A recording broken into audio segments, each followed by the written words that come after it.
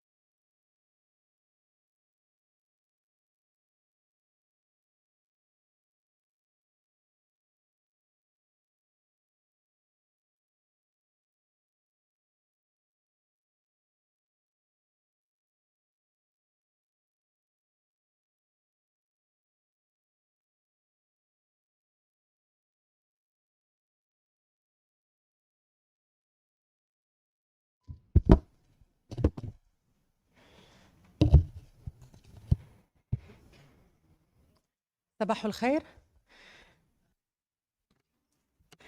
Ladies and gentlemen, before we start, I kindly remind you that headphones are available at the front row's desk that you may use for a presentation that will be made either in Arabic or French or English. Thank you.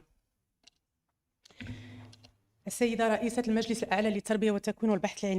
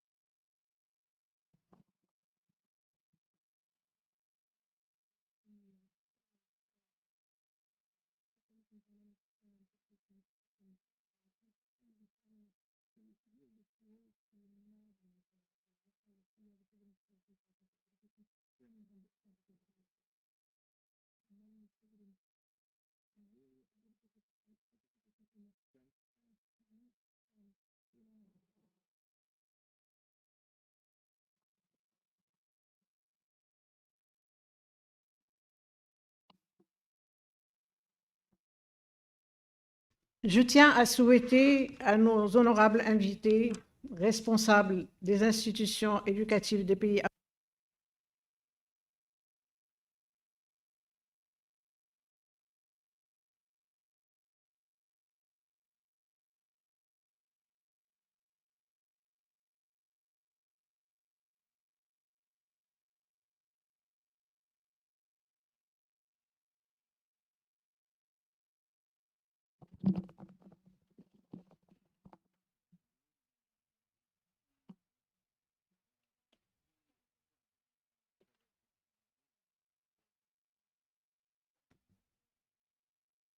to reflect together on the dynamics of transformation.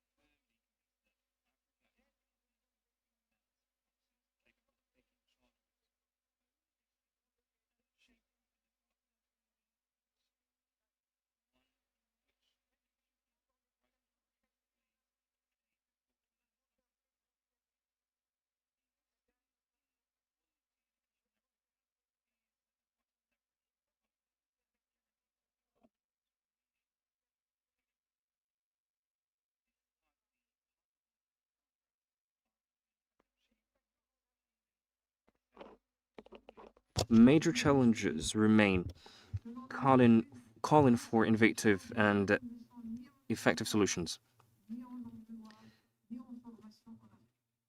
While Africa's education sector has indeed recorded notable achievements, significant challenges persist. In this regard, the recent decree that has been issued by His Majesty just 3 weeks ago to allocate a significant share of the 2026 national budget to the sector of youth education and health testifies to the royal vision that places youth at the heart of our nation's present and future, recognizing them as the cornerstone of renewal and progress. A recent report on education in Africa estimates that the continent will need an additional 17 million teachers to achieve universal access to primary and secondary education by 2030, making teacher training one of the greatest challenges of our time.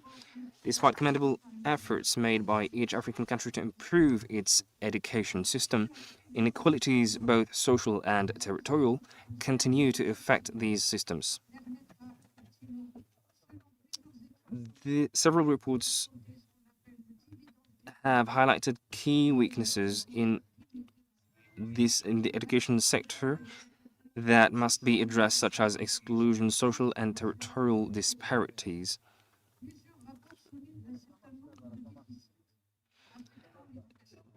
Such as exclusion, social and territorial disparities, limited access to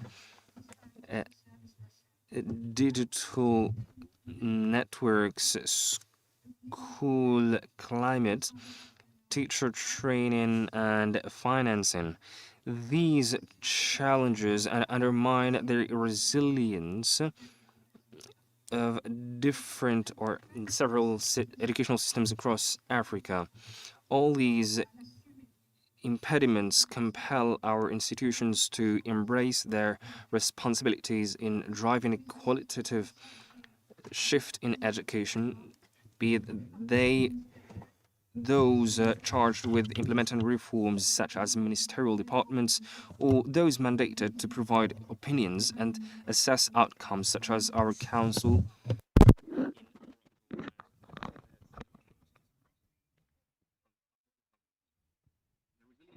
Educational systems rely on clear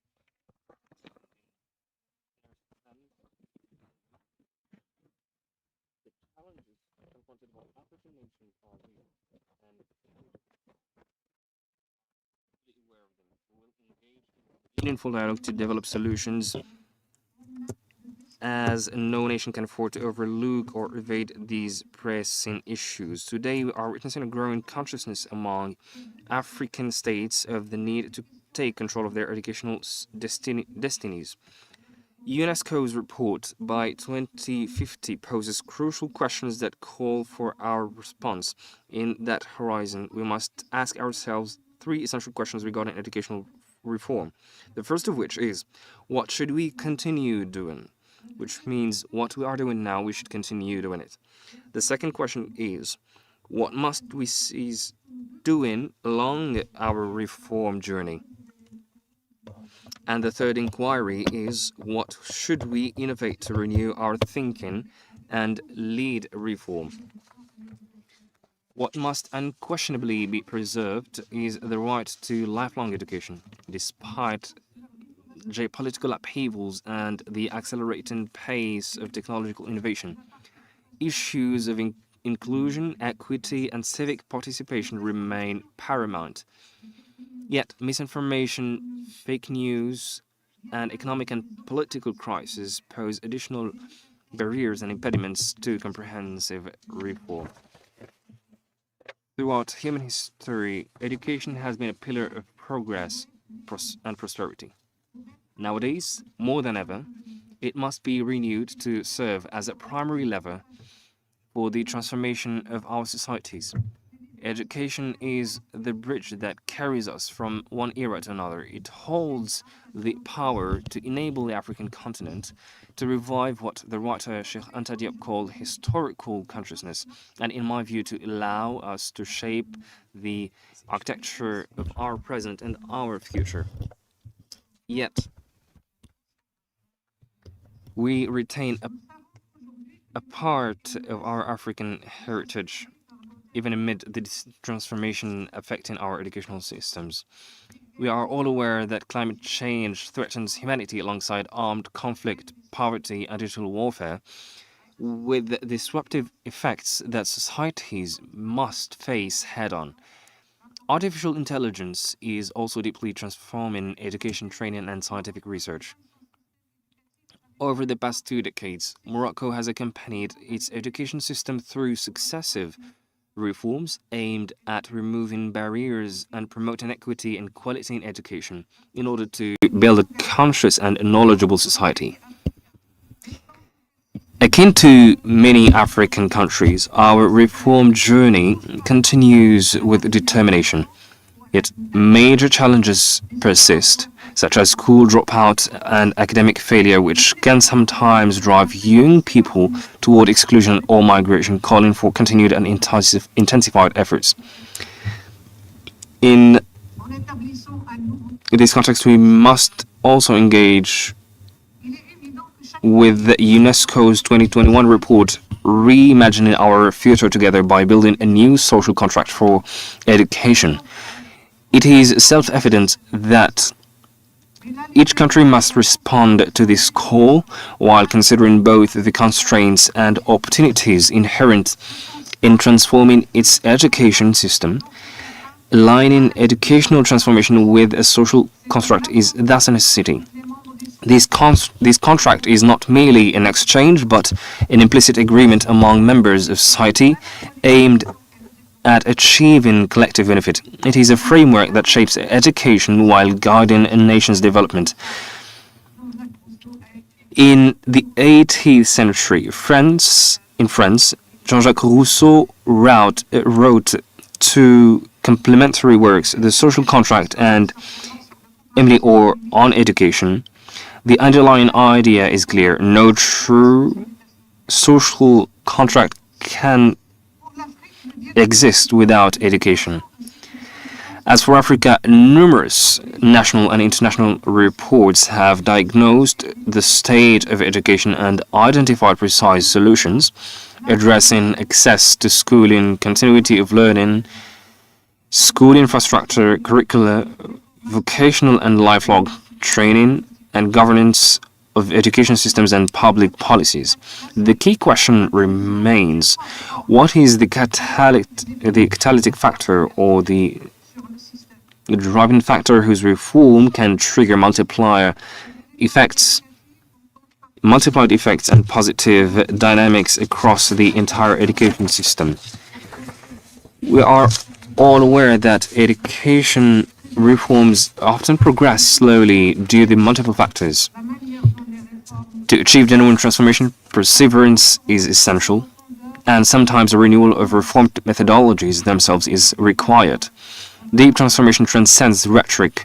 It depends on evolving the practices of educational actors and the performance of their institutions. Education is a precious public good that must be continuously renewed to address the complex challenges facing our African nations. Such renewal cannot occur without the commitment of teachers, the primary actors, in establishing a social contract for education. Nor can any progress be achieved without the active participation of all stakeholders as agents of change driven by conviction, engagement, commitment, and a sense of shared responsibility. The quality of life of Africans is directly linked to the quality of their education, which determines the social mobility and their capacity to shape their own destinies and that of their communities. Education in this sense embodies capability, as defined by Amartya Sen. Today we are witnessing a profound global transformation at the geopolitical level, one that is reshaping our collective future. And to face this change, as active participants, we must possess high-performing educational systems. On the institutional level, despite our structural differences and discrepancies, our institutions share a common goal. The organizations represented here today all bear responsibilities that influence public and private education and training policies. I sincerely hope that our exchanges over the upcoming couple of days will enable us to better understand one another in order to engage in collective reflection and to strengthen cooperation and partnership so that together we may contribute effectively to transforming education across our continent, Africa. Ultimately, I would like to renew or to reiterate my welcoming to our African friends here in Rabat and to all our participants and partners, wishing us fruitful discussions that will advance our educational systems and benefits our children. And thank you so much.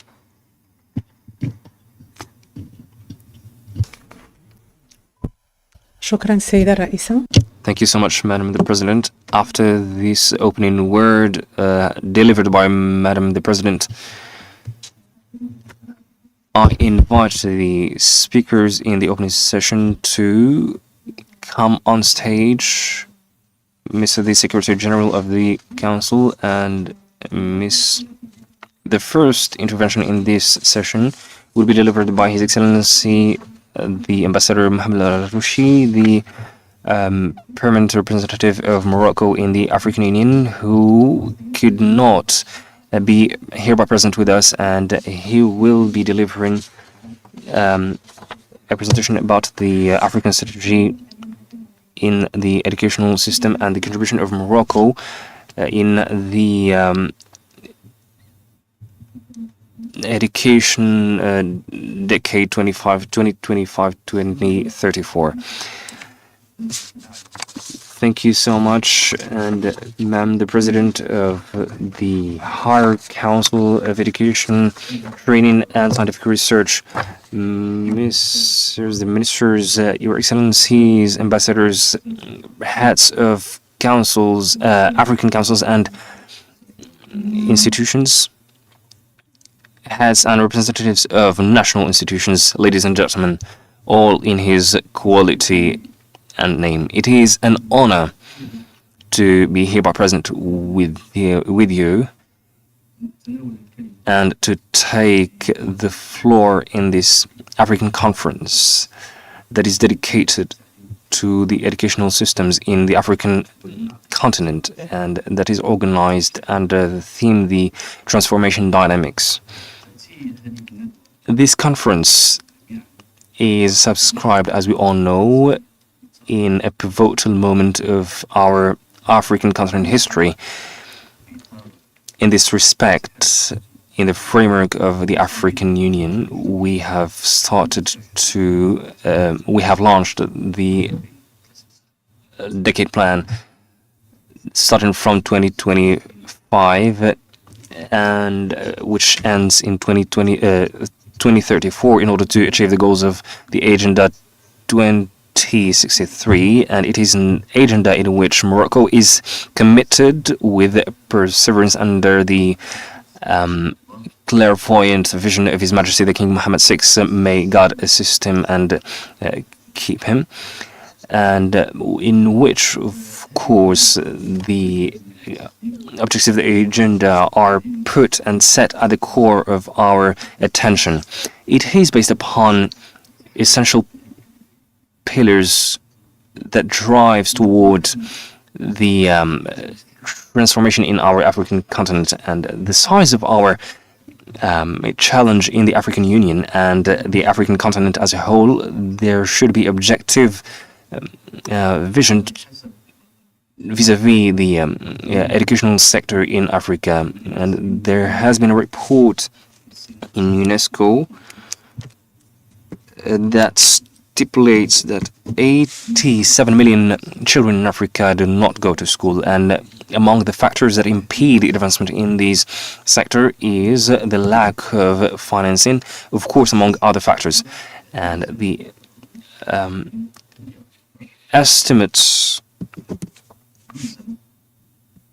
estimations stipulate that there is a need of more than $700 million in order to enable these children to have access to school. These financing will address the youth whose energies have not been invested yet or explored even.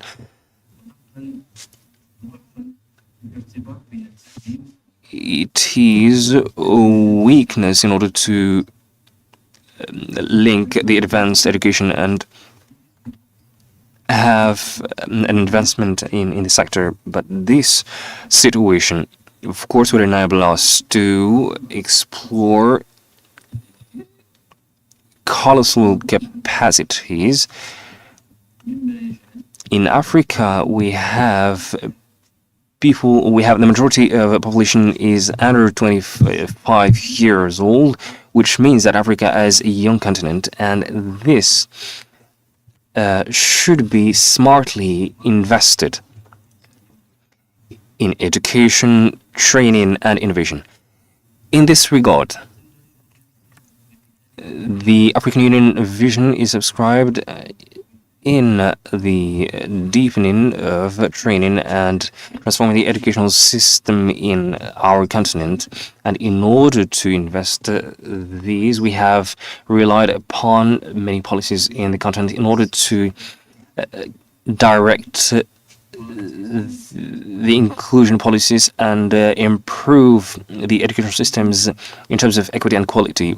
Among these strategies and initiatives in the educational systems in Africa, there is the strategy of 2025 2035, which enables all Africans to have equitable and quality access to schooling and advancing educational innovation. This strategy focalizes on the inclusion of digital competencies and skills, and of course the skills of the 21st century, and bridging between the rural and urban areas, and transforming the capital, the African human capital, into a driver to the transformation dynamics.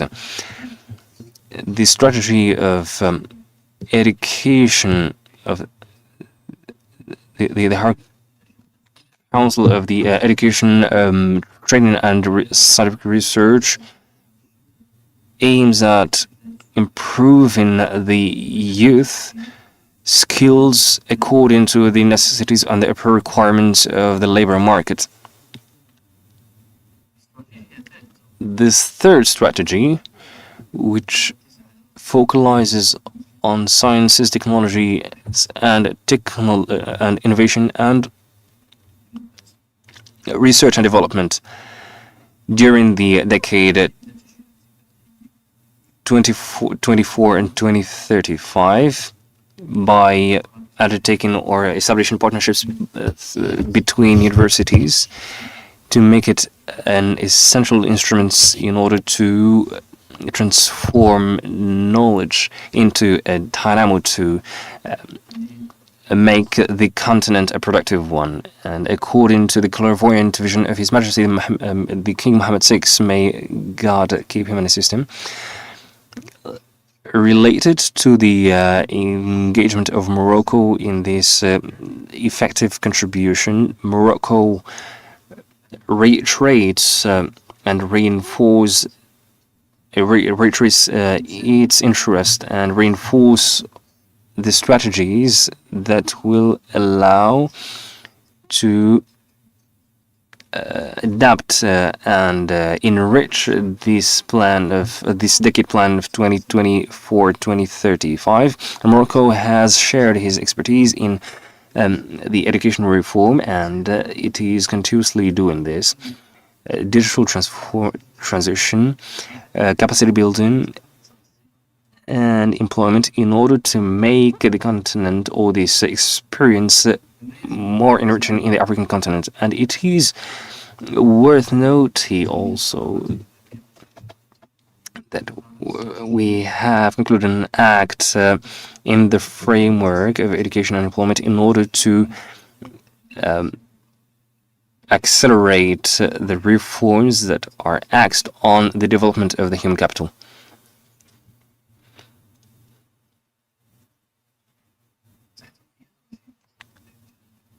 And the high patronage of His Majesty the King Mohammed VI, may God assist him, Morocco is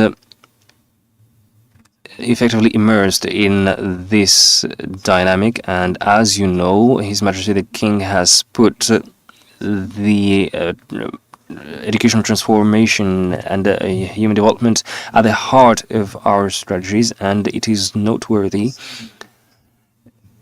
to remind the message that has been addressed by His Majesty the King to the African Union in the occasion of his returning back to the African Union. And it is a part of the His Majesty's discourse, we have attributed a high attention to education, which is an access to strategies, which has enabled many Africans to pursue their studies in African universities thanks to the grants they have been given. And I mark here the end of the discourse. This subscribes in the framework of training and vocational training that is focalizing on expertise recognized internationally and that is adapted to the labor market in order to reinforce employment. It is also noteworthy in this framework to remind the efforts of the Moroccan International Cooperation Agency in the framework of the South-South Cooperation. And in this context, I will deliver some figures that demonstrates the impacts of this agency. 46 sub-Saharan countries benefit from grants annually, which means that there are 5,400 grants that are given, and throughout the agency, always 19,000 students benefit from these scholarships, and which means that there is a palpable impact by Morocco that is effectively contributing to the transformation of the continent. So every African alumni represents an excellency energy in the social transformation, the economic and social transformation in their respective countries. And finally, I reiterate again that Morocco is ready to launch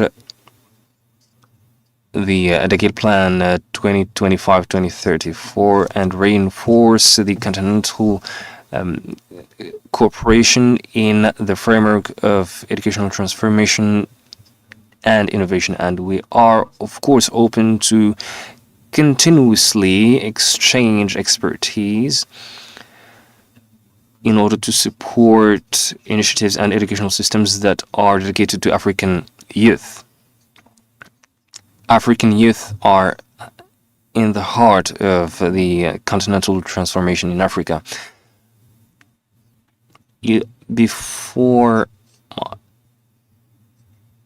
my last word, I would like to thank the President of the Higher Council of Education, Training and Scientific Research for her efforts, and I have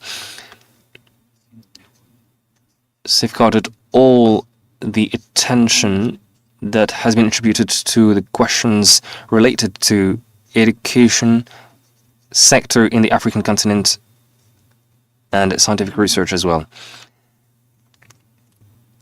All revisions to strengthen the strategies and also get rid of all the strategies and initiatives that have averted to be not effective, and thirdly, all initiatives, all these axes, I think that they are worthy of answers in this conference, and which certainly will help us to advance in the African continent towards a better educational system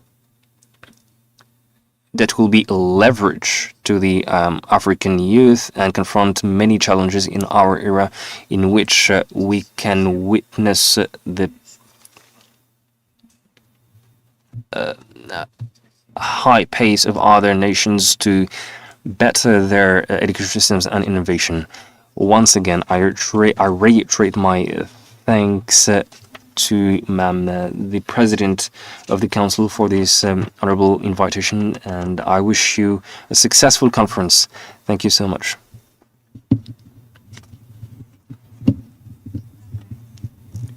Thank you so much, Your Excellency, the Ambassador. And the second intervention of this opening session will be delivered by Ma'am Najat Mjid Manla, the Special Representative of the United Nations Secretary General.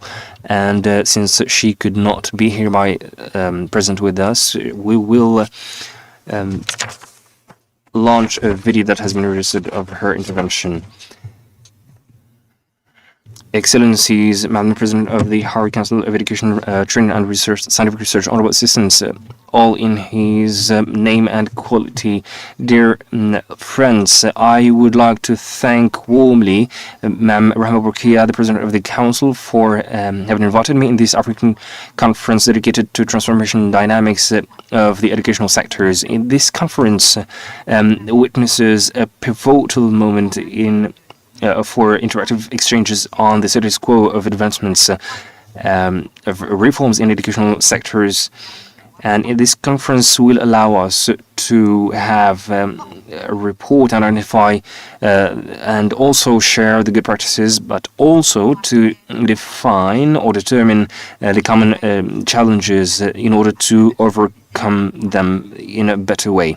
Allow me to share with you some messages. First of all, we need a strong transformation dynamics in the educational sectors supported by a high-level political commitment. The African Union has launched the Education Decade 2025-2034 in order to accelerate the efforts to achieve the Agenda 2030 and 2063 goals.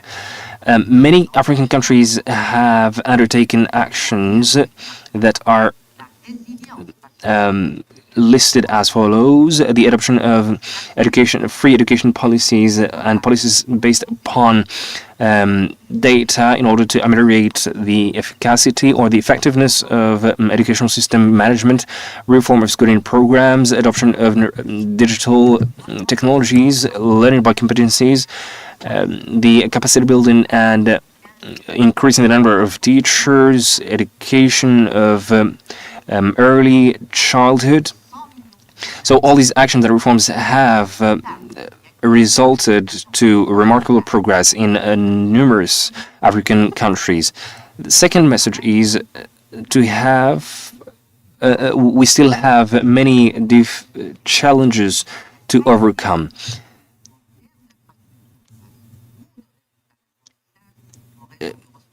It is necessary to give attention to the quality of education in terms of infrastructure, which is the basis or the fundamentals of learning.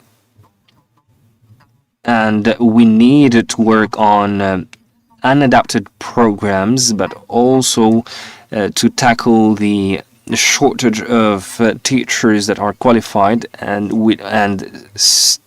are still weak in their work.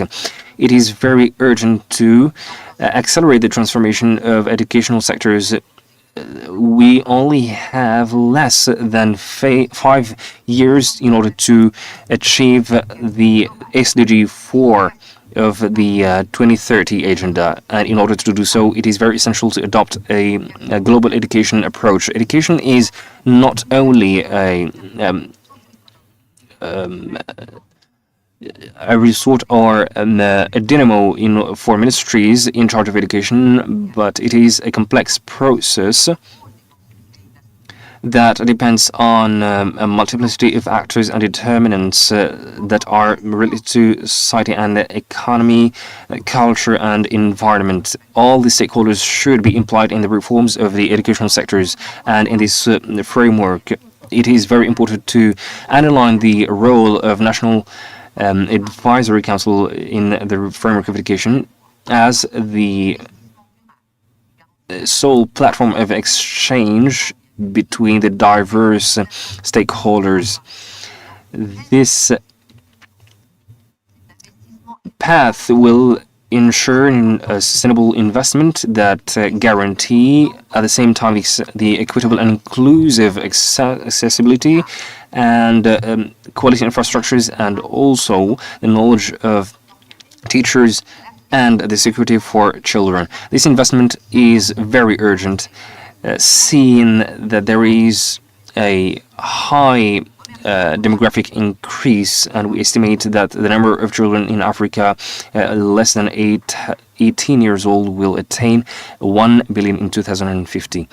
It is very urgent to tackle all these problems, and I would like to thank you for your attention in my word. Now I will yield the floor to Mr. Fouad Shafiqi, the Secretary General of the Higher Council for Education, Training and Scientific Research, who will deliver a presentation about the tasks, the organs and the productions of the Higher Council of Education, Training and Scientific Research. Good morning, honorable invitees, ladies and gentlemen. I have the mission to open the floor in order to present the first council, the host council, which is the Higher Council of Education, Training and Scientific Research in Morocco. And in my presentation, I will somehow focalize on the history of this council and talk about its tasks and productions. All this will be done in 10 to 15 minutes.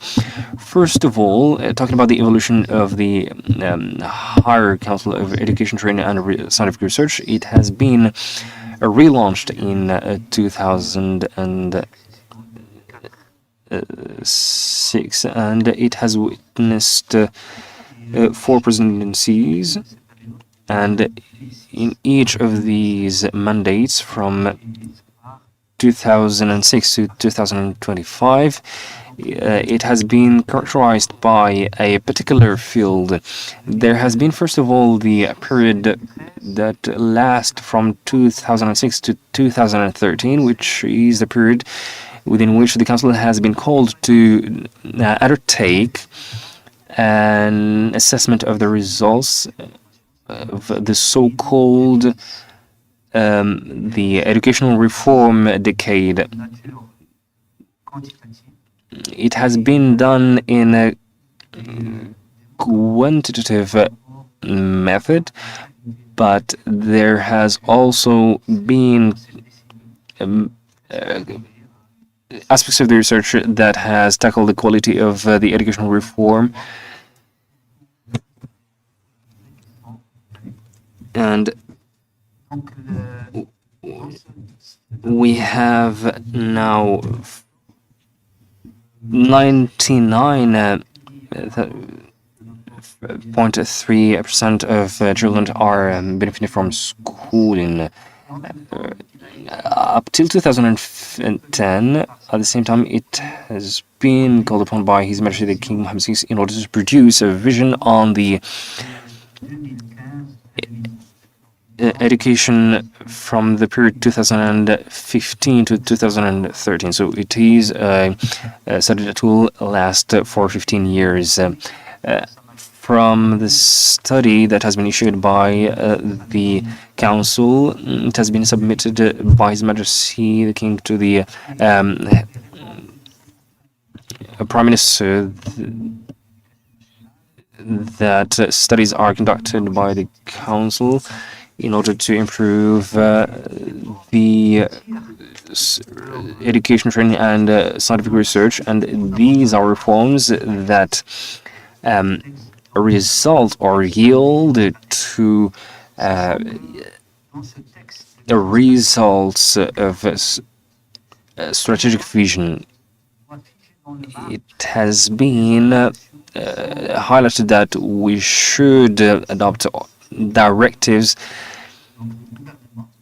from the government. So the government has been inclined on this matter, and in 2019 we have published the frame law 10 2017. So it is a law that tackles the educational system as a whole. And for the recent mandate that has been launched in 2022, the Council has been tackling or addressing fundamental questions. The work of the Council, first of all, is a work of accompaniment of the different departments, work of opinion and also of assessment of the different programs. And this will allow me to proceed and talk about the status of the Higher Council. It is an independent advisory institution.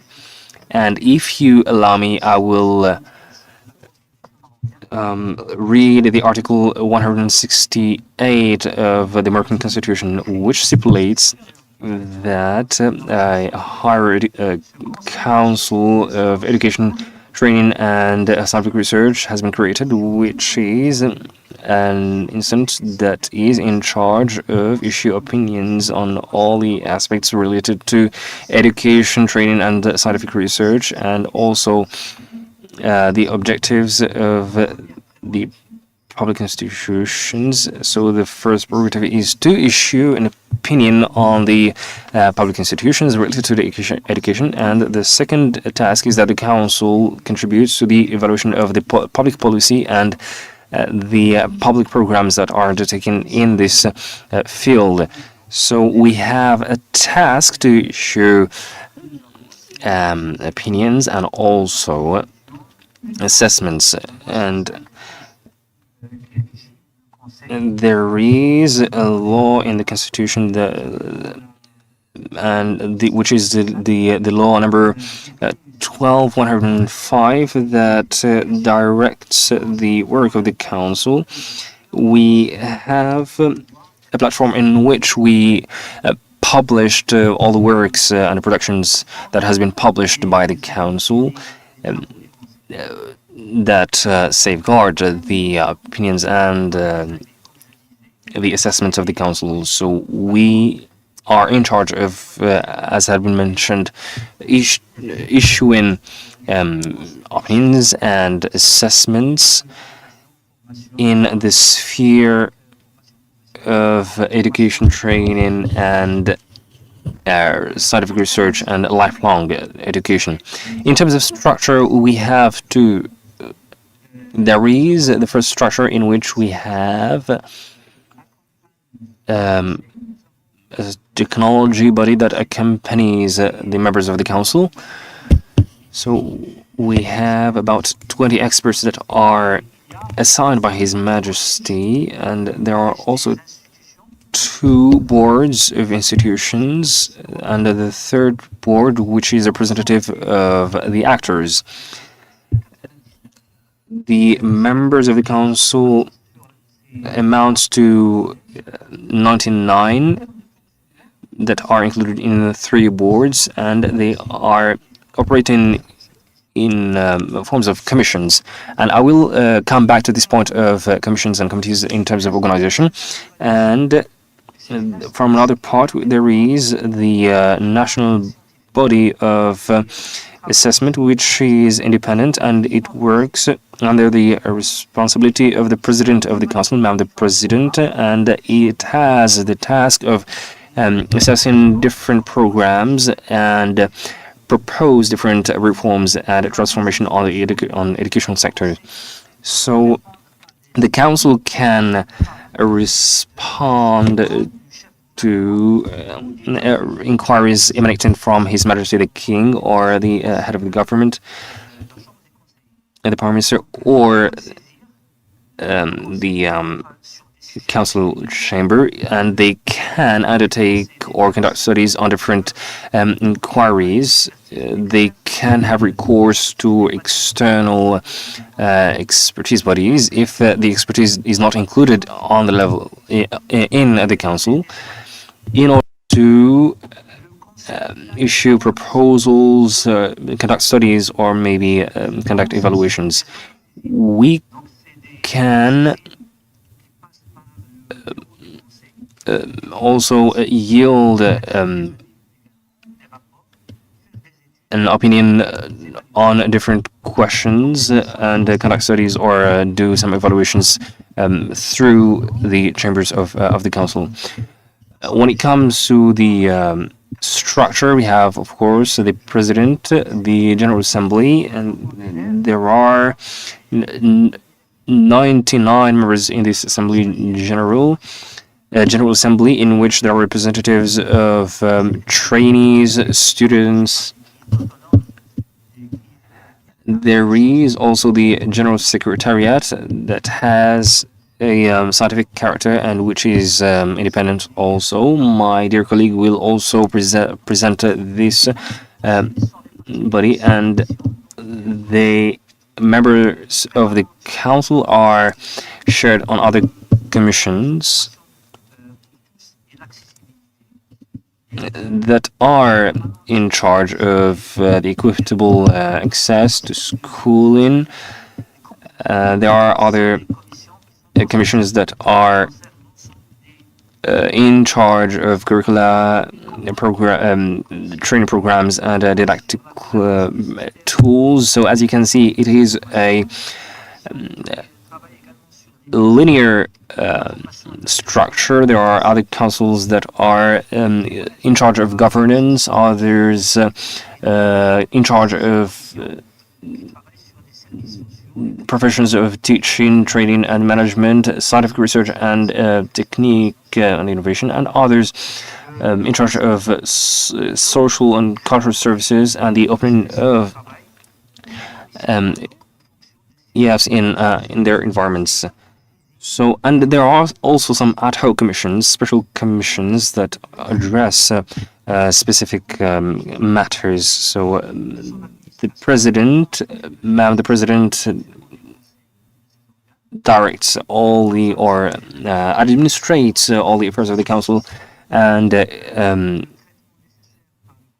its administration, and takes all the necessary measures to ensure the good performance of the council and its bodies.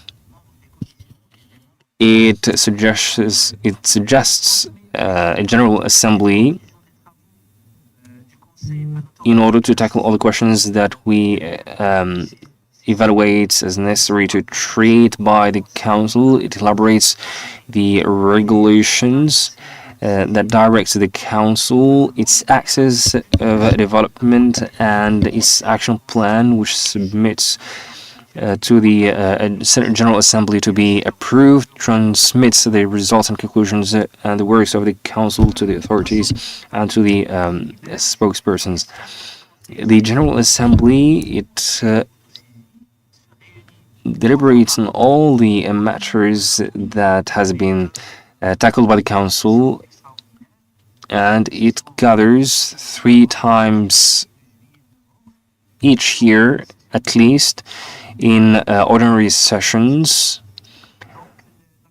in February, July, and November, and in extraordinary sessions or special sessions each once a year if necessary or if need be. So as I mentioned earlier, there are in the president of the council, under the president of the council, there are 99 members, 20 experts, 25 members of law, and 54 representatives of concerned or related actors.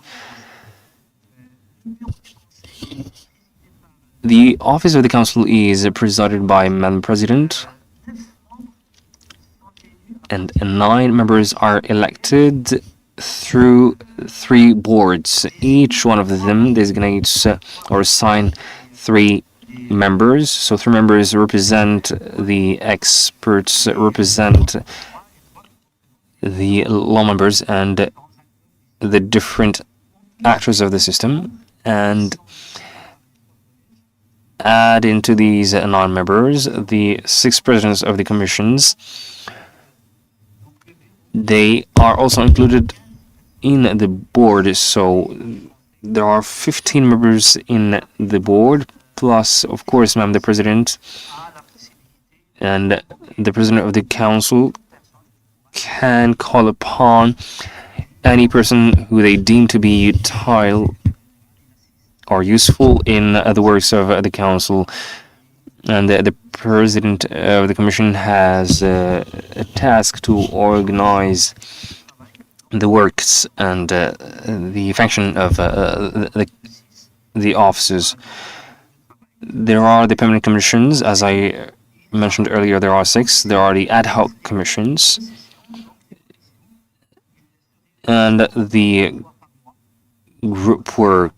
So between these 3 commissions, there is the ad hoc commissions. They will debate regarding some specific or special matters, and they will end up issuing reports related thereby. The commissions and the work groups elaborate some opinion projects and proposals or recommendation proposals. They supervise and contribute to the conduction of studies and preparatory research of reports and opinions. They transfer results of their work to the office in order to have a follow-up of the function of the Council. The Council, during the last years, has produced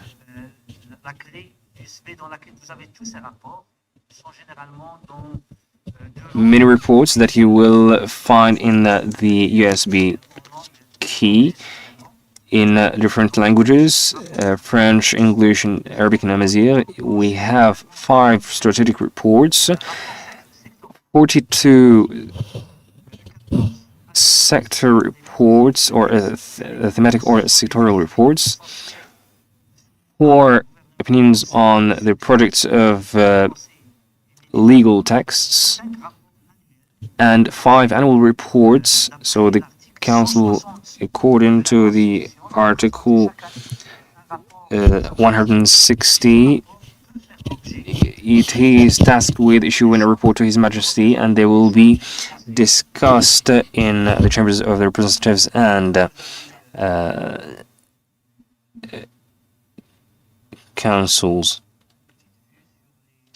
So you have an overview of the different reports that we have access to in the digital form,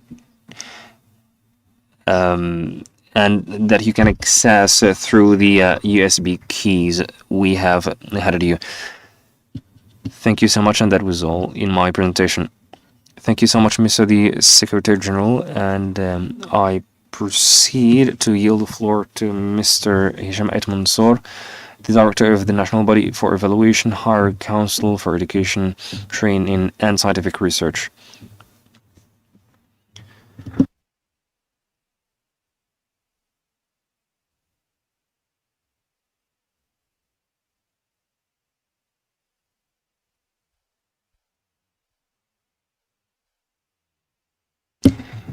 Madam the President, dear colleagues and friends, and Your Excellencies, in order to be inclusive, because inclusion is a principle, an essential principle in education, so I will speak in English in order to address the majority of the attendees or the attendees here, and it is also the lingua franca of our era, so I will talk in English. Before have laid the ground for me to talk about evaluation as an essential function in monitoring and assessing the effectiveness of education systems. I will say a little bit about the mission of the evaluation body within the council, our council, and I will give you some context about the patterns of Moroccan education system, because we can't talk about evaluation of the system if you don't have an idea about what are the main patterns of Moroccan education system, and then some challenges and then how our country has responded to those challenges over time. And I will conclude with some remarks. So my colleague, our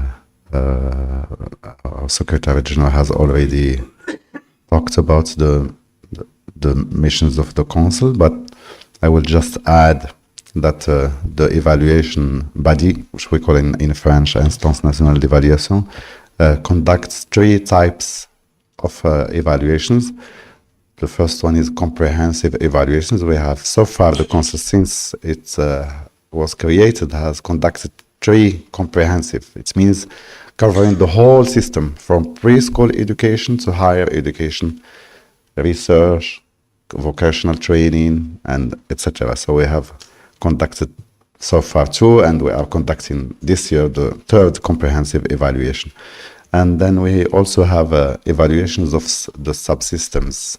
Like sometimes we focus on student achievement, other times we focus on the governance or preschool or teachers, etc. And we also conduct thematic evaluations. And the aim of these 3 types of evaluations is to generate knowledge for policy making, because our mission is to point out what works and what doesn't work in education system. But the education system is very large and complex, and we need to both look at the system as a whole, but sometimes we need to focus on like components and see very closely what's going on there, and when things that works and things that need to be changed. We produce evaluations not only for the government, but for the society as a whole, for the media, for the government, the state, the parliament, families, local authorities, the economic and business sector, etc. So we are not only accountable for the government, but for everybody in our society has to know the state of the school and the state of research and the state of vocational training, what economists call the human capital. We cover all the sectors of human capital, and we report to everybody in our society that needs to know what is the state of the school.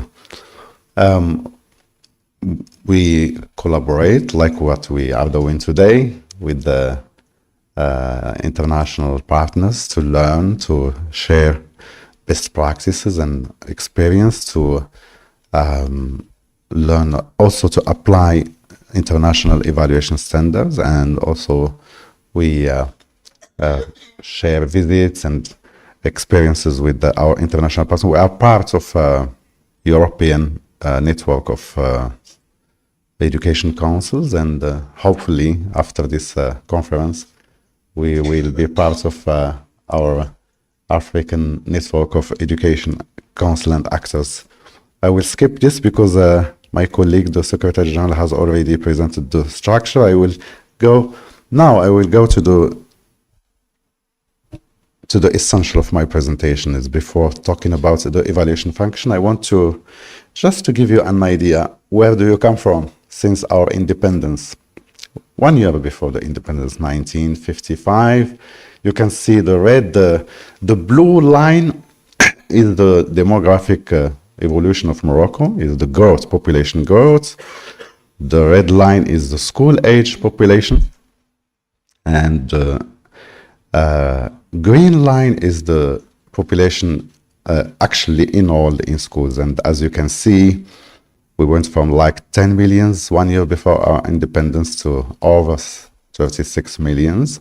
And you can see as well the demographic transformation of Morocco, as our president said in her speech, the demographic dividend. If you look at the red line on the top, the school-age population in early years of independence was about over 70%, but a few only were enrolled.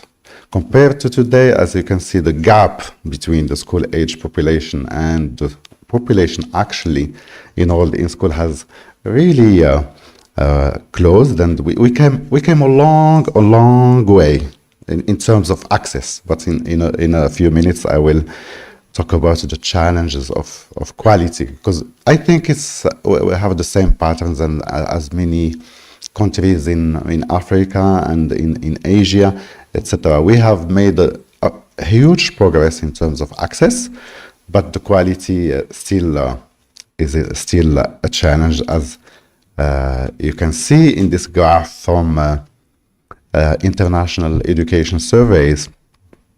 For example, look at this on the left in terms of teams. Teams is as you know, is the survey which surveys students in terms of mathematics, sciences, etc. The dotted line is the international mean, is 500 points, and you can see that in Morocco since 2011, since we participated in teams. And PIRLS is the survey about ratings. We barely reach 380 points. We still have a long way to go to improve the education quality. In terms of PISA, you know, the PISA, it targets children who are 15 years old, whatever their school level is.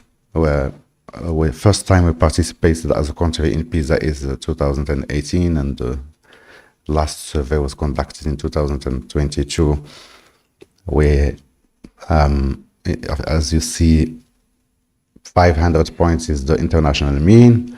In mathematics, we reached 368, and I think the COVID crisis has impacted the school children's learning, and as you can see, there is a decrease in competencies. But we have our own national survey, because the international survey, they have their own objectives and their own referential. Our own national survey, Student Achievement PNIA, Programme National d'Évaluation des Acquis, is based on the national curriculum, and we evaluate here in the council, within the national evaluation body, students at the end of the primary and at the end of lower secondary.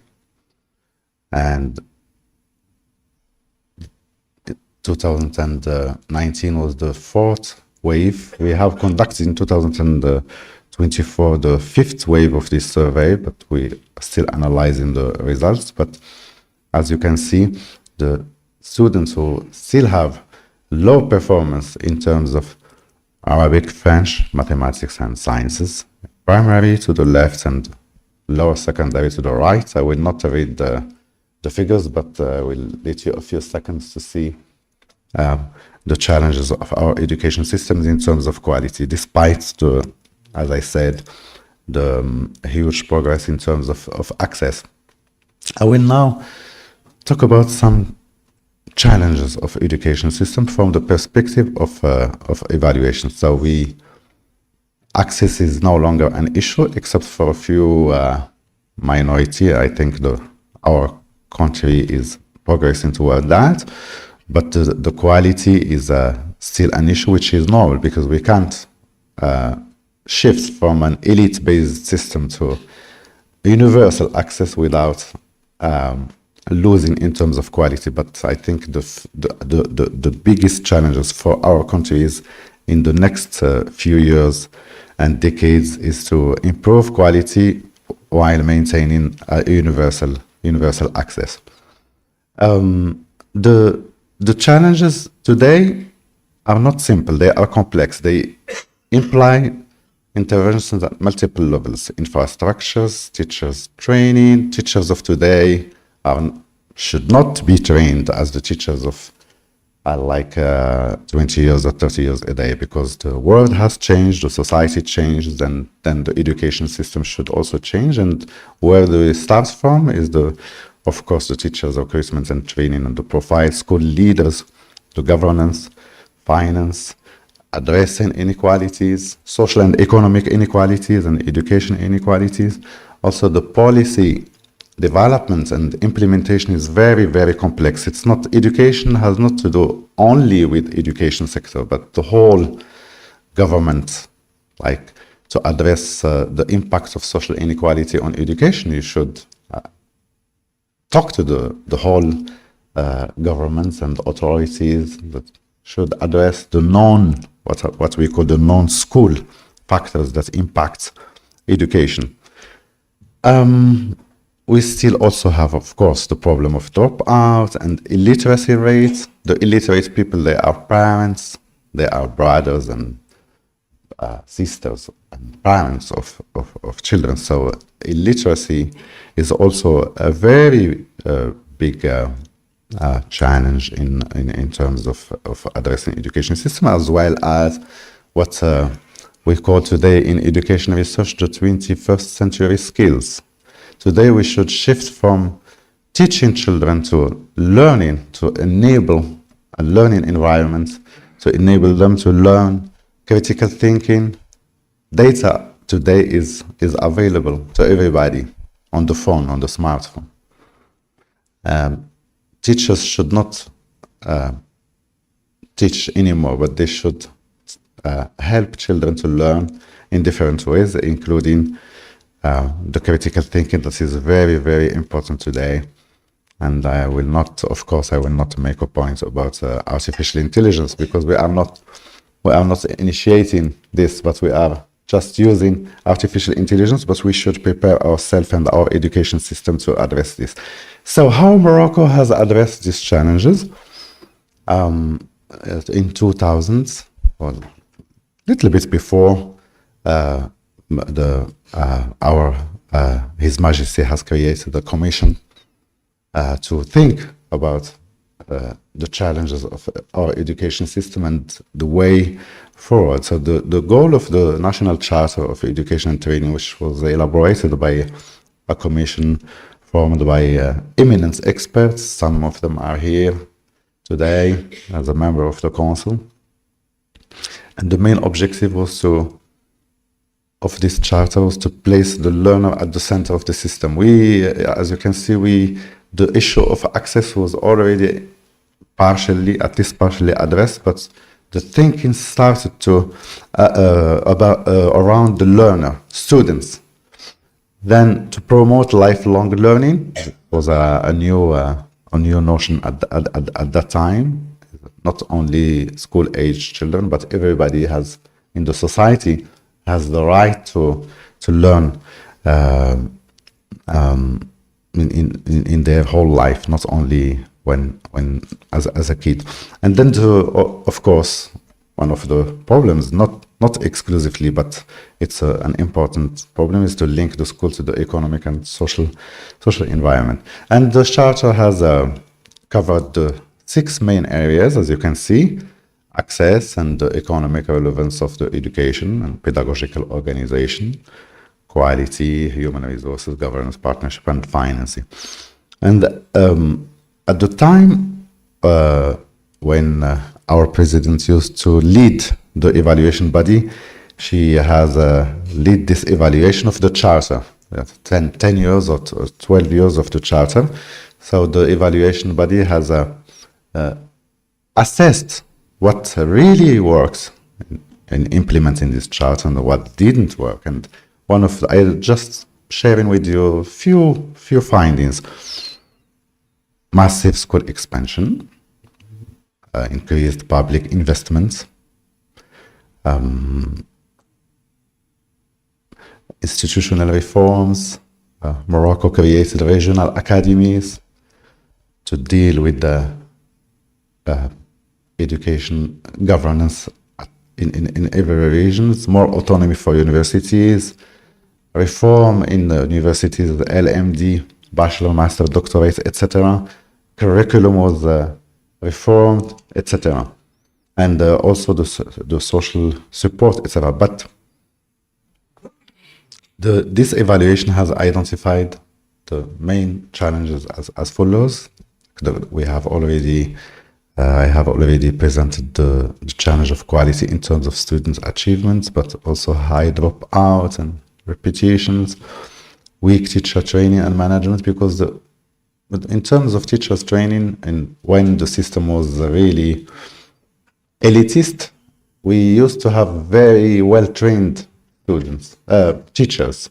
But when the education was accessible starting from 19th onwards to a large group of the population, we were not prepared for that. So we recruited teachers who were not very well trained. So this is still an issue in our education system.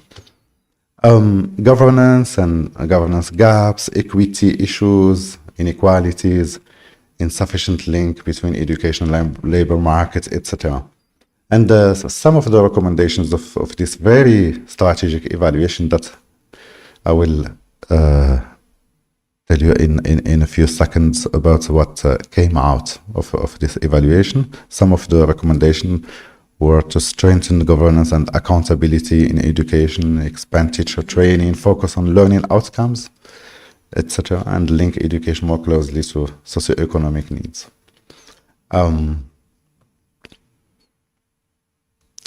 This evaluation has inspired the Council in the thinking about the way forward. So in 2015, the Council has elaborated the strategic vision of the reform of education, which focus on three main pillars: quality, equity, and the promotion of individual and society. This vision has recommended to shift from schooling to learning, promote plurilingualism, like our own languages, Arabic, Amazigh, and foreign languages, digital literacy, etc. Introduces performance-based governance. It's 23 levers have been identified to take our education system forward. So I will just, after 2014, of course, as I said in the beginning of my presentation, the evaluation body produced many sectorial and thematic evaluations, as you can see, and you have in your bags the USB that includes everything. So I will conclude now. Please note that the sign language interpreter is in need of the sound.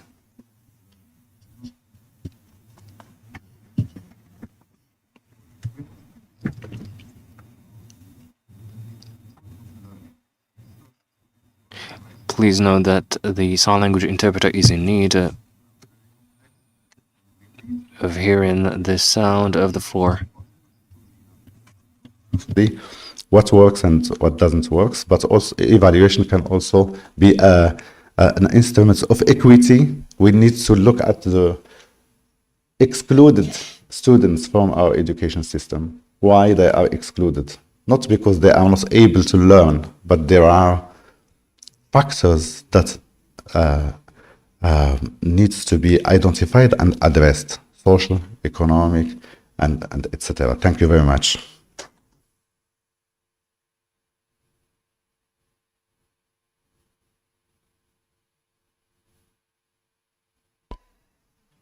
شكرا. Thank you so much, Mr. the President, for your intervention. And by this intervention, we will reach the end of the opening session. And after the cover break, we'll have the first session that will tackle the challenges that the African continent confronts, the contribution of the advisory councils and the educational institutions. I invite you to go to the coffee break, and thank you so much.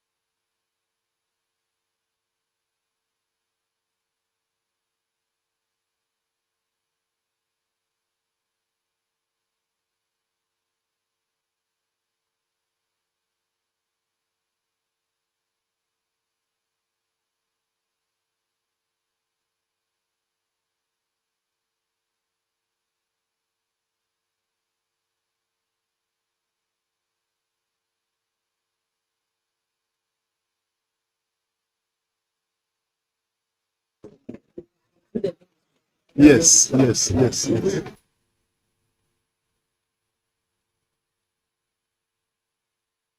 Yes, yes. All right.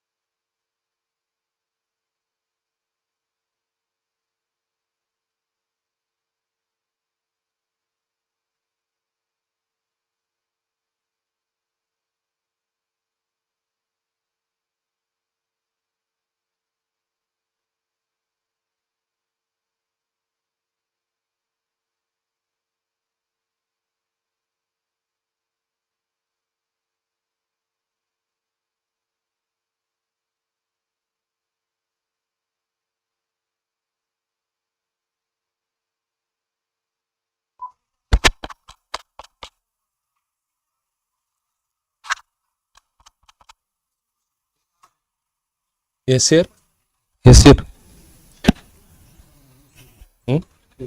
هذاك الشيء اللي كاين Oui, c'est ce fichier. C'est possible de le mettre dans le clé pour éviter tout. Oui, bien sûr, bien sûr. D'accord. Vous prenez ça. C'est ça. D'accord. Okay? So you manage everything with your moderator, who's starting first and everything, right? Voilà. Donc c'est celle-ci. Hein. Ouais. Fichier. Enregistrer sous. Donc, Fichier PowerPoint. Là. Oui. il faudrait, vous leur avez expliqué, il commence là-bas, ou aller chez les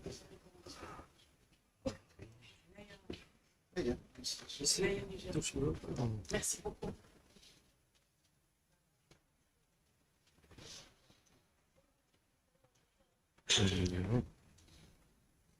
Voilà. Donc. On s'assure que c'est bien. Ouais, bien sûr. Bien sûr. Je vous en prie. C'est ça. Voilà, on s'assure ici. Donc c'est la troisième.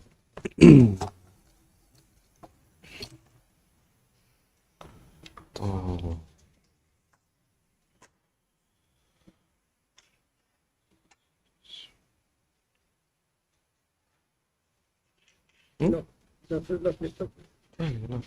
Ah, contrôle C. Non, présentation.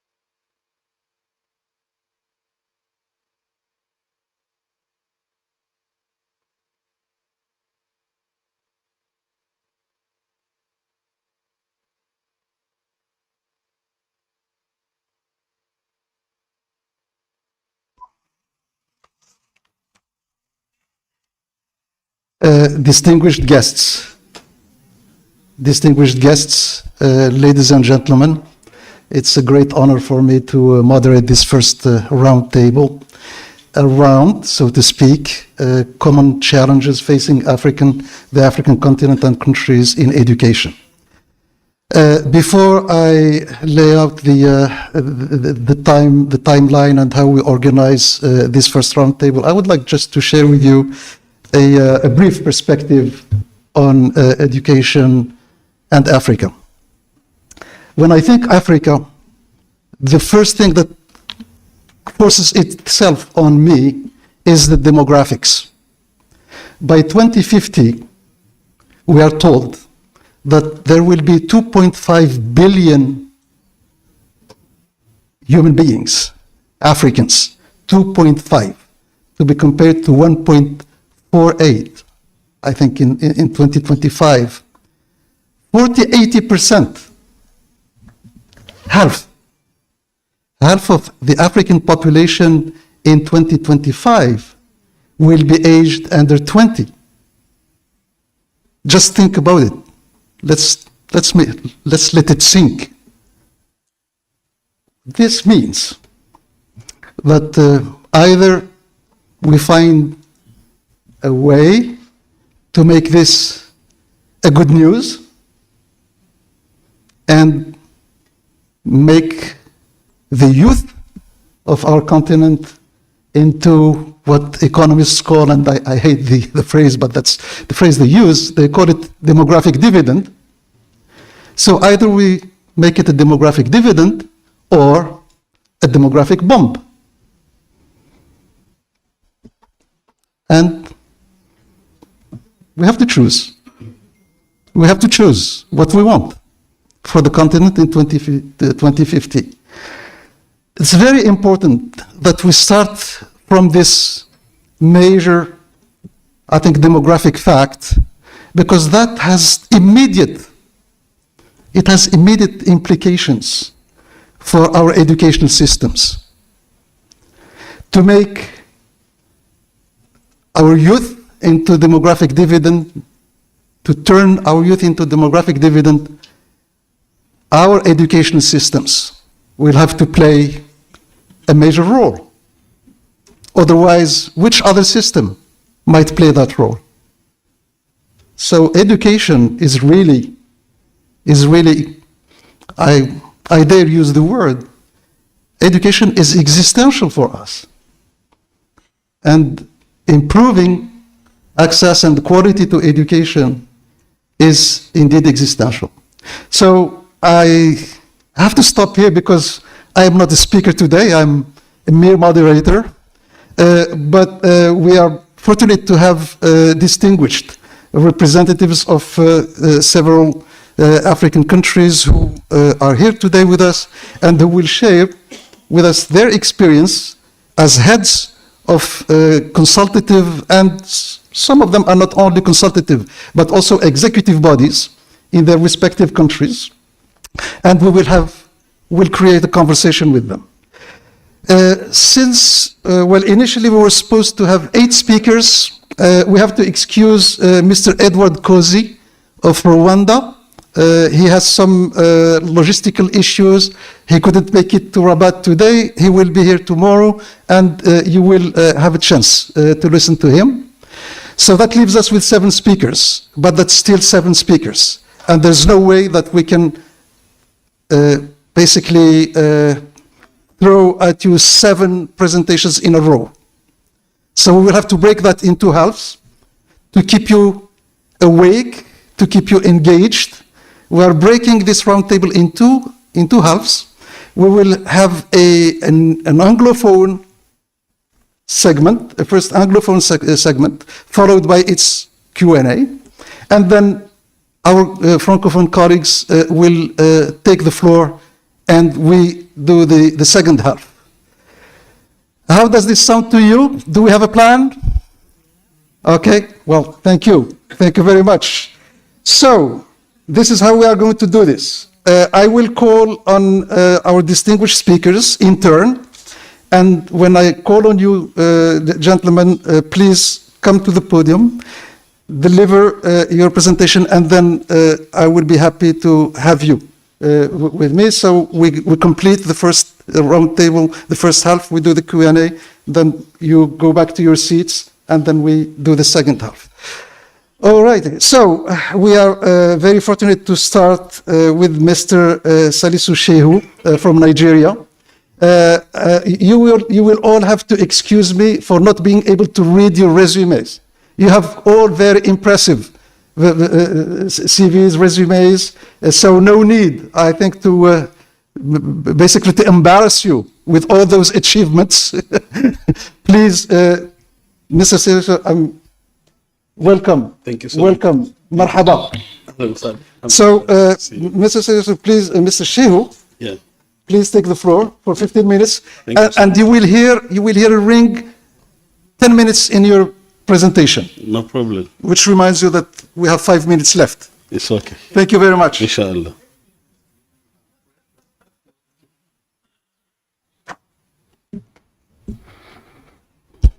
أعوذ بالله من الشيطان الرجيم بسم الله الرحمن الرحيم.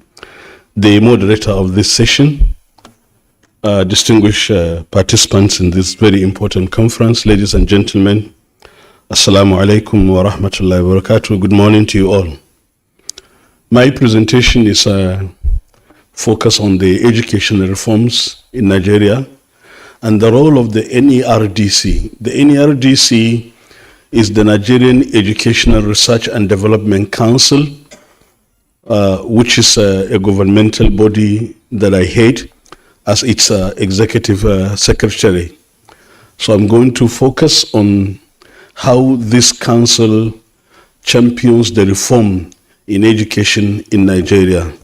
We first of all begin by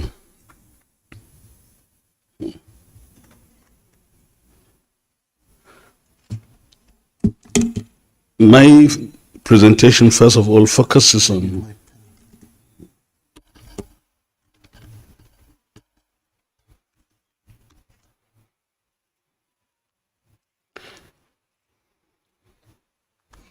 okay, it works. My presentation first of all begins, oh, this has jumped to, I don't think we can use this because it has jumped to about the 10th slide.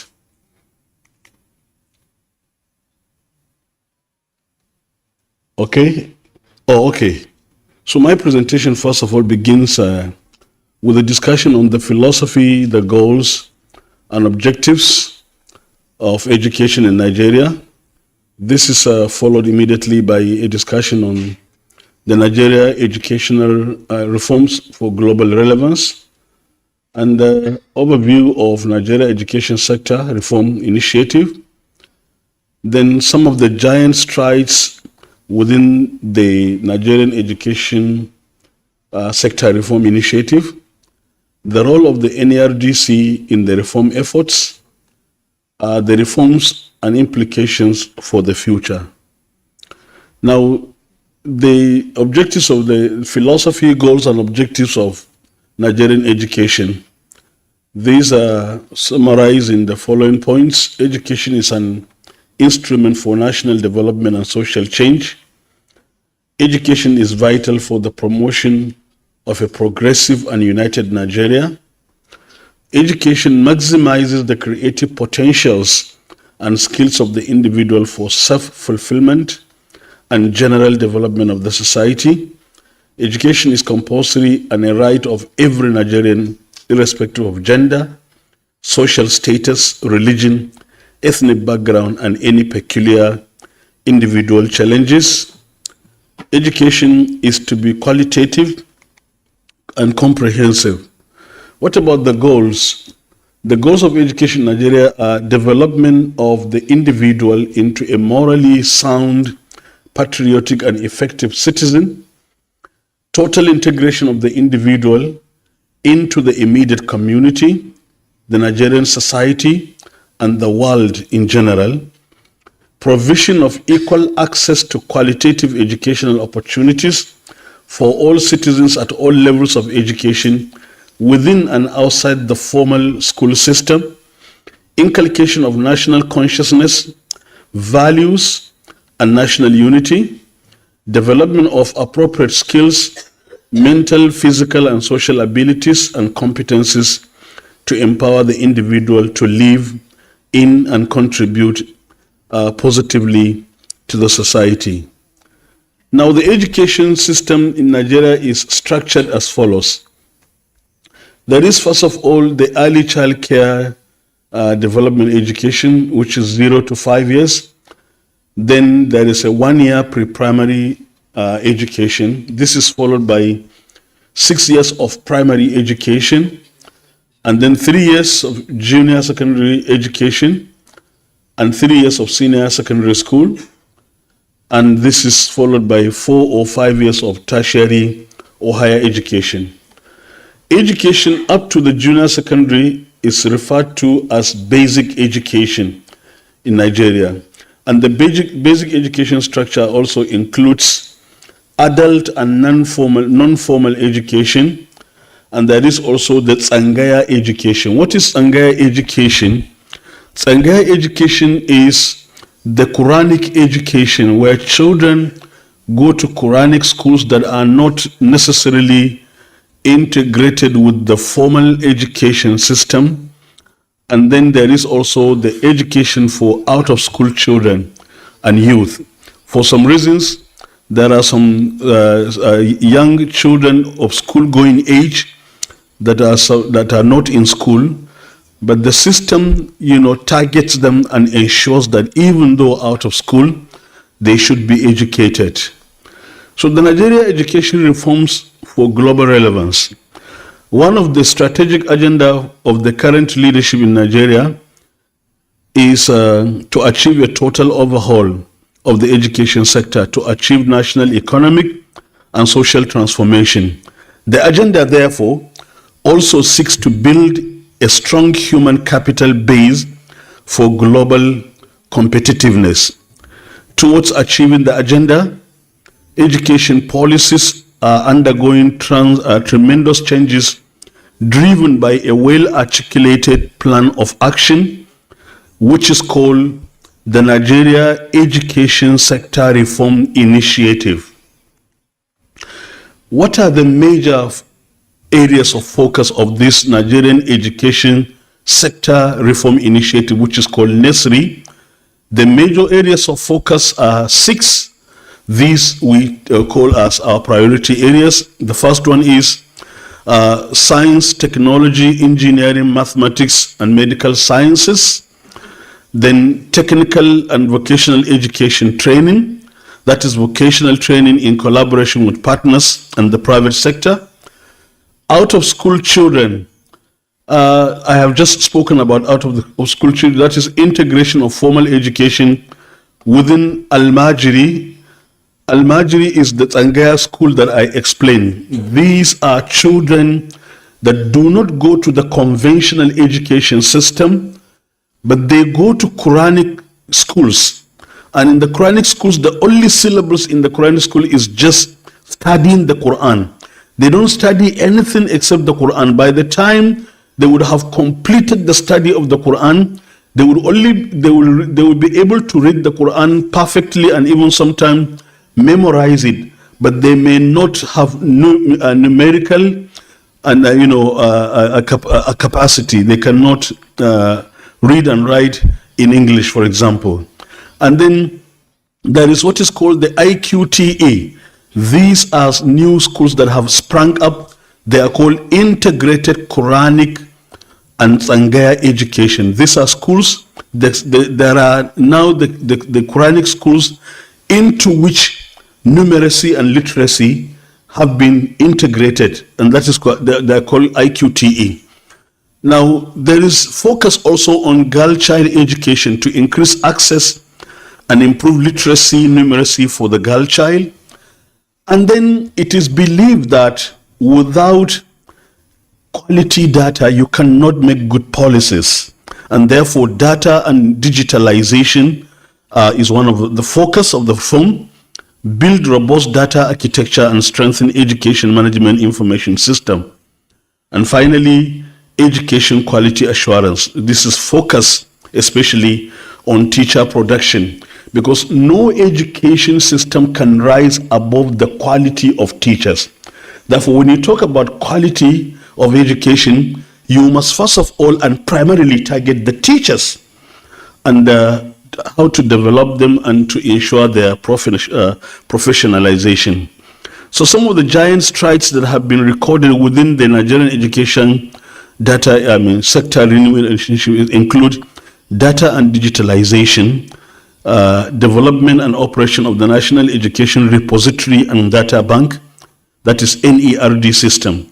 The system will serve as a central digital bank for the education sector for the collection, organization, coordination, distribution, preservation, and verification of Nigeria's intellectual and academic outputs and credentials from the nation's tertiary institutions. The innovation is transforming the integrity of the education system. Digital education information system, all schools in the country are now geo-mapped and National School Register has been standardized. Teacher training, learner assessment are being migrated to digital platforms to achieve scale, quality, and sustainability.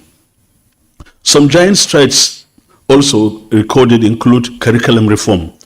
Curriculum reform and renewal cuts across all levels of the education system.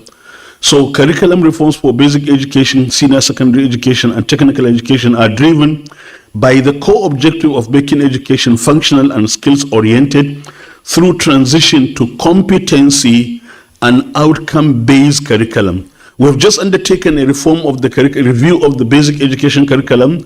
Right now, as I'm speaking, we're about to complete the review of the senior secondary school curriculum, and the focus of the review is anchored on developing 21st century skill. Therefore, the curriculum review is based on competency-based, outcome-based development of creative and critical thinking in children and inculcating in the children problem-solving orientation. And in the artificial intelligence time now, you don't talk about just problem solving, but also problem posing. How would children pose problem and hypothesize solutions to those problems? You don't wait in the world today for a problem to come. Before you address it, you pose the problem, hypothesize the problem, and try to get, how to solve it even before it happens. This is in the artificial intelligence era. So key features and elements of the new curriculum include full integration of 21st century skills, discipline-specific skills, and total migration to learner-centered delivery. This is about techno-pedagogy, digi-pedagogy, as the case may be. And then quality education for out-of-school children. We have institutionalized for targeting the out-of-school children especially. We have institutionalized and implemented accelerated basic education program to quality and equivalent basic education for overage out-of-school children and youth. Some of the children have already gone overage, thank you, and therefore you cannot subject them into 6-year primary. They are already either above 13, 15. So we have developed the ABEF, where the total learning for 6 years is condensed to be taught in 3 years, targeting especially this category of children. And we have also instituted a program for promoting technical and vocational education and policy formulation for sustainable educational development. I can see that my time is almost getting out. What is the role of the NERDC in the reform efforts? The NERDC is an agency of the federal government of Nigeria regarded as the think tank of Nigeria education, given its mandate and functions. And what are its mandates? The core mandates of the council are to develop curriculum at all levels of education, book and instructional materials development, language development, and conduct of educational research for public policy. Each of these mandates have series of functions that affect all aspects of education delivery, both in policy formulation and implementation. Therefore, the NRDC's role occupy a strategic position in the Nigeria Education Reform Initiative. Specifically, the NRDC anchored the curriculum reform and renewal initiative. The Council is providing policy reform advisory roles and technical support in the policy reform initiatives. NERDC also developed the accelerated basic education curriculum, which I have just spoken about, for coverage of out-of-school children and youth. You would need to know that Nigeria, as you might have been hearing in the news, has a lot of challenges in terms of insecurity.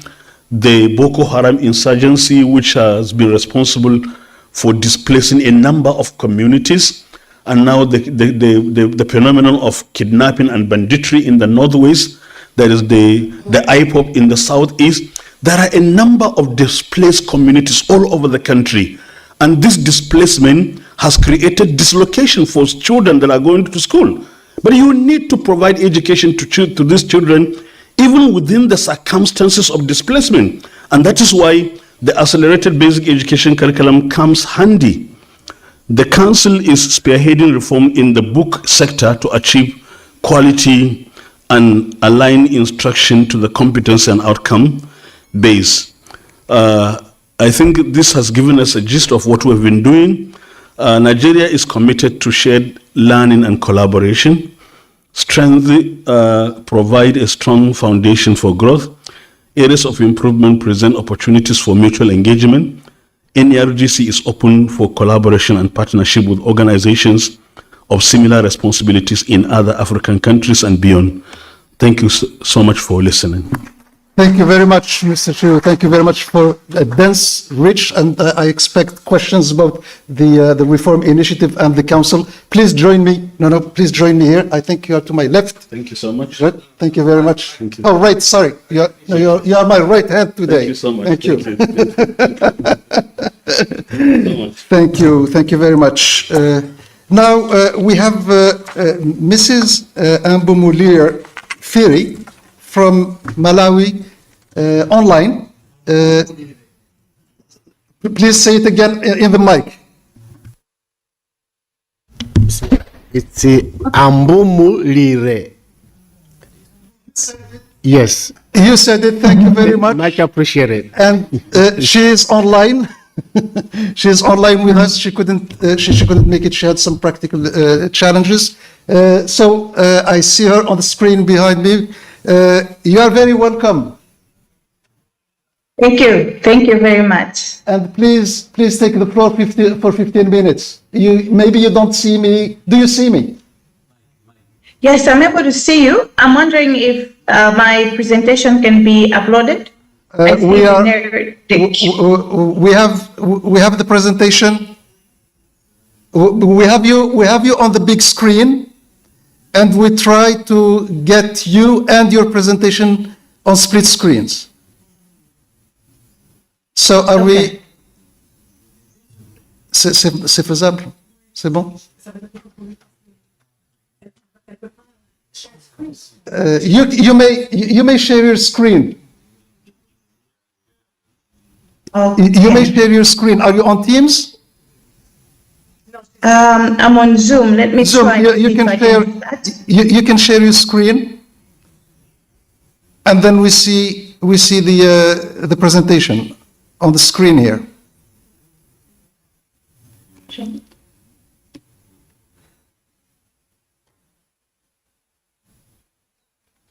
And we are very sorry that you couldn't be with us today, and we understand.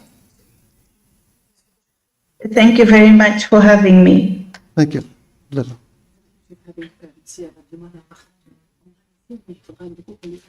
Okay, so if you can't share your screen, we have the option here to basically to scroll through your presentation. You just say next slide, and then we go to the next slide. That. Thank you very much. So we are going to put this the presentation on the screen, and then I hand to you. Thank you very much. You're welcome. Good morning, distinguished delegates, colleagues, ladies and gentlemen. It's a great honor for me to join you all the way from Malawi, the warm heart of Africa, to share the work of the National Council for Higher Education as we contribute in a small way towards transforming education in Malawi and in Africa. Next slide.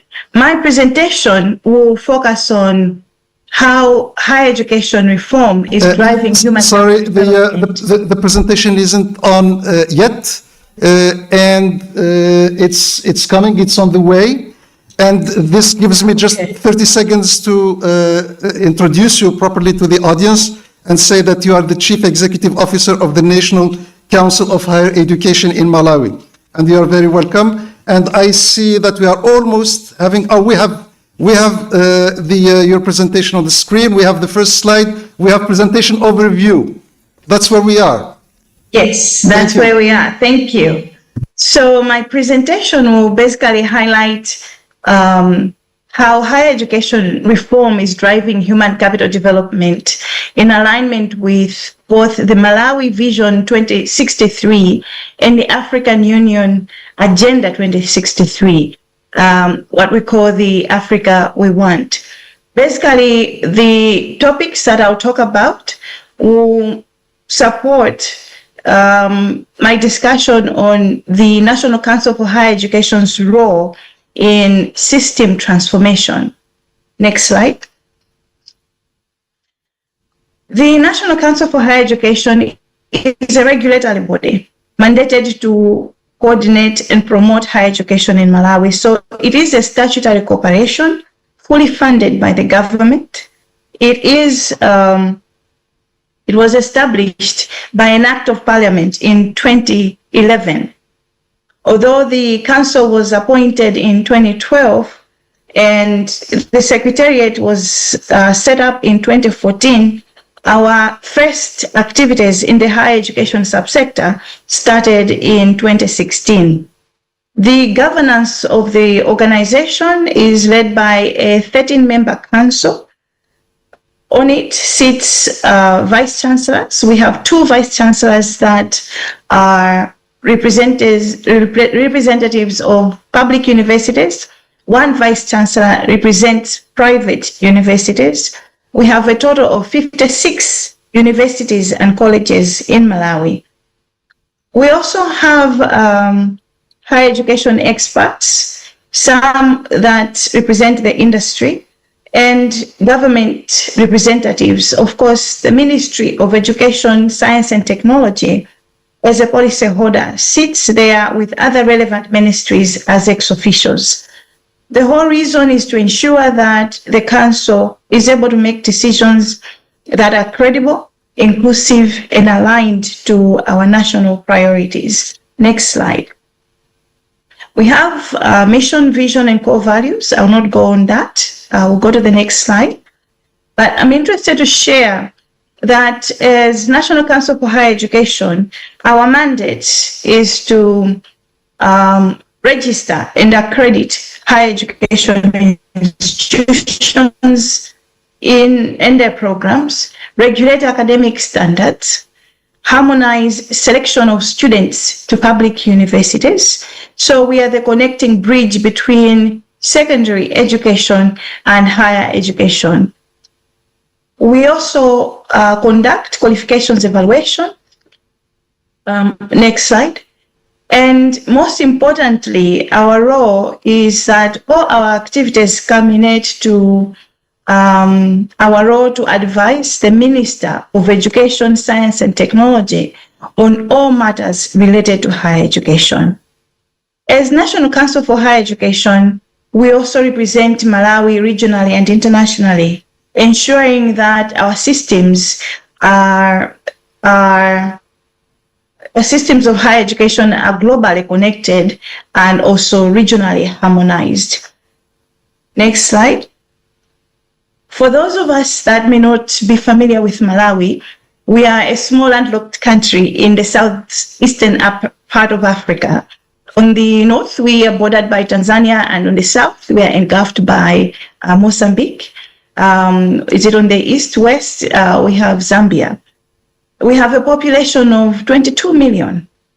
And interestingly, the moderator talked about the young generation that we have. In Malawi, 60% of the citizens are under the age of 25. That creates both pressure and opportunities for higher education. And therefore, the government of Malawi has prioritized education to focus on increasing access, ensuring quality and relevance of our programs. And therefore, in higher education, as we regulate higher education, our goals are mainly, and reforms are mainly to ensure that our graduates acquire relevant skills for national development. Skills such as entrepreneurship, so that they're not just trained to be employed, but for them to create jobs as well. We also want these graduates to be regionally competitive, and therefore we offer various programs in tertiary vocational training as well as higher education. National Council for Higher Education focuses mainly on the higher education subsector and regulating the 56 higher education institutions in the country. Next slide. So what is the role of the National Council for Higher Education in contributing to the transformation agenda? So we know and we recognize that we sit at the heart of the transformation of higher education in the country. As an umbrella regulatory body, there are a number of things. So I've just shared about the age of the entity. We are a very young entity. We started our regulatory activities in 2016.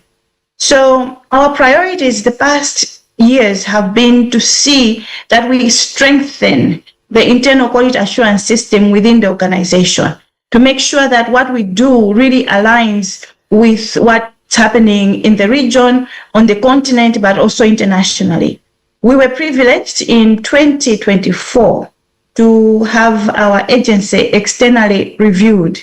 Whilst we assess others, we also want to make sure that what we do is of standard. And through the HAPA initiative, the National Council for Higher Education was judged or was assessed to be substantially compliant to the African standards and guidelines on quality assurance. That achievement alone gives the Council credibility, but also a stage on which to leverage with the stakeholders that we work with.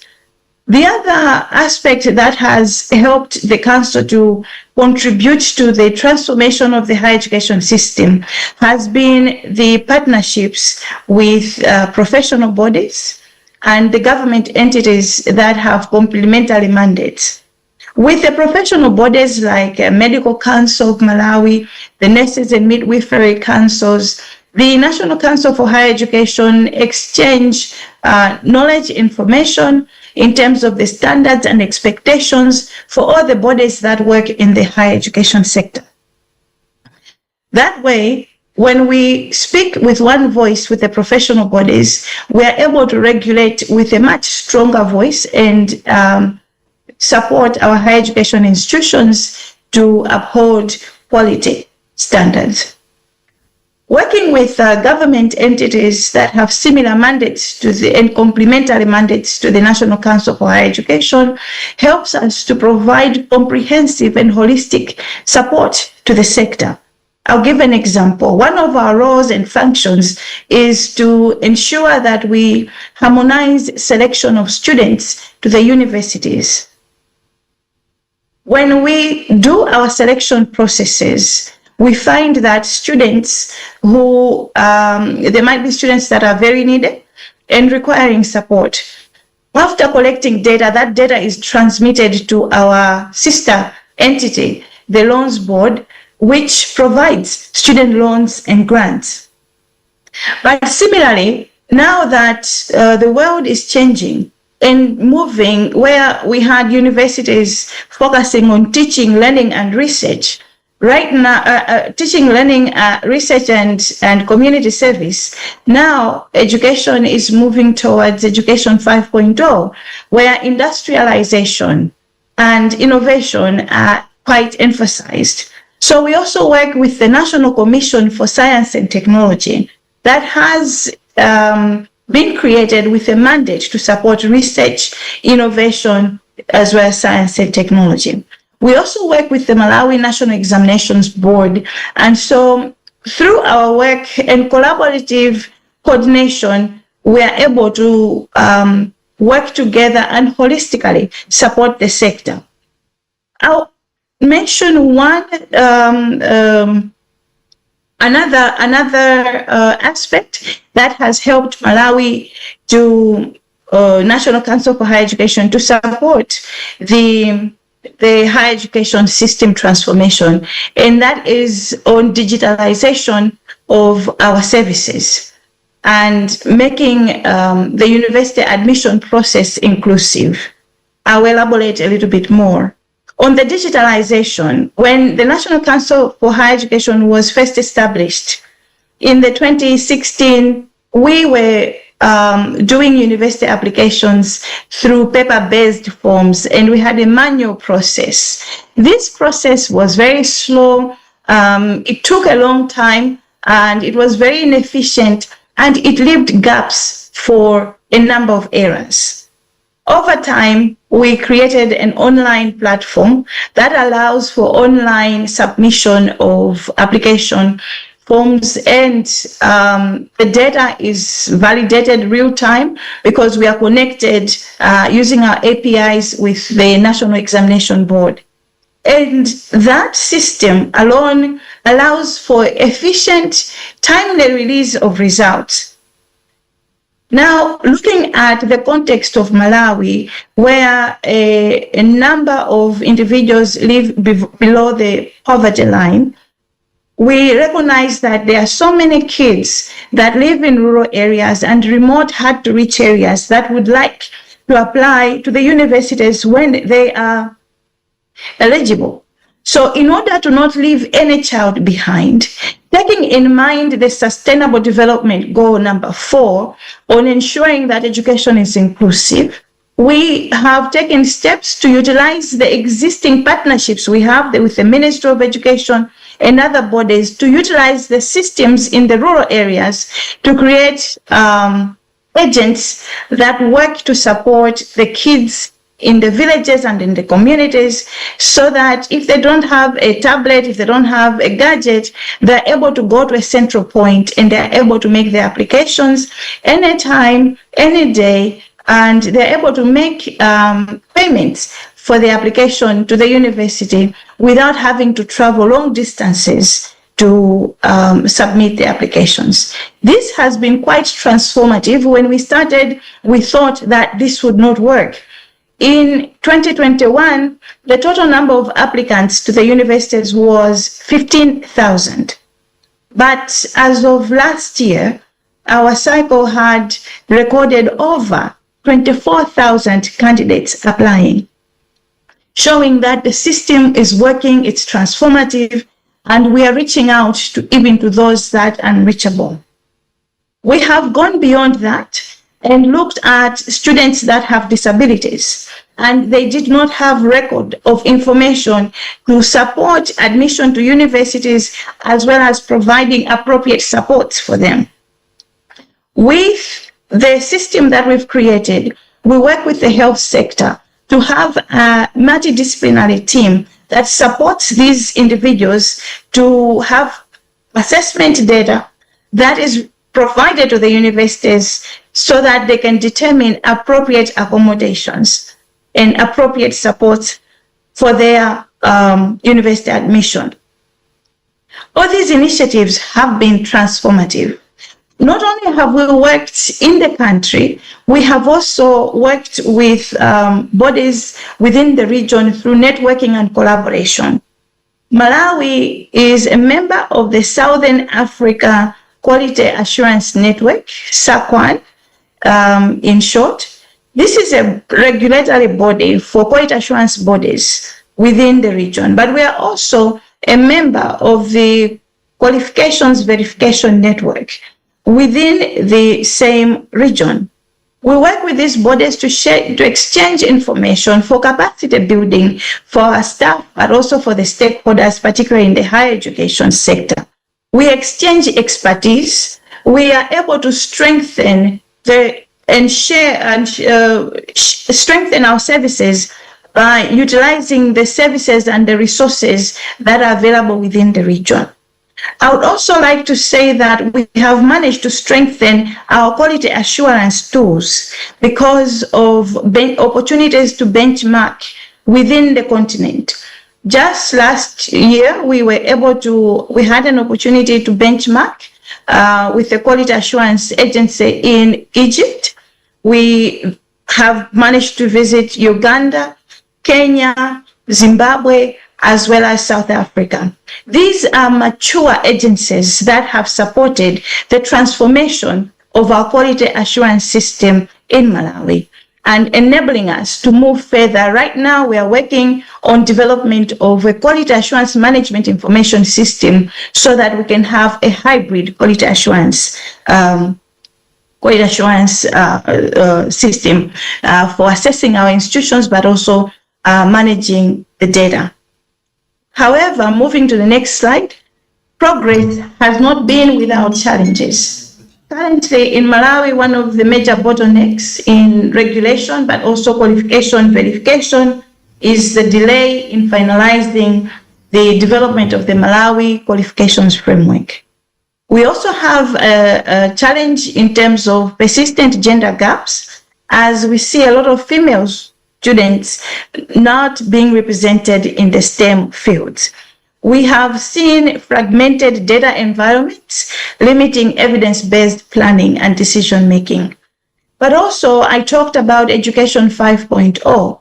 We have noted that in order for us to have innovations and industrialization linked to teaching, learning, and research, there is need for significant investment, and that requires digital infrastructure, staff upskilling, and innovation of systems. Moving forward to the next slide, there are suggestions or things that we're doing to improve, but also policy recommendations. First, we've prioritized the Malawi qualifications framework as a priority for the country so that we are also able to align to the Addis Convention.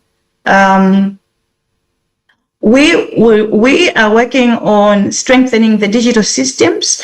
We have received support through the World Bank to develop a higher education management information system. And as we advance Education 5.0 principles, we talk with our stakeholders on linking learning with the industry and innovation. We're expanding research and innovation pipelines through the National Commission for Science and Technology and strengthening the private sector partnerships.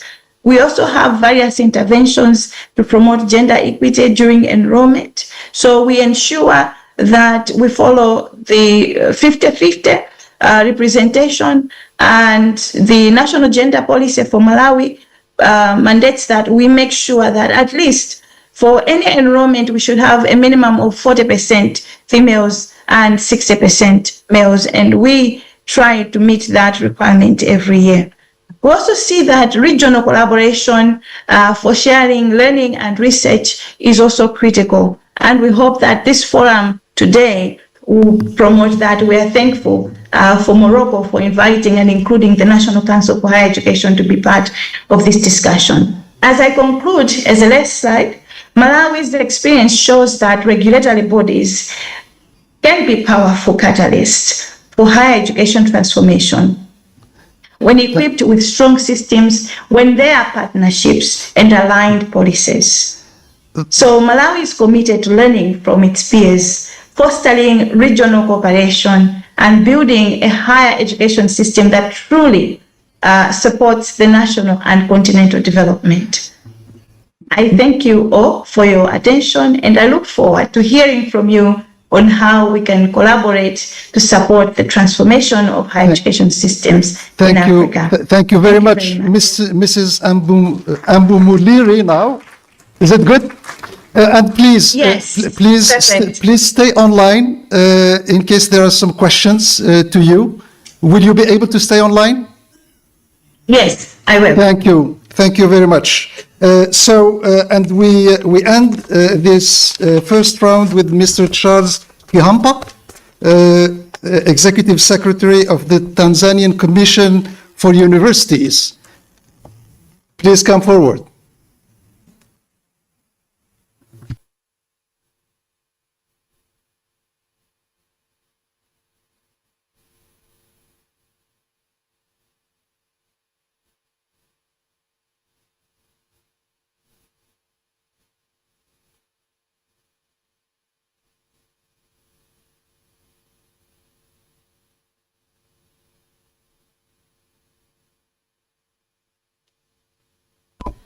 Thank you, Mr. Moderator.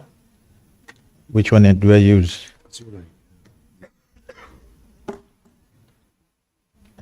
Okay. Okay. Thank you, Mr. Moderator. Colleagues, ladies and gentlemen, first of all, I would like to take this opportunity to thank the organizers for the invitation to make this short experience on the issues of higher education. Particularly, my talk will deal on the contribution of national higher education regulatory bodies to transforming education systems. The Tanzania Commission for Universities is a regulatory body in Tanzania regulating universities, university education. For other degree offering institutions which are not universities, they have another regulatory board. We started back 1995, so we are 30 years old now, but we started as a board regulating only private universities. By that time it was called the Higher Education Accreditation Council, but from 2005, because of public-private partnership, it was transformed into Tanzania Commission for Universities to regulate both private and public owned institutions. I have a privilege also of being the president of African Quality Assurance Network since 2014, but I'm chairing the Quality Assurance Committee of the Inter-University Council for East Africa. And I had the privilege also of chairing the Technical Committee for Certification and Accreditation of the SADC countries in 2020. So in this case, I found myself having experience of sitting with both regulators and quality qualifications framework authorities.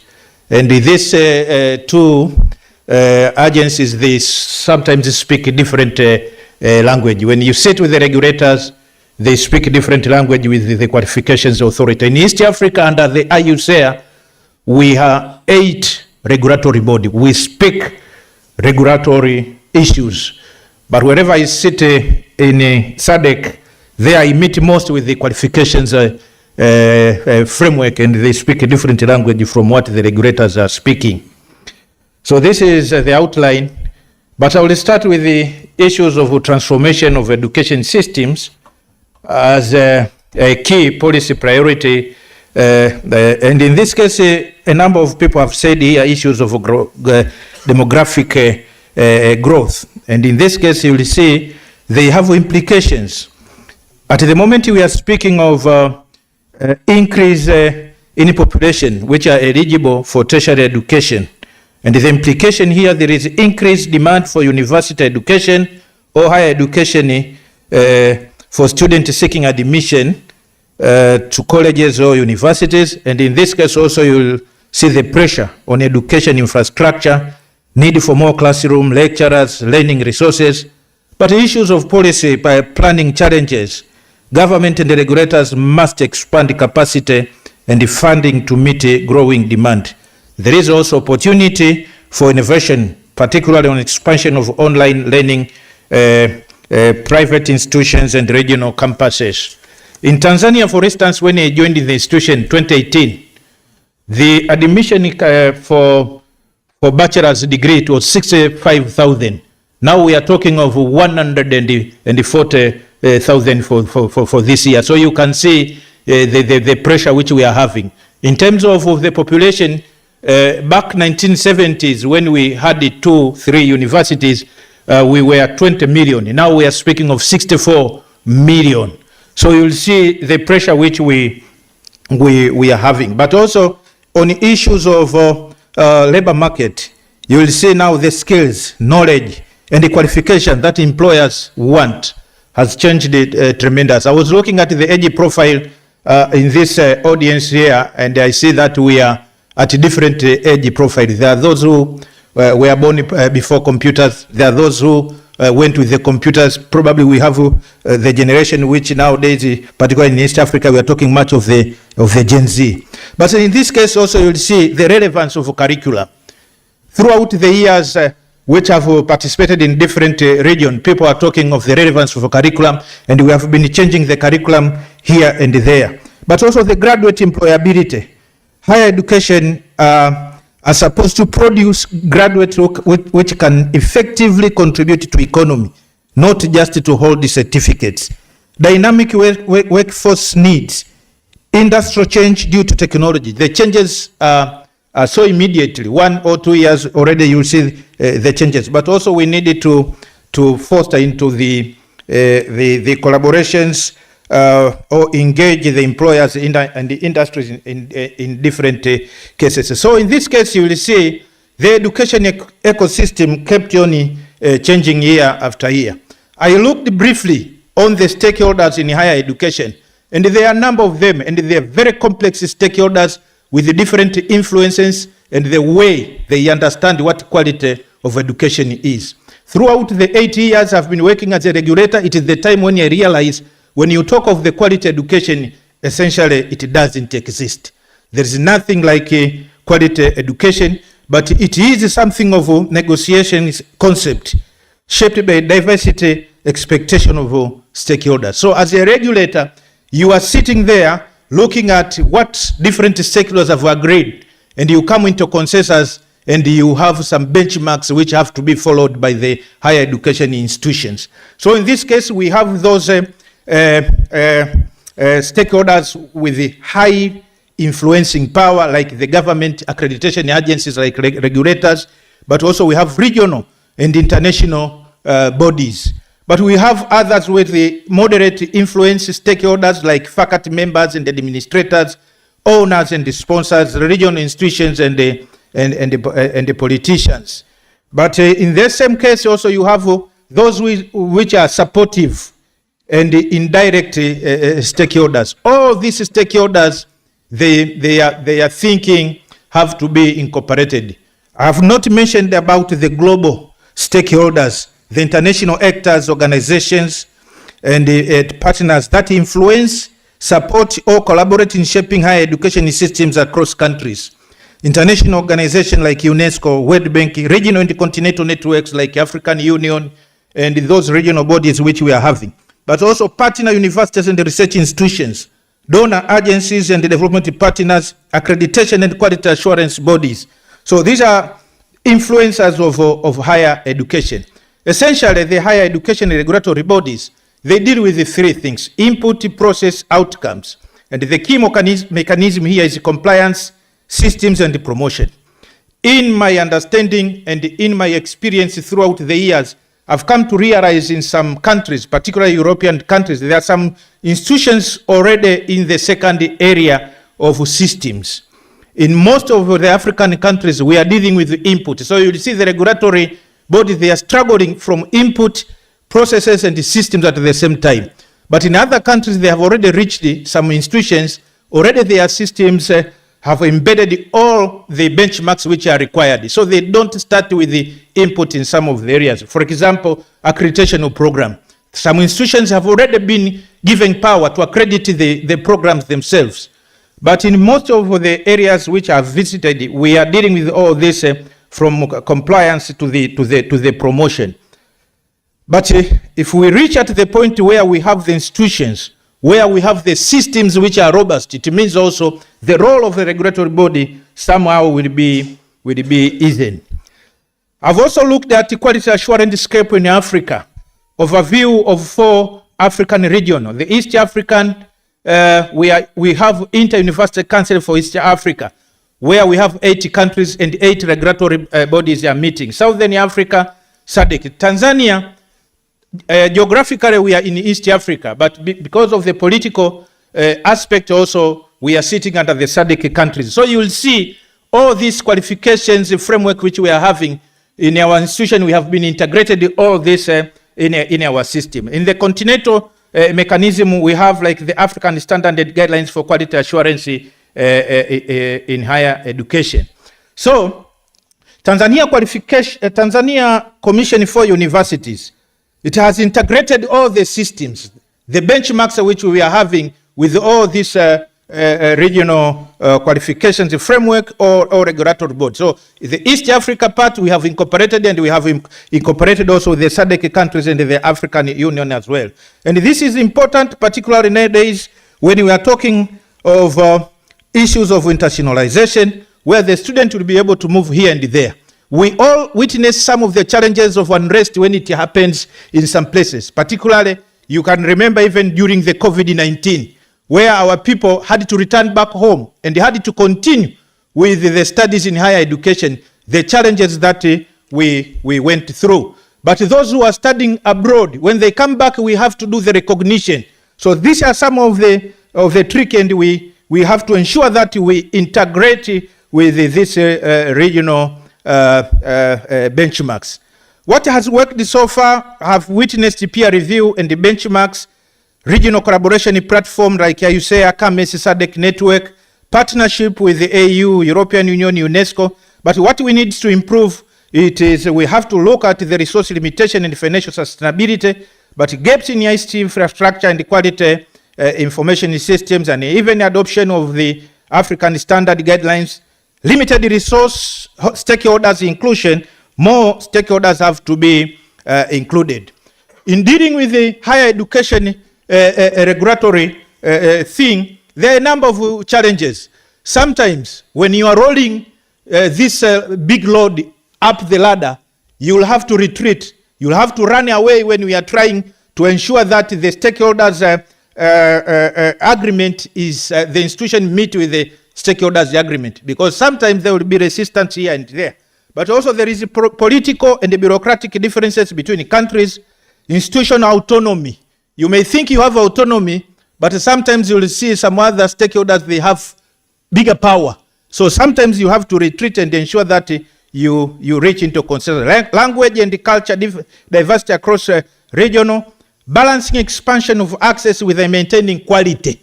The government has the role of to ensuring that all the people get education. So in this case, with the demographic increase, these are some of the challenges all higher education regulatory authority they are normally facing. The way forward in this, in my perception, is to strengthen collaboration and trust among quality assurance bodies, particularly when it comes issues of recognition of qualifications from one country to the other. The issue of trust is very important, and this can only be possible if we integrate our benchmarks with the benchmarks which I have just mentioned at the regional level, the African continent, but within outside the African continent. Institutionalizing mutual recognition agreement, developing continental databases for quality assurance, investing in capacity development of quality assurance professionals, fostering of peer reviews, securing sustainable financing models for quality assurance, linking African quality assurance with the global frameworks while protecting regional identity. So, in my finalization, I will say growing student mobility, cross-border programs, and the labor market demand require harmonized quality assurance framework. And these are some of the big challenges that regulatory bodies are facing. Our regulatory bodies in Tanzania, we do both work of the qualification authority and the regulatory part. We do recognition of award obtained outside the country. And this is stipulated in the act. You will not be allowed to work in Tanzania unless we recognize. And you do remember some institutions outside, maybe they are not recognized by the bodies where they are. So these are some of the places, and we have to ensure that we provide education which will allow mobility of students, but also to allow mobility of staff and graduate. Quality assurance is key to credibility, mobility, and competitiveness in higher education. Regional quality assurance framework aim to harmonize standards and foster trust. I will underline here trust. Trust is very important. Setting clear priorities and fostering cooperation are key to building synergies in quality assurance framework. Thank you, Mr. Moderator. Thank you very much. Thank you very much for sparing us 20 seconds. Thank you. 20 seconds. 20 seconds. We say 20 seconds. Thank you very much. Please join me here. So, we see that I started by saying that the one thing that strikes me about Africa is demographics, and the second thing is our incredible diversity. And hopefully we will find some ways to make that diversity a development lever, but that's a different question. If I may, les collègues membres du Conseil, si vous me permettez, en votre nom, j'aimerais poser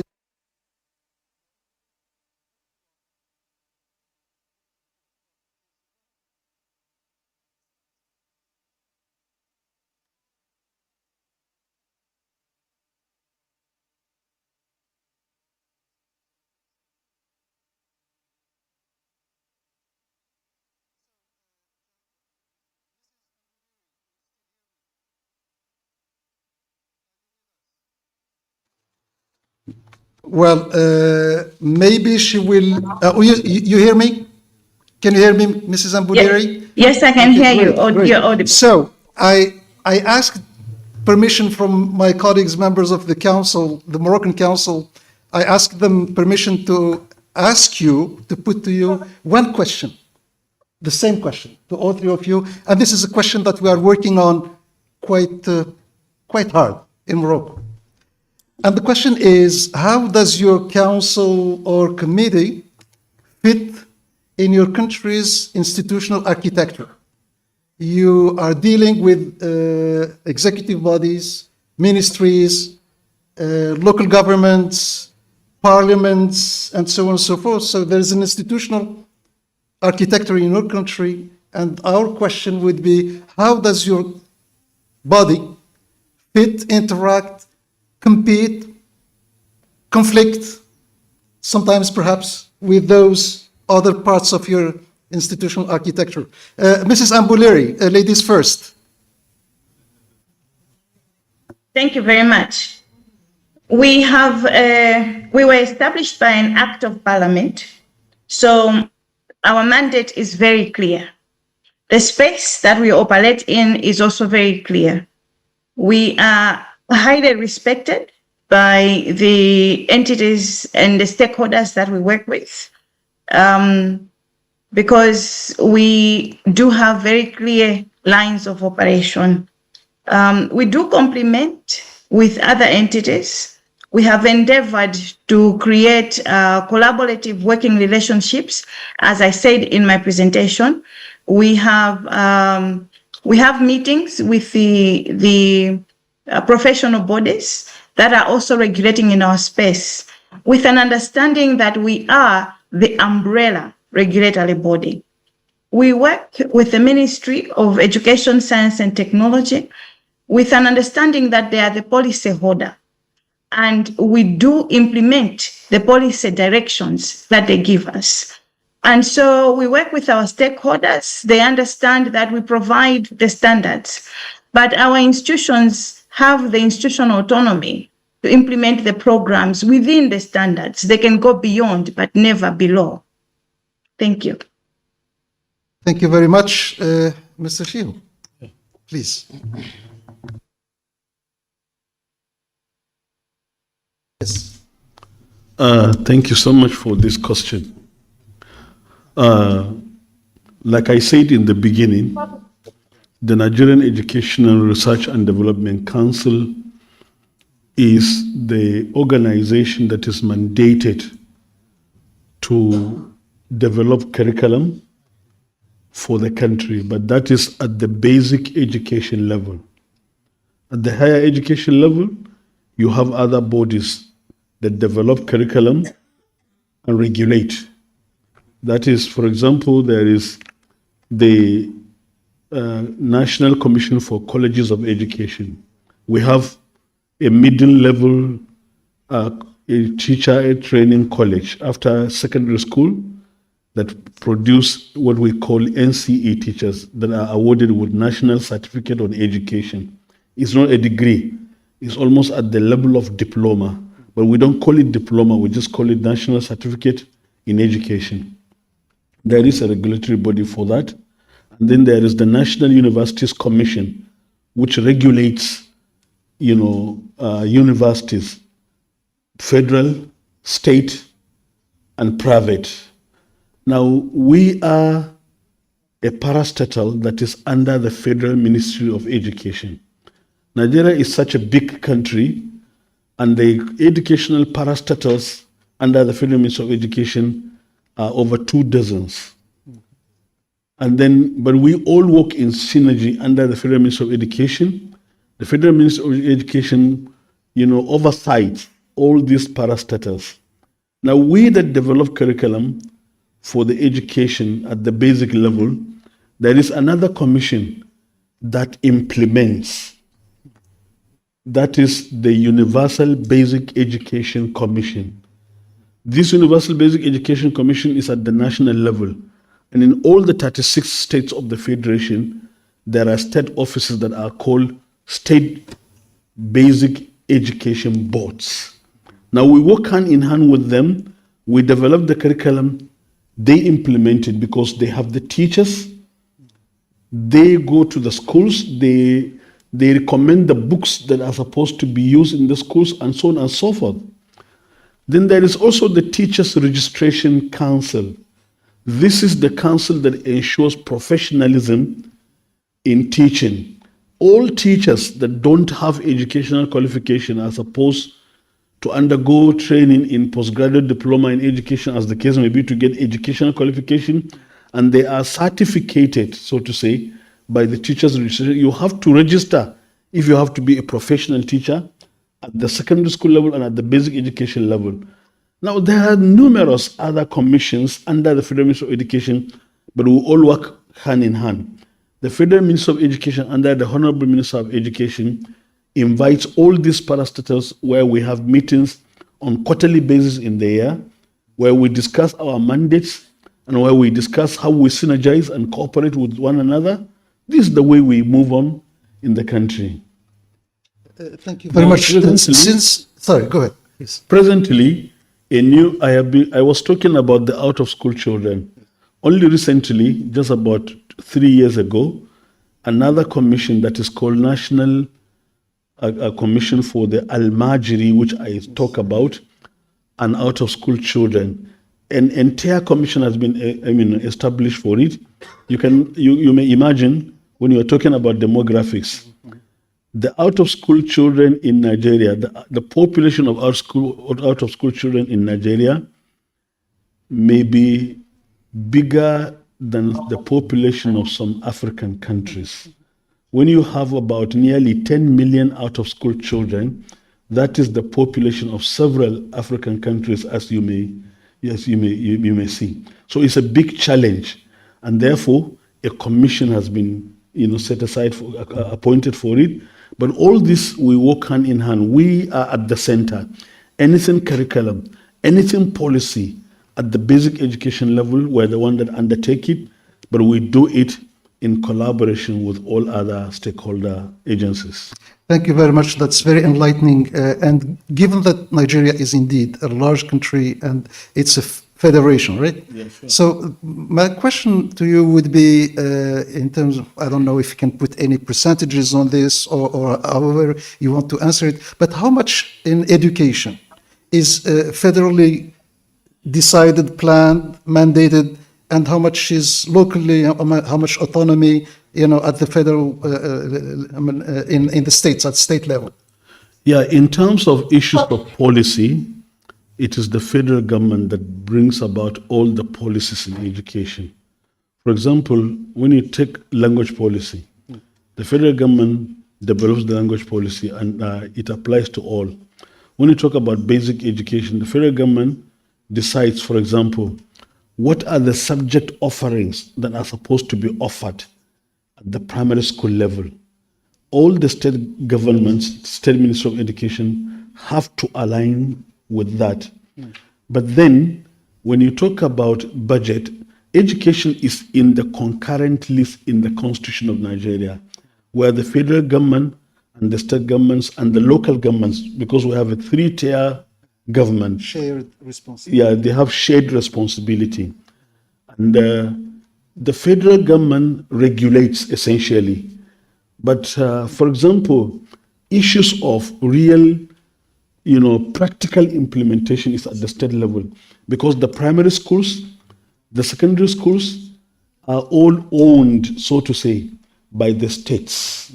So the states recruit the teachers at those levels. They pay their salaries independent of the federal government. They also build the schools, that is infrastructure development. It's the state governments that develops the educational infrastructure in all their states, including the local government, and so on and so forth. This is some of the ways we... Thank you. Thank you very much. Thank you indeed. Mr. Kiampa. Yes.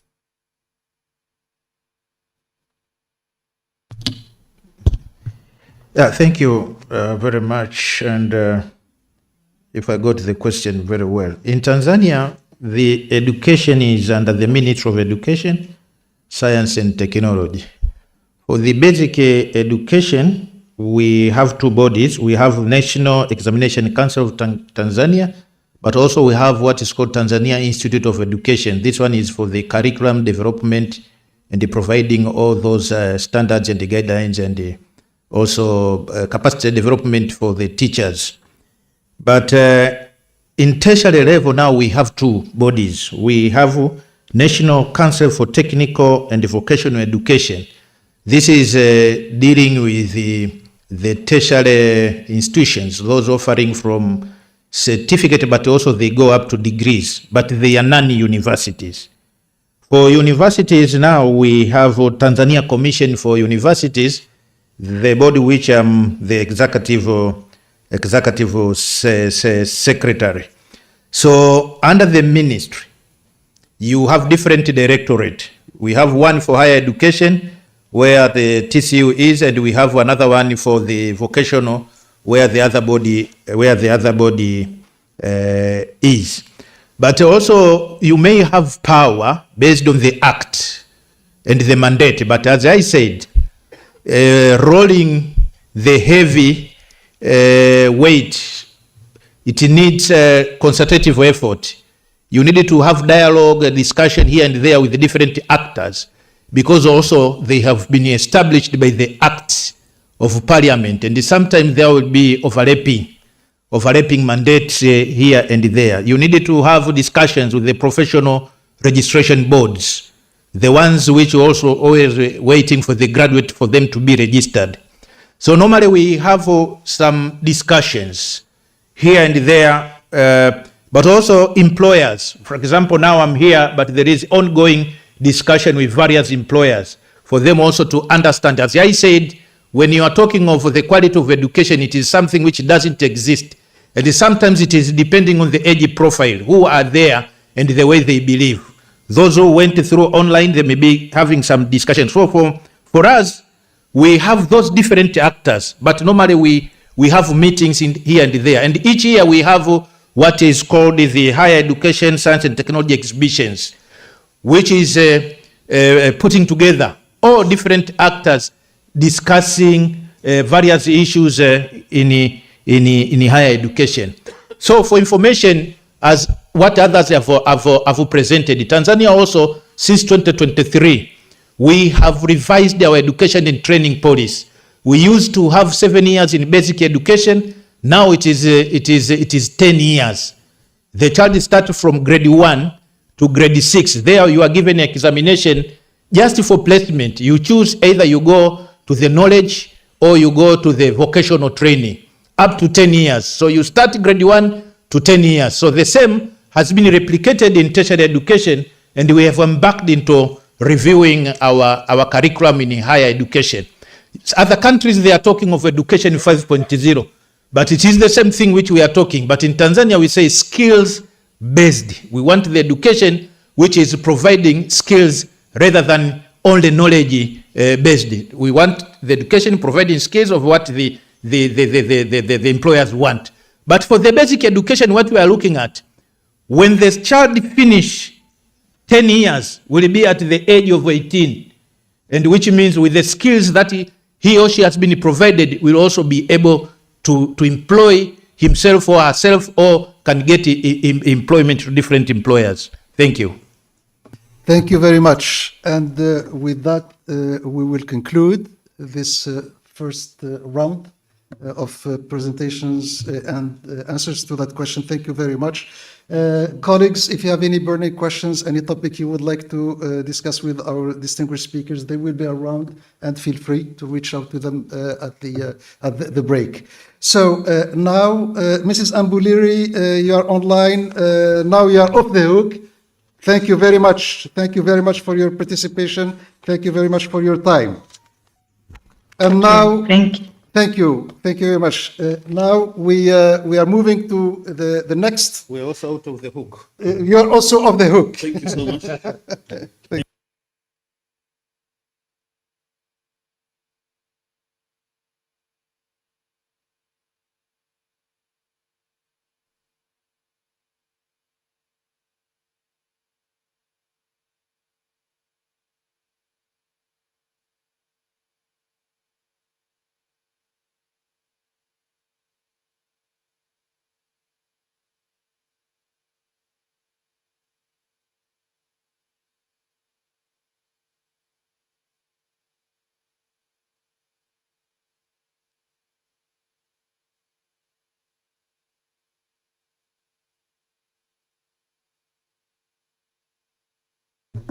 J'ai le plaisir d'appeler, et il faut vraiment que je fasse très attention,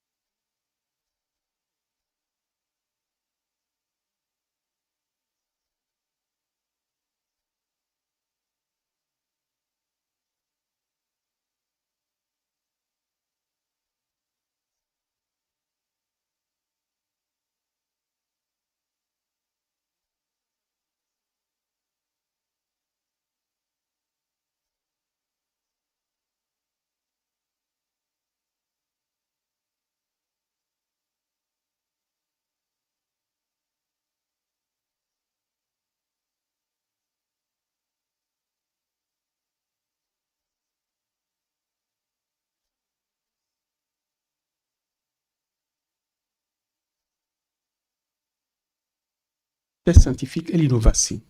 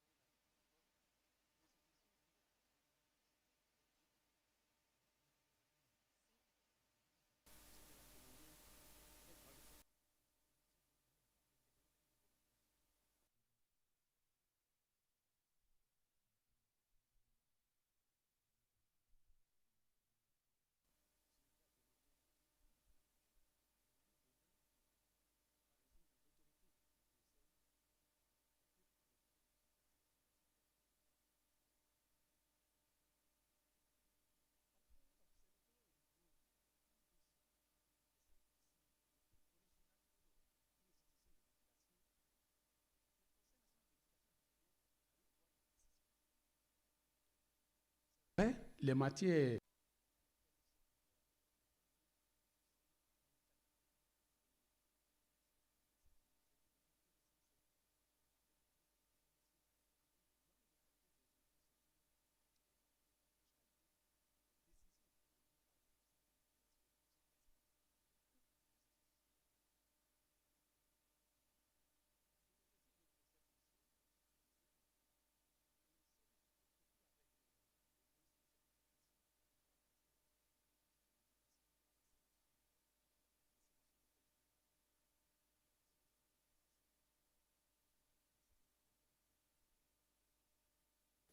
ces trois ministères se retrouvent souvent au CNE dans l'intervalle de 4 mois, on se revoit pour discuter des problèmes et des solutions à envisager. Au niveau de la fonction d'orientation, la première que j'ai citée, le CNE a activement impulsé des réflexions stratégiques et émis, comme j'ai dit, des avis.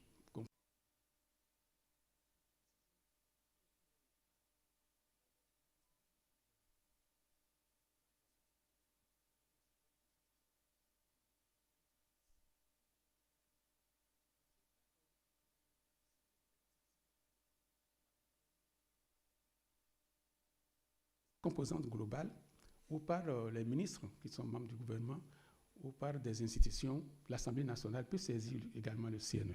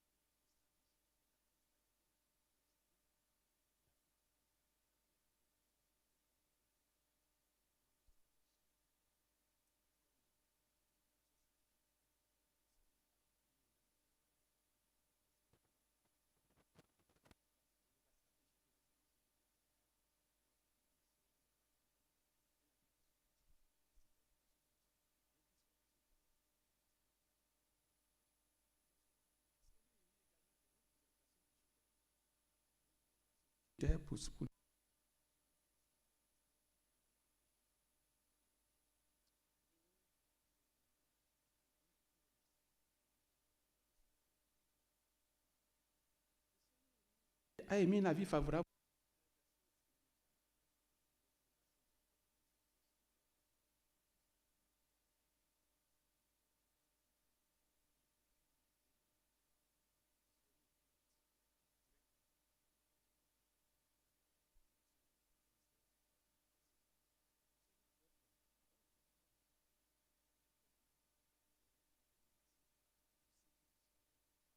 ce qui concerne l'enseignement primaire et l'enseignement secondaire général, sur la période de 2024-2026. Donc le processus est encore en cours. Particulièrement à observer est la gouvernance des ressources humaines. À ce niveau, nous avons constaté que l'une des grosses difficultés du Bénin, c'est au niveau de la bonne gouvernance, notamment en ce qui concerne la gestion des ressources humaines. Et donc le CNE contrôle la transparence et le respect de la réglementation en ce qui concerne les recrutements, en ce qui concerne les nominations aux postes de responsabilité et en ce qui concerne les mutations d'ensemble.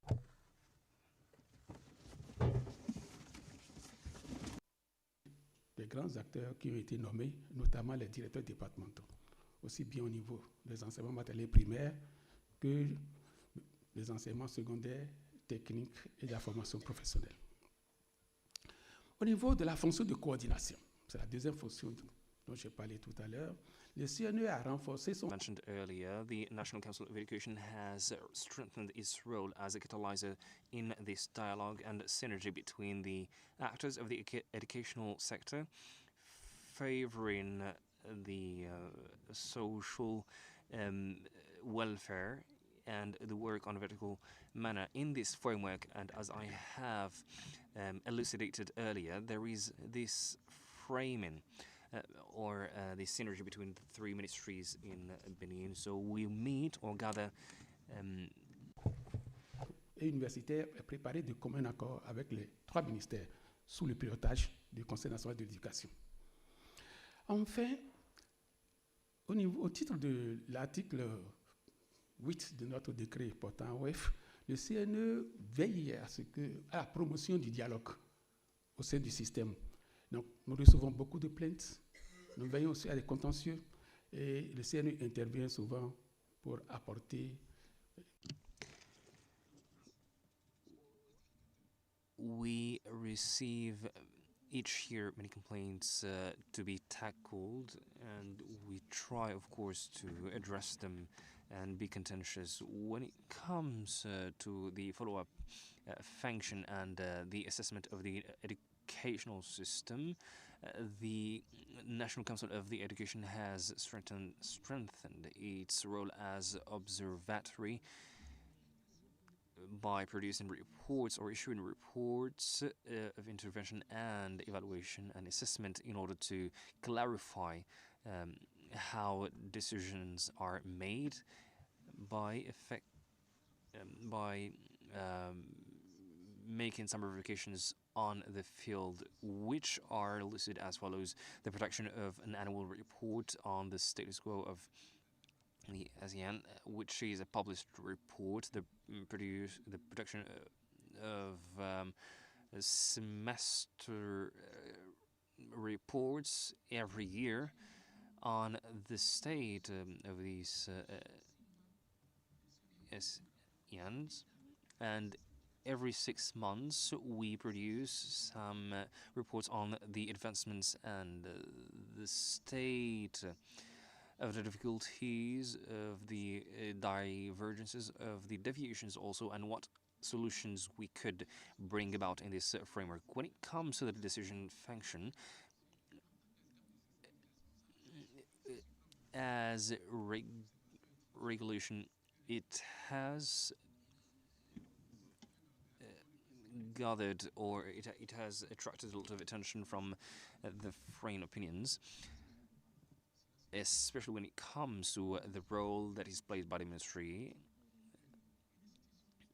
As I have mentioned, a regulation institution as there is in Benin, we have a lot of political and diplomatic roles to undertake.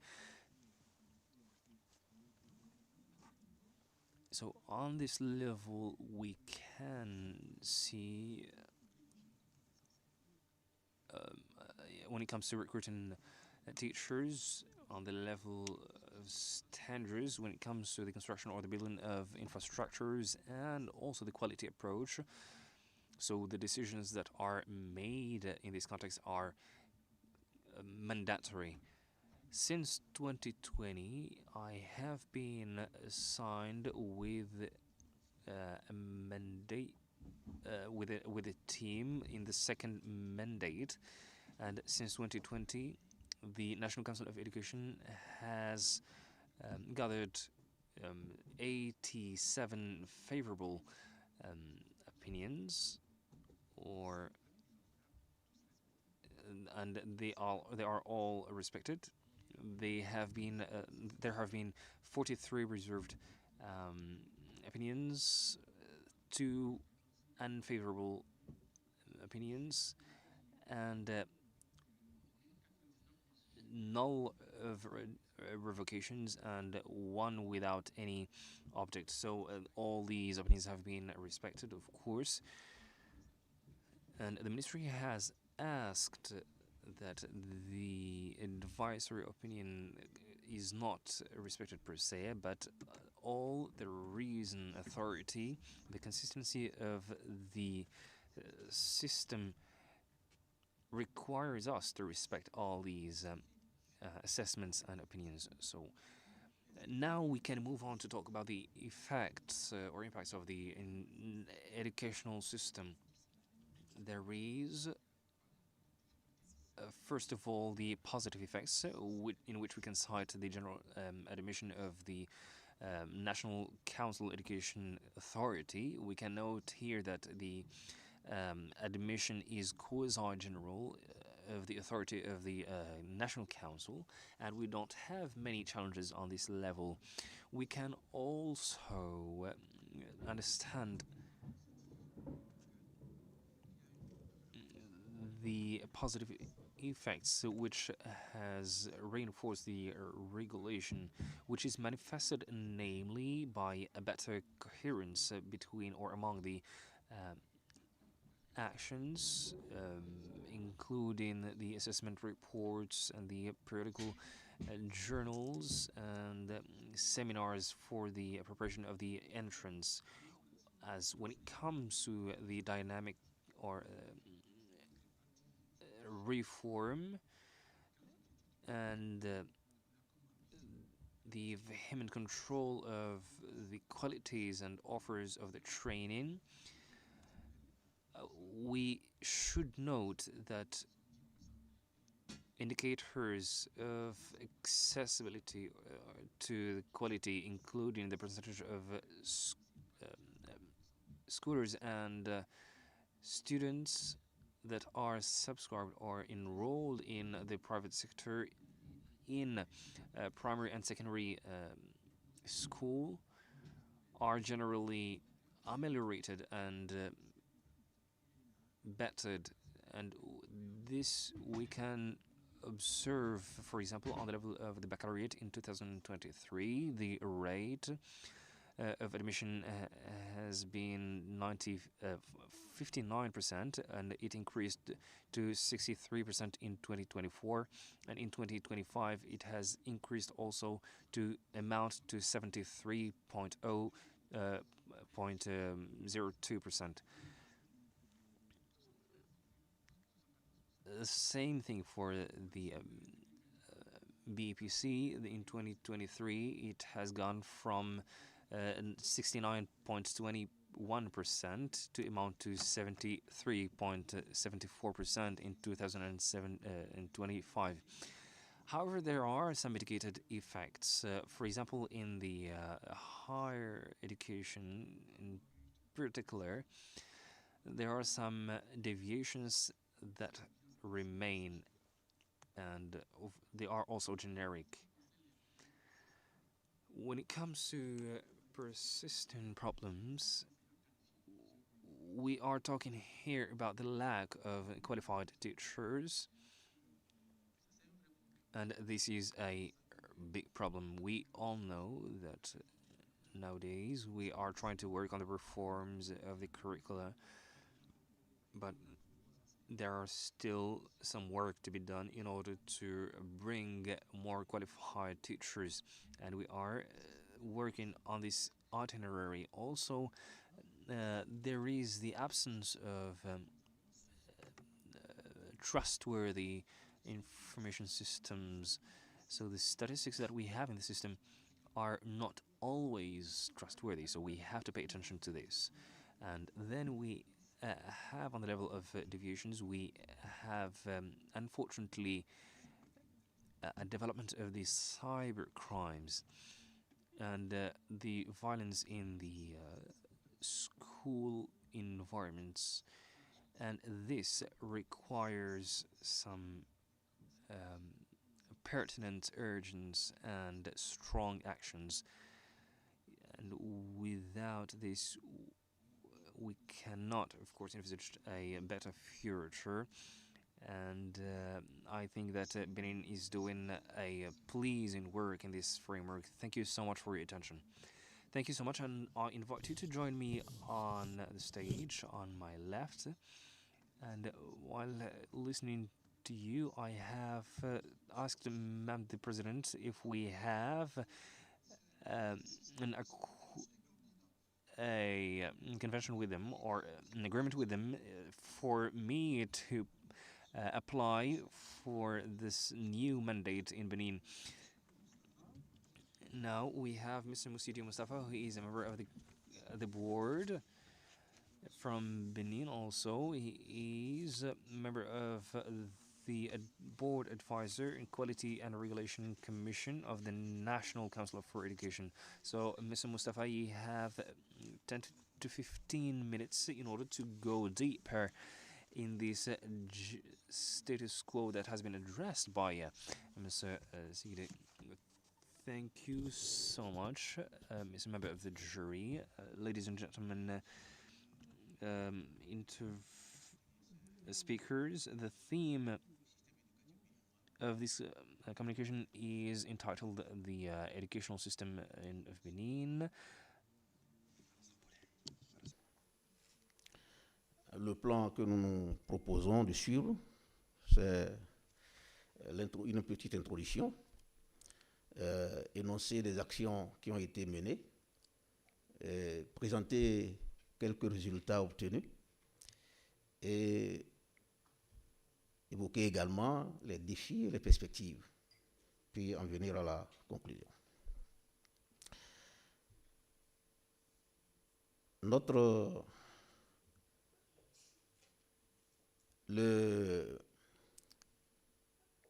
thème de la conférence, les dynamiques de transformation des systèmes éducatifs en Afrique, est particulièrement accueilli au Bénin où, depuis 2016, le système éducatif est engagé dans un vaste chantier de réforme.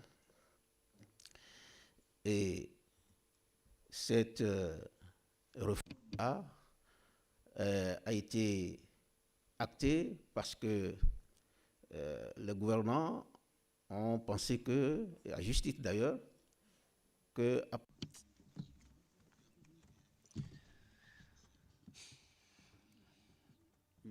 because the government has thought there are some actions essential to undertake this role. It is very essential for the economic and social development, and we can understand that Benin has built education around these axes and has put it as a priority in its plan. It is a process that is being put in the horizon and is implemented throughout the direction law that has been mentioned earlier. It is a law that has been issued in 2003 in order to promote and develop the national educational system. And we will apprehend in a better way the management of educational systems in the different areas of the country.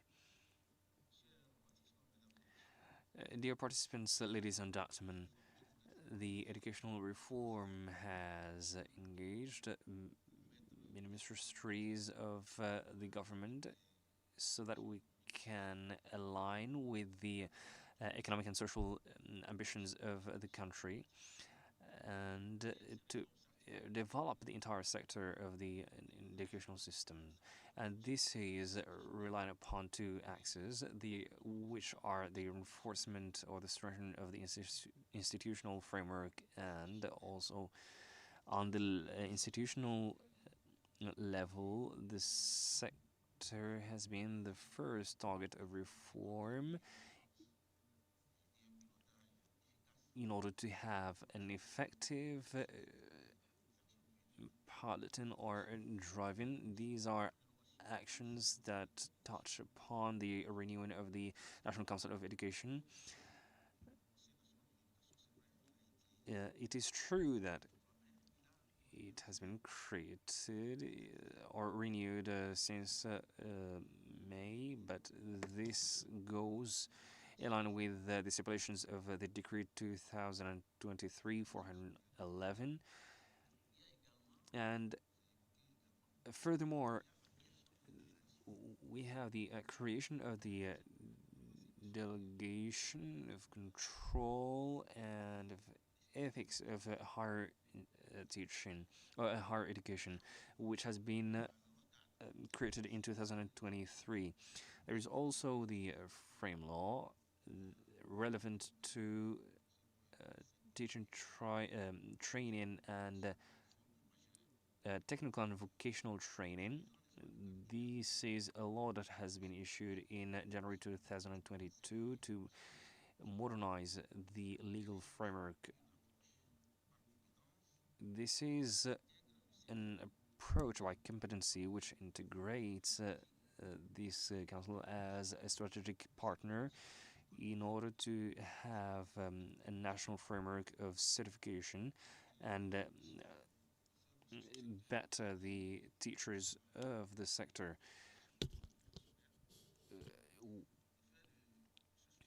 It is asked to make this sector a privileged one in order to be able to consume or to include more than 10% of our students by 2030.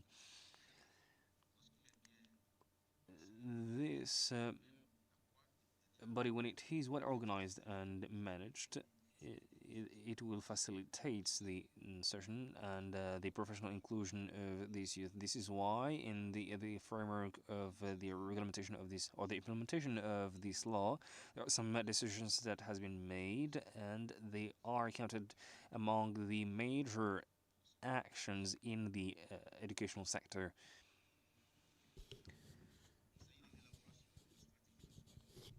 We follow this by the elaboration of the national strategy of the teaching and technical and vocational training.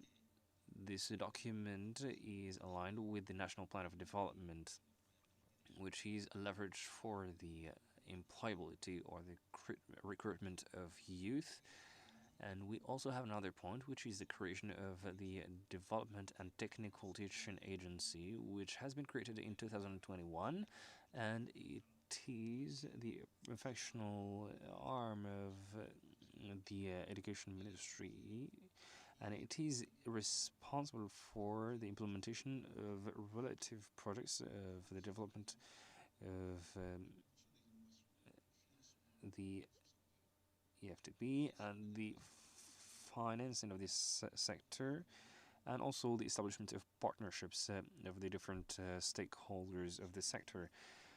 There is also the reform of the university governance, and in this framework we have adopted new status type of universities in July 2021. It is an experience that has been undertaken with the primary and secondary school, and which enables us nowadays to set and to select after the applications the qualified teachers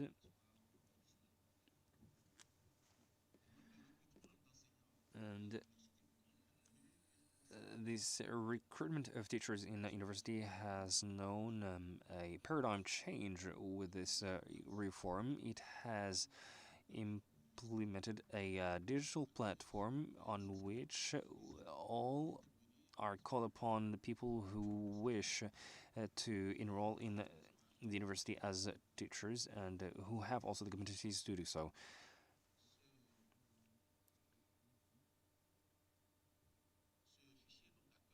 So this file comprises the applications, and the candidates that are selected, they will submit a test, and only those that are taken after the final test are kept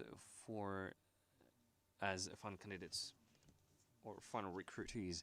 When it comes to the functional plan, we have a better financing, and a part of the national budget has allocated to the educational sector a remarkable evolution,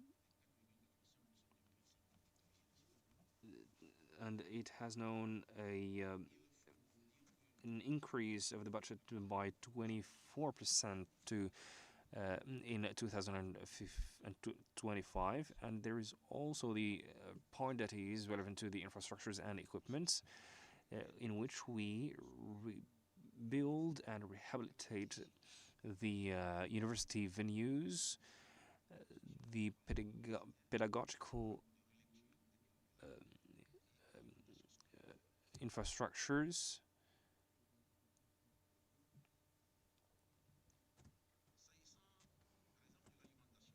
when it comes to the national school fooding program or integrated national school program for fooding that has been created in 2017, and they are out of school. There are 20% of students that are out of school and they have never benefited from schooling. So we have implemented a strategy to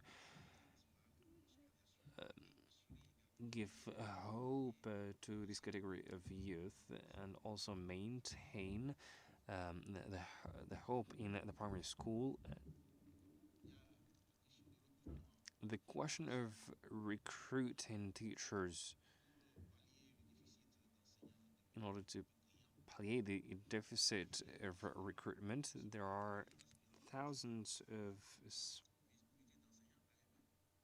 people who are aspiring to become university teachers, and these have been deployed on the horizon of 2022. There has a large number of aspiring teachers that have been employed by contracts, and this approach has been strengthened by the training of the teachers and the systemization of this approach. There is also the inspectors, the pedagogical inspectors of this sector have been employed in this framework, and we have recruited more than 300 pedagogical advisors.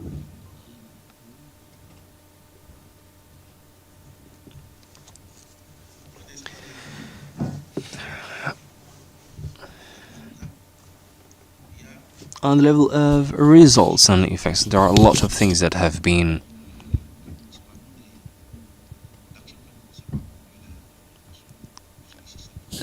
that have very beneficial on the educational system.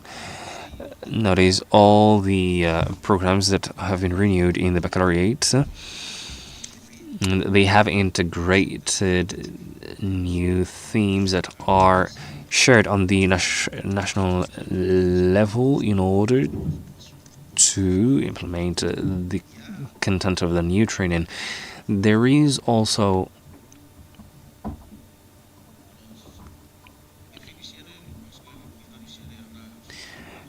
so when it comes to the impacts of the National Council of the Education, this point has already been tackled by Mr. President, and we try to have a quality insurance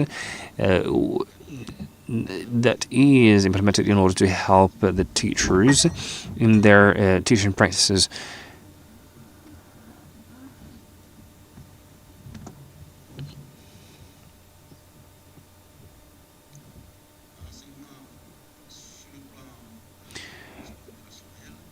On the functional level, we have encouraging results, and I think that the president of the National Council of the Education has presented some results since 2020. There is also the gross rate of schooling on the level of primary and secondary school. Nowadays, we have a rate that amounts to 50.8% of schooling, and there is also the progress of the success rate that has ameliorated a lot during these last couple of years. There is also the rate of maintenance and achievements.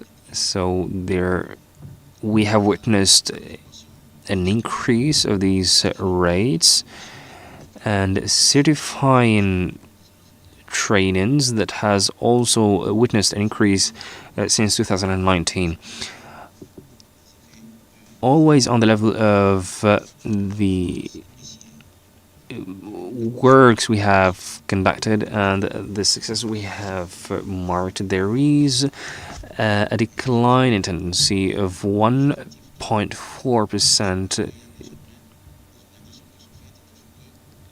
on the rate of number of students in 2024. But this rate has been better controlled afterwards. Among the challenges, there is of course the quality of teaching that should be ameliorated. And if we have good programs, we only need to ameliorate the level of teachers in order to be on the level of required performance, and also the adaptation of the training employment. Even on the level of technical and vocational training, we need to adapt this training to the requirements of the labor market. So Benin has this ambition since 2023 in order to include or involve its students in the labor market, and it should adequate the training of the students to the market, of course. Other challenges we can cite is the functional governance. It should also be improved, and we should have a theoretical framework of curriculum orientation. We should, of course, do that, but we need a document that orients this entire operation.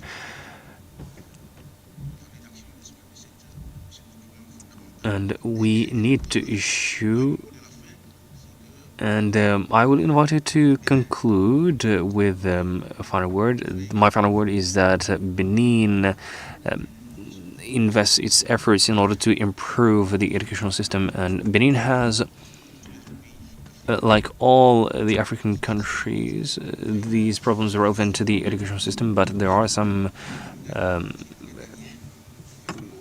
reportable efforts that are being done in order to overcome these issues and in order to achieve the desired results. This is all I have to say, and thank you so much, Mr. Mustafa. So you can sit yourself on my left, please. And now I will have the pleasure to call Mr. Jean-Christophe Moujidi to the podium, and you are Permanent Secretary of the National Council of Education, of Training and of Research. You only need an S in order to be an homologue of our National Council of education, training, and scientific research. So we only lack an S. The floor is yours, sir. Il y a un S à négocier. Bien. Et comment je fais pour passer de l'autre?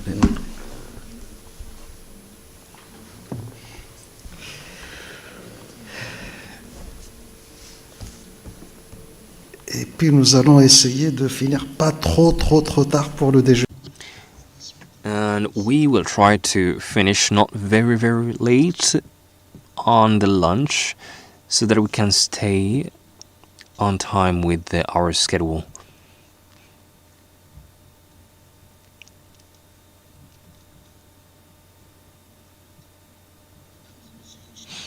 Ladies and gentlemen, dear participants, good morning. It is with an utmost honor that I'm addressing you today on behalf of the Gabon Republic. The participation of my country in this conference is a witness of the importance we attribute to education and to sustainable development in Gabon. My name is Jean-Christophe Mungigi, and I'm Permanent Secretary of the National Council of Education, Training and Research. I'm accompanied by Mr. Jean Paulin, here by Mr. Jean Paulin, in order to represent Gabon.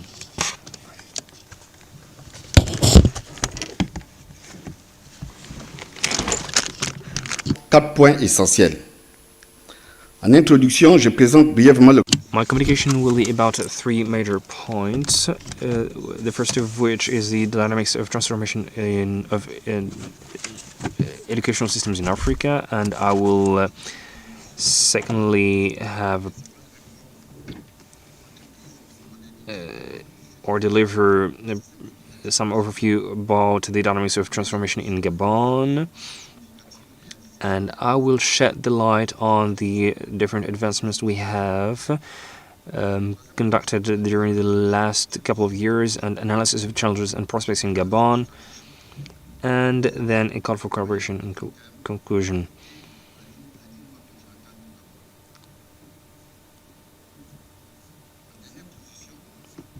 Finally, I will present a call for collaboration conclusion in order to share our expertise with the adjacent countries for a more sustainable and effective development. So the first effort that has been invested was operational or functional through the law that has been issued in 2011, the law number 21/2011, which is functional since February 2024. There is also a supreme body on education, training and research that is in charge of the good function of the entire educational system in Gabon.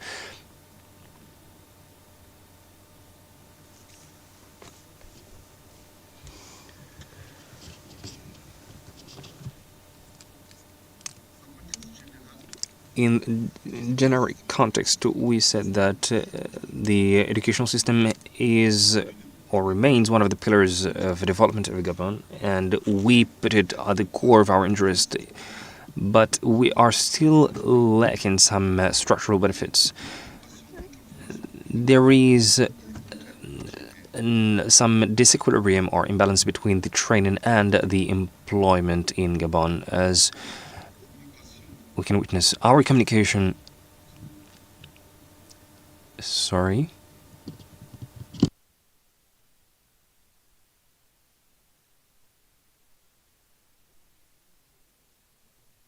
Our today's communication has as an objective to share our experience, identify our challenges and opportunities.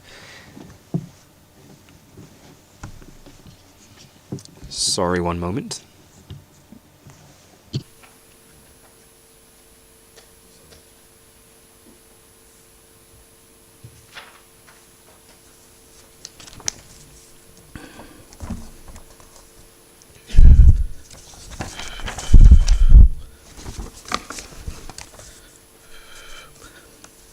Donc, je reprends. Notre communication d'aujourd'hui a pour objectif de partager notre expérience.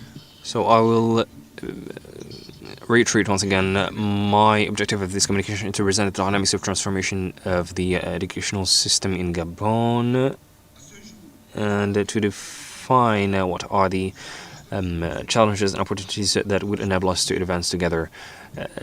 Some of the progresses we have registered is that there is an increase in the rate of schooling that has amounted to 95% in the primary school in 2024, in amelioration or an improvement of the rate of success in baccalaureate in 2004. Despite all these registered progress, there are still some challenges that persist. Of course, the territorial inequalities, the lack of infrastructures in primary schools in certain areas. When it comes to these worries, Gabon has launched some ambitious reforms, especially to improve the curriculums and the promotion of technical and vocational teaching, and also the initial training of the teachers. We take into account in these efforts the digitalization, which is a major leverage which will allow us to deploy the digital platforms that are related to education. And we have launched a product that is called Digital School. We can also cite excellency teachers that favors the quality of teaching and the school inclusion, namely in the rural areas.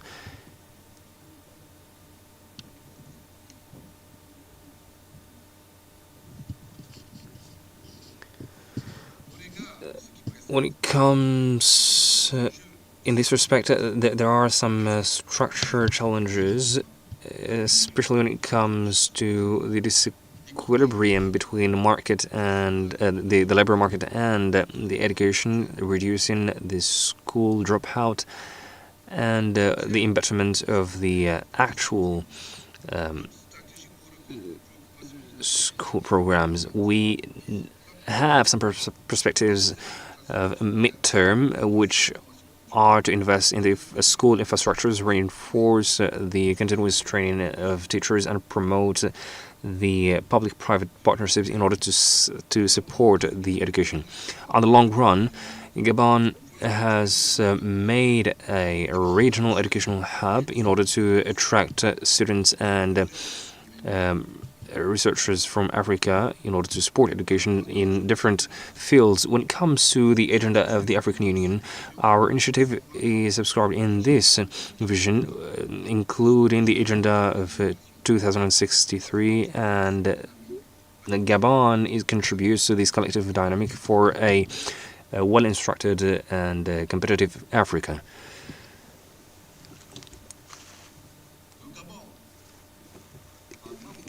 Gabon solicits in this framework the partnership and the collaboration of African countries, and Rwanda and Ghana are countries that are amused to us, and we will further on or later on share our experiences when it comes to the educational system. And to conclude, education is the leverage and the dynamo of our national transformation, and Gabon is advancing with a clear vision, with an inclusive system, with an inclusive, equitable and innovative system, and we try to work collaboratively with our African partners in order to advance together.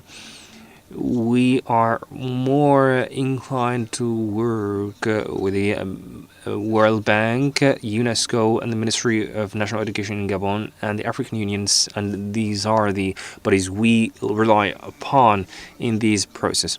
And lately, I will thank the commitment of Gabon. Gabon is resolutely engaged or committed to make education a backbone of our kids or children's future. So if you want to go swiftly, you can walk alone. If you want to walk slowly or to go slowly, you can walk together. Ghana and Rwanda are countries that have conducted interesting and inspiring work, but nowadays our challenge is to add Morocco to the list. So thank you so much.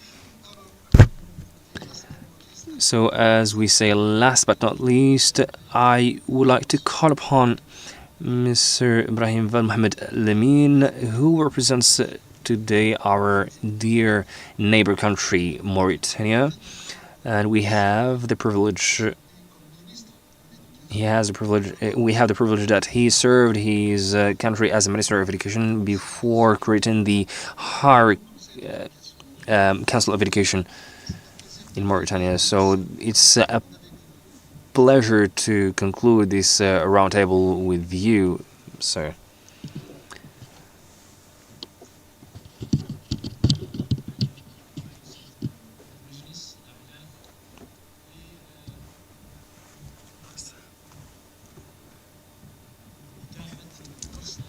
First of all, I would like to في الجمهورية الإسلامية الموريتانية لمشاركة إخوتنا الأفارقة في تجربة المجالس في First of all, I would like to thank you for the invitation to this conference, which is a platform to exchange the expertise that has been done in the framework of education and transformation in the educational sector. We have, of course, witnessed some reforms in the country. Mauritania has known 5 major reforms in its educational system, and all of these reforms have been faced in the beginning with the problem of the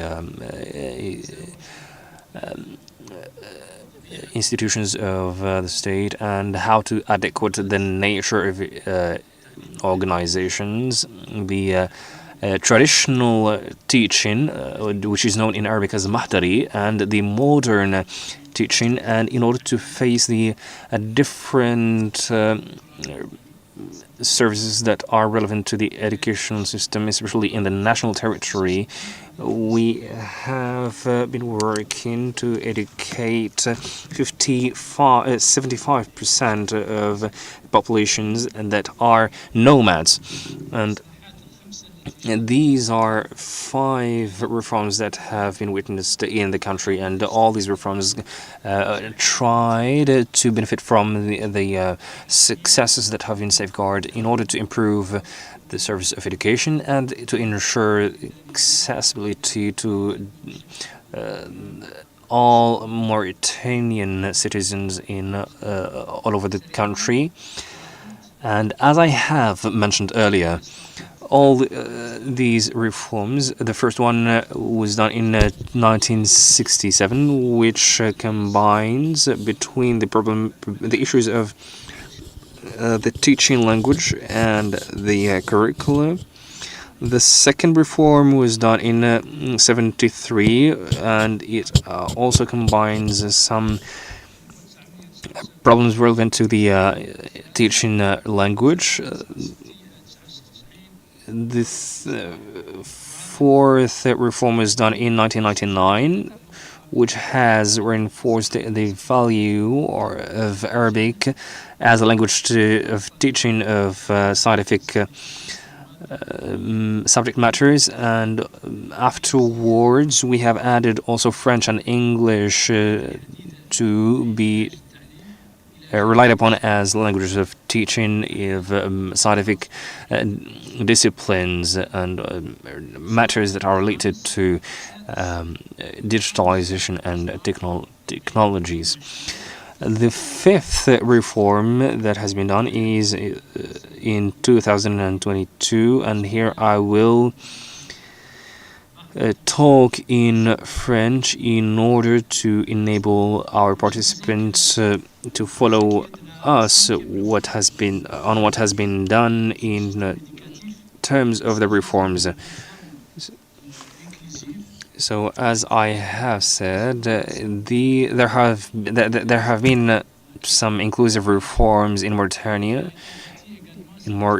and this has been based upon the experience of our president reforms. These reforms have been conducted, as I have said earlier, with a set of actors, and these constitute a reference document emanating from the national bodies, and they try to ensure their support to the country. The orientation law of 2022 has tried to shed the light on teaching of the early schooling or early childhood, including Islamic education, scientific research, languages. And it has been characterized by the obligation of the mandatory teaching starting from 9 years old, and it has redefined the cycles and the roles of the languages.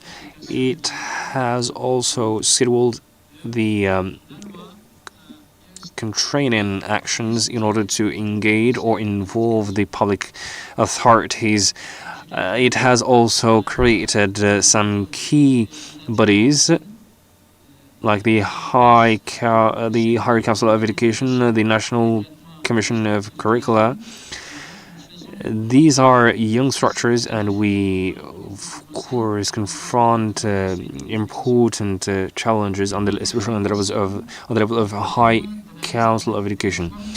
We try to implement some reforms on the entire department, and the second challenge is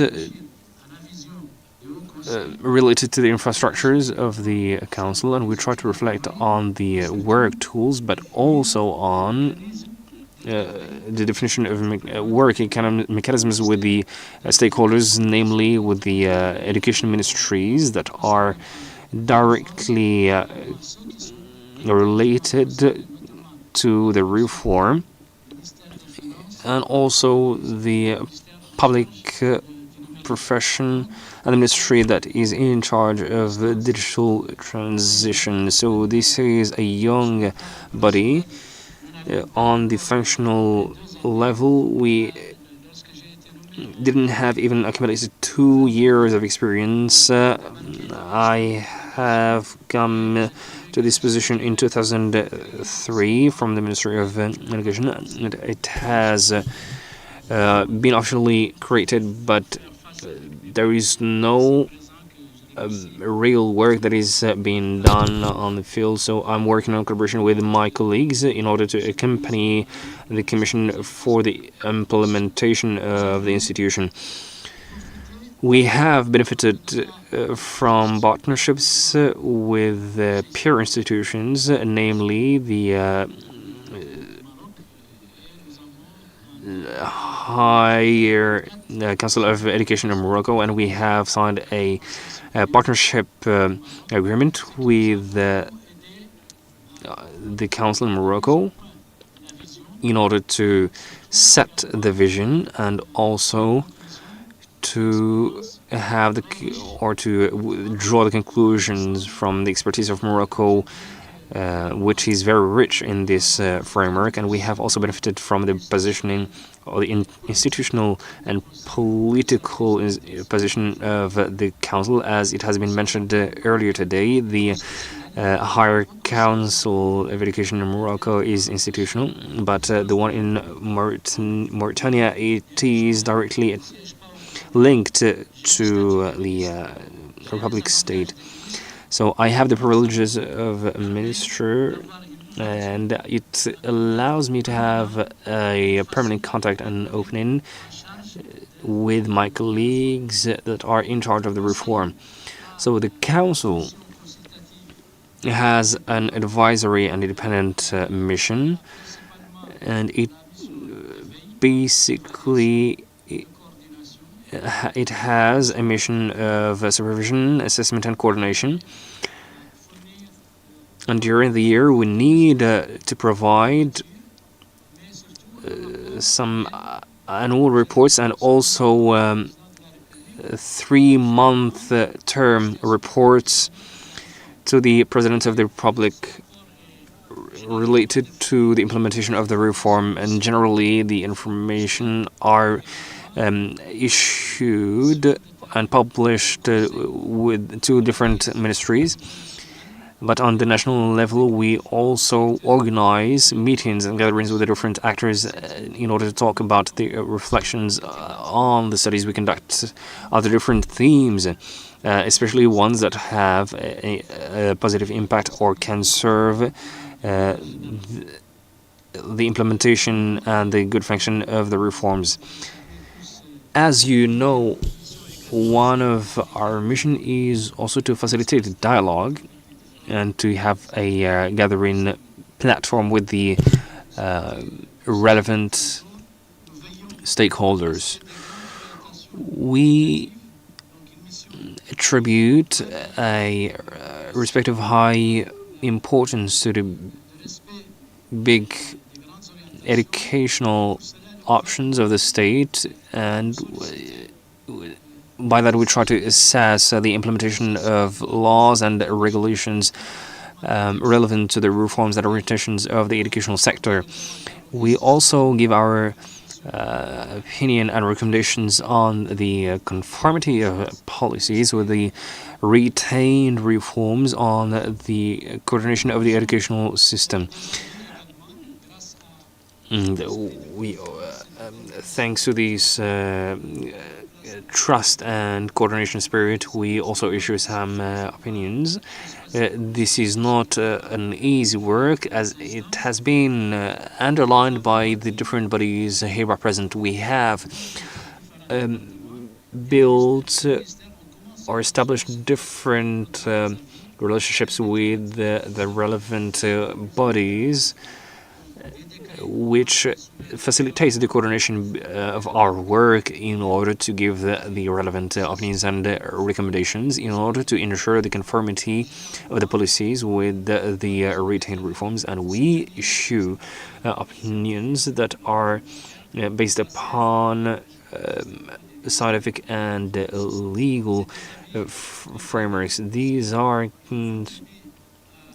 constraining opinions because they contribute to the adequation of the different reforms. We also try to form different recommendations and proposals to work on the reforms. Our field of action, as I have mentioned earlier, we try to work on the policies and the strategies relevant to the accessibility of educational services and infrastructure, so all the matters that are by far or nearly in relationship with the educational sector. And the Higher Council of Education has brought its opinion to the government in order to contribute to the implementation of these reforms, with the will, of course, in order to bridge many gaps on the technical level. We have issued many reflections since 2024 relevant to key themes, either solicited by the ministry or it might be an initiative by the Council in order to deepen this reflection, and these are reflections that are shared with the ministry. I will here give an example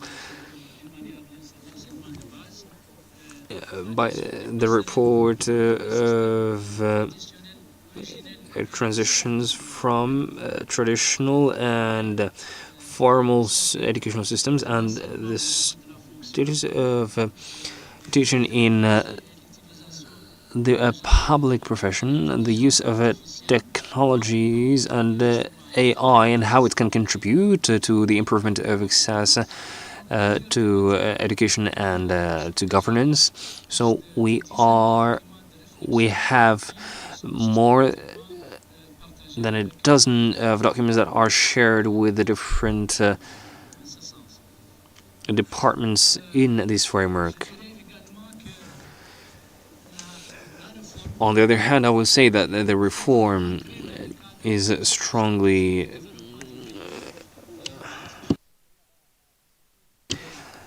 inculcated in the framework of the functional framework of the reform, which is aligned with the strategy of the accelerated increase, the accelerated growth, or the shared prosperity that is known as SCAP, and it is very necessary to know how we can profit from these reform. As you know, we are a young population, and we have about the proportion of 60% of youngsters that are less than 25 years old, and it is very mandatory to know how we can benefit from opportunities of demographic privileges. So this will allow us to revise the different orientation documents in order to benefit from this demographic growth and this economic growth. As it has been underlined today, we should either profit from this opportunity, especially if it is exploited enough. Otherwise, it's going to be a double-edged sword. So on the African level and on the political level, we should benefit enough or be aware of this issue. The big fields in general of the new reform, they are revolving around the school map. I know that in Morocco we confront the same issue, and this is a platform in order to define an approach that is the most adequate in order to build a school map. And also there is the national linguistic policies, the preschool development, the consolidation of the education basis. And in conclusion, I will state that the reform of 2022 is characterized by a global and inclusive process that has allowed all the Mauritanian actors to gather and exchange on the future of Mauritania and its youth. And before finishing, I would like to thank the Higher Council of Morocco for this beautiful initiative, and also I would like to invite my homologues to define a common approach in order to strengthen our partnership and to be inspired from the documents in order to achieve the SDGs and also meet the goals of the Agenda 2063, and also to rely on the national documents regarding our orientations and directives. Thank you so much. Thank you so much, Professor Mohamed Lamine. So thanks to you, and thanks to our panel, we have made of Africa a real safari, but not in the touristic sense of it, because when we talk about safari, you know, people are more into to think about tourism and travel, but it was really a journey and a travel through your experiences that is inculcated in our African continent. So this is a start, and I hope that this train will continue its journey with you in the discussion. I think it is more or wiser to conclude this first round table, and I would like to thank warmly all our colleagues that have intervened in the first and second part, and I will conclude this session to go for lunch, and I wish you good appetite. Thank you. Merci.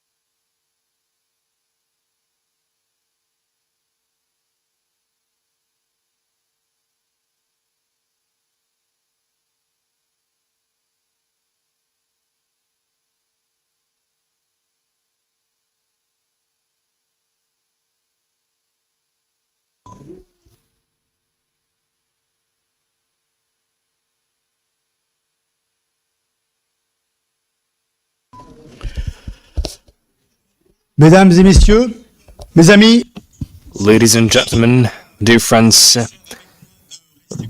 can you please make an effort with me in order to be focused after this super good lunch? I know that it's hard to keep intention and attention, and we will start, if you would like to, in order to follow up the work that has been done perfectly and managed perfectly by my friend Hamid, and I have discovered that he is a polyglot, and he is especially very skilled and competent when it comes to the mastery of this subject. I am a member of the Higher Council of Education, and it is an honor and pleasure to contribute to this beautiful day in order to exchange about the expertise of the African countries.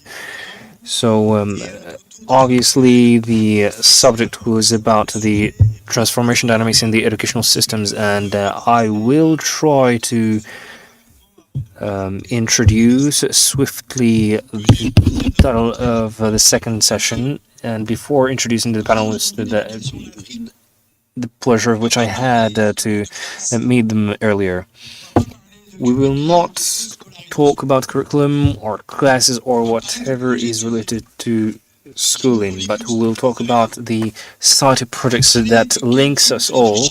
We will talk about the aspects of leadership that we will to transmit or transfer to the future generations. We'll talk about the future that we want to build for our continents. Many things have been said. Education is more than a right. It is an act of sovereignty. I think that this morning I have listened to many things regarding sovereignty.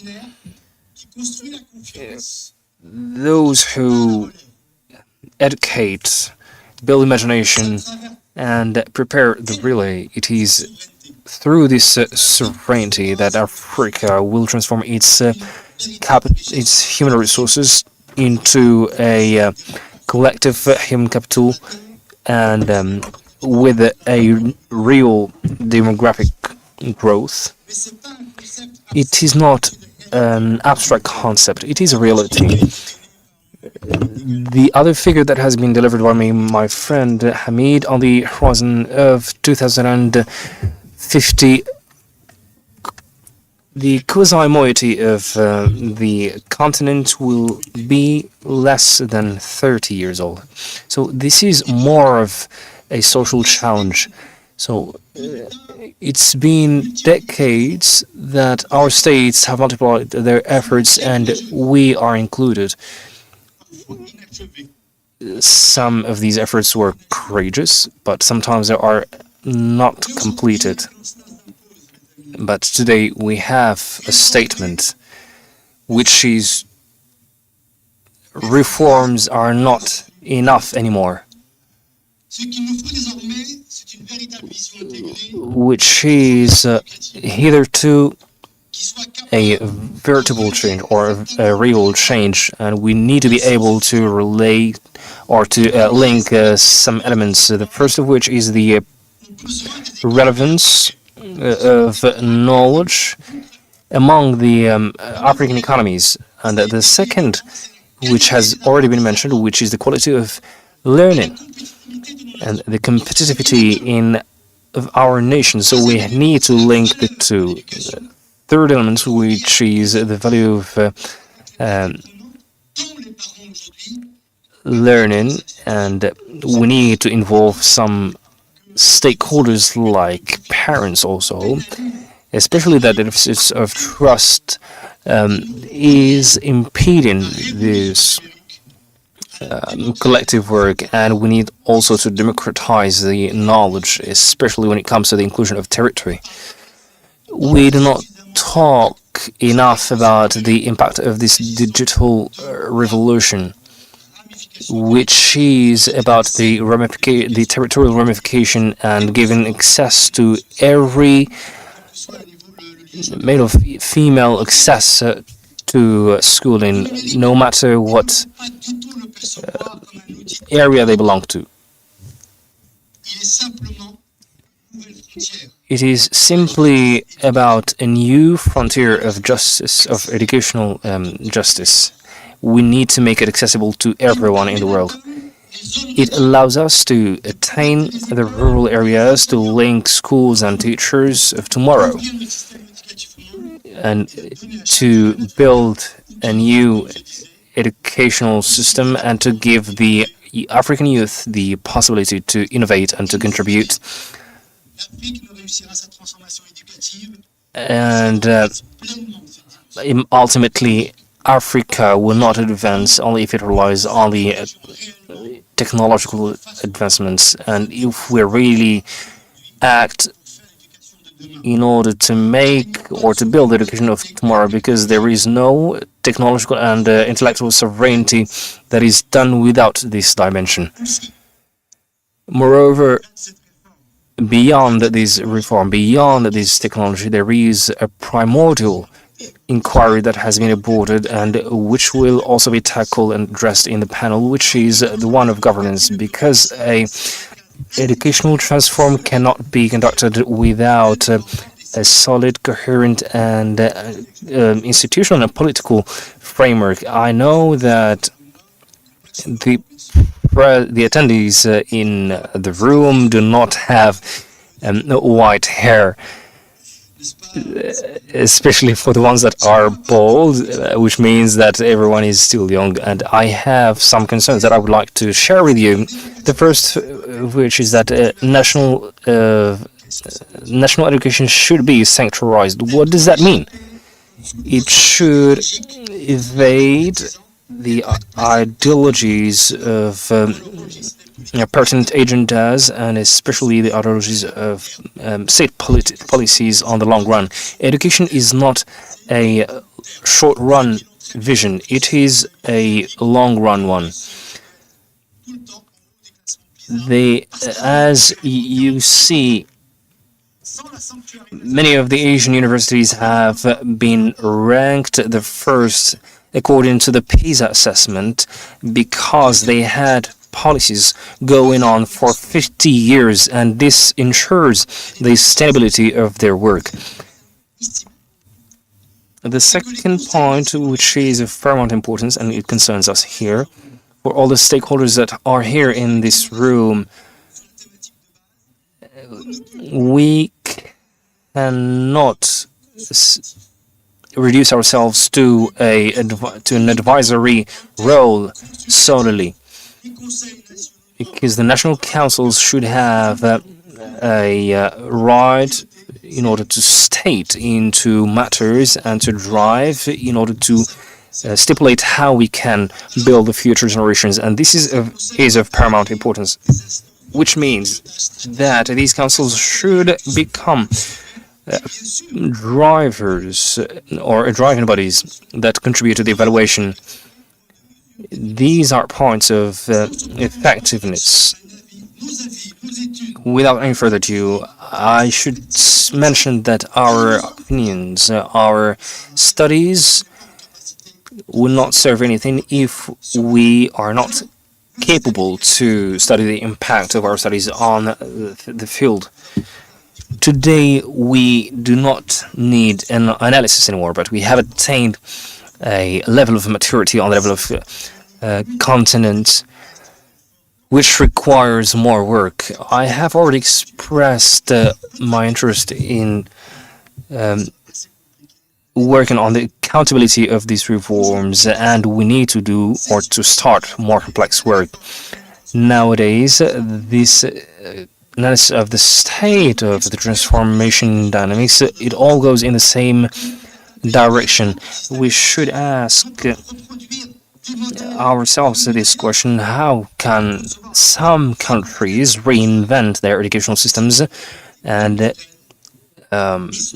enroute these dynamics in the cultural and social aspects, all with respect in the dynamic and scientific research? I will give myself 2 seconds in order to receive our brother from Cameroon in order to talk about the cultural and linguistic differences and their impact on the governance and financing. Our brother from Burkina Faso will talk about the university map that has become a strategic tool in the territorial development and educational development, which symbolizes the quality of education. Our friend from Burundi will remind us of the role of the educational structural education in university. And from Ghana, our friend Ghana will talk about the transparency and the concept of responsibility.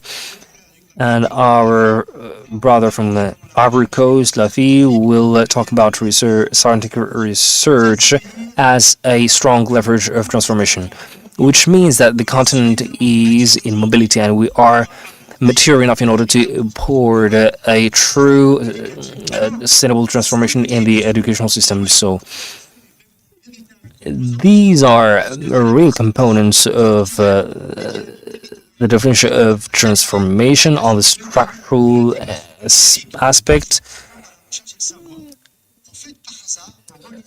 Haphazardly, while I'm talking on the hour, these were challenges that have been aborted this morning, and we are waiting to know what are the answers of these inquiries. So this should be translated in how Africa can reflect how to govern and assess Africa for Africa. Does not that remind you of a strong commitment of His Majesty Mohammed VI after coming back to the African Union when they stipulated that Africa should be working at the core of interest of Africa?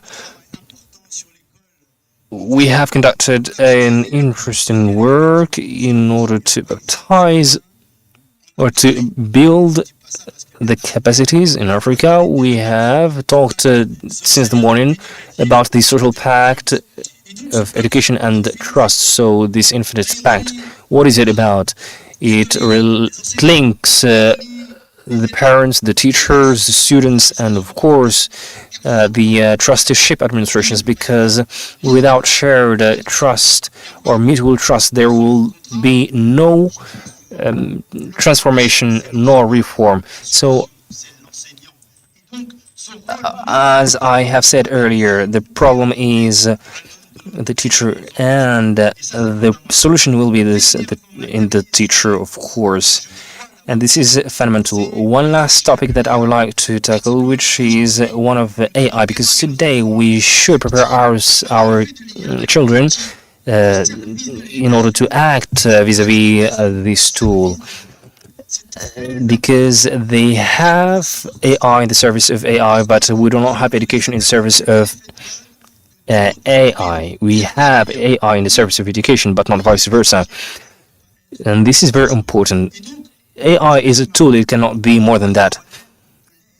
We are getting into the human being more than knowledge, and we can conduct more complex work thanks to technology, of course. And I will conclude that if education is a common good, it is first of all a moral pact, an educational pact, and this pact should be once again refounded, because Africa has now the talents, ideas, and technologies. We should not forget this, which means that today, as Africans, we have burst our vectors, because our friend from Gabon has said it is the right time to connect our convergences, especially after sharing the experience of the collective and strategic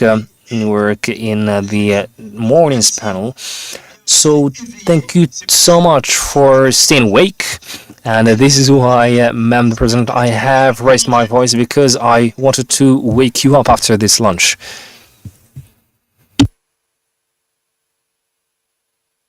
Micro. En fait, pour... Actually, for those who do not know it yet, when we have an event in the council, and whenever Hamid and others are delayed, they call upon me in order to be in time and manage this delay. So, ma'am, the president, I will do my best and I will try to manage it the best way I can. So I invite our brother Stephen Ambe from Cameroon, and thank you so much for joining me on the podium here. You are in rush. I wanted to invite you to come to sit beside me afterwards, but you are in rush, right? The floor is yours, sir. That, but the write-up is in French and in English. So when we publish, we will see what we want to do. Okay. Education reforms in Cameroon, issues and challenges. We have all agreed today that the African countries have deployed strategies to develop their educational system to meet the objectives of various national, international agendas. We doing this paper based on Law number 9804 of April 14, 1998 on the orientation of education in Cameroon, as well as subsequent texts governing education. Just to inform you, the Cameroonian educational system has developed within a logic of a dual colonial, francophone and anglophone heritage. It may be it's a misfortune, maybe it's a fortune. So we'll see. Okay, and that the Cameroonian state identifies numerous issues and challenges and proposes solutions for a better educational system. Now, let's look at Cameroon. I thank our Moroccan partners for giving us the updated map of Africa, with Morocco having the new geographical shape that it has now, not the old one that we had. But you notice that 6 countries surrounding Cameroon, Chad, Central Africa, Congo, Gabon, and what are French speaking, and only one, Nigeria, is English speaking. Look at the map of Cameroon. It has 10 regions. 2 are French speaking, and 3 are English speaking. 2 are English speaking. 8 French speaking. It has a population of 28.37 million people, and there are 3 levels, and there's a middle group of francophone, anglophone, whom we call bilinguals. Some are bilinguals for other motives other than being Cameroonians, and many of them learn English to emigrate, not to become Cameroonians. There are 3 levels of education in Cameroon: basic, secondary, and higher education, which we have all heard. The next chart gives us some figures. I'd like you to look at the first one, those that have not gone to school. Those in technical education. You will notice that those in technical education have the lowest percentage, and while those in general purpose education have a very high percentage.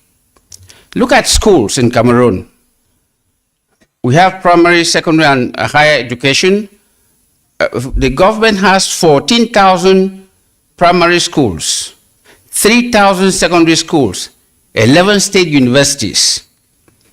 In the private sector, there are 8,000 primary schools, 1,500 secondary schools, and 430 instituts supérieurs d'enseignement. And the totals are there. And then we have professional centers, which are 400 by the government and 800 in the private sector. We notice that according to Cameroon's National Development Strategy, the issues of education are crucial for the socio-economic development of the country. And the SND, that is Stratégie Nationale de Développement, emphasizes that education is an essential lever for improving competitiveness, productivity, and socio-professional integration of young people.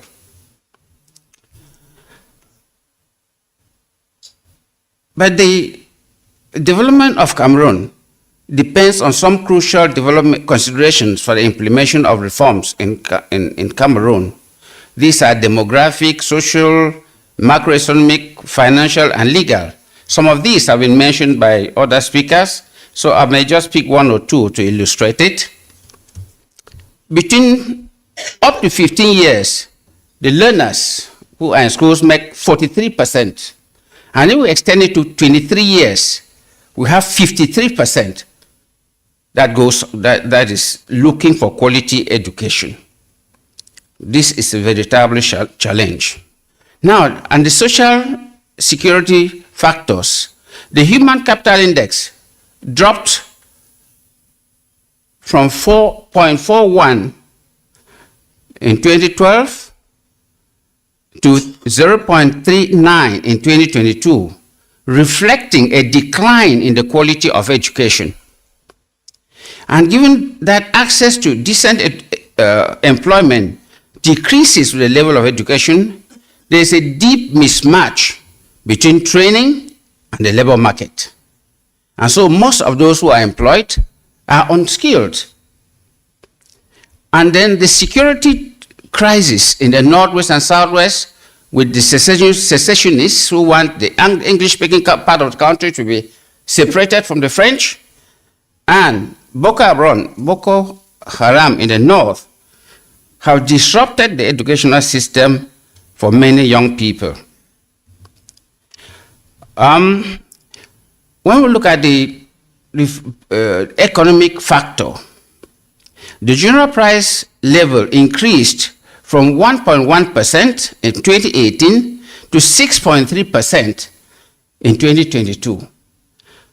This inflation was the highest since 1995, thus affecting households' ability to send their children to school as household expenses tightened.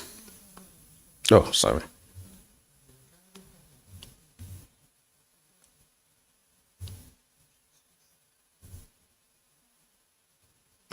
Oh, sorry, I have. Okay. By 2022, we noticed that the budget for education had dropped to 18.27, below the 20% recommended. Consequently, funding of primary education stood at 31% for households and 21%, 21 at primary and 21 at secondary education. Since then, free education doesn't exist in school, in Cameroon anymore. Families have to provide books, school supplies, pay complementary courses, uniforms, examinations, and what have you. And this state of affairs leads us to the issues and challenges in reforming education in Cameroon. We would have used the law, 1998 law, to lead our reflection, but it poses a problem because we do not intend to challenge the government. So we want to use the systemic approach theory, which is projected by Rosnay.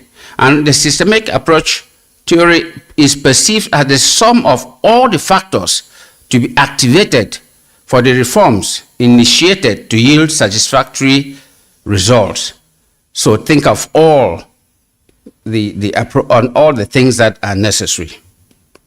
Now, let us move to challenges. And for challenges, let me start with access. One of the things that we need to do, that the government needs to do, is to reduce the regional and socioeconomic disparities.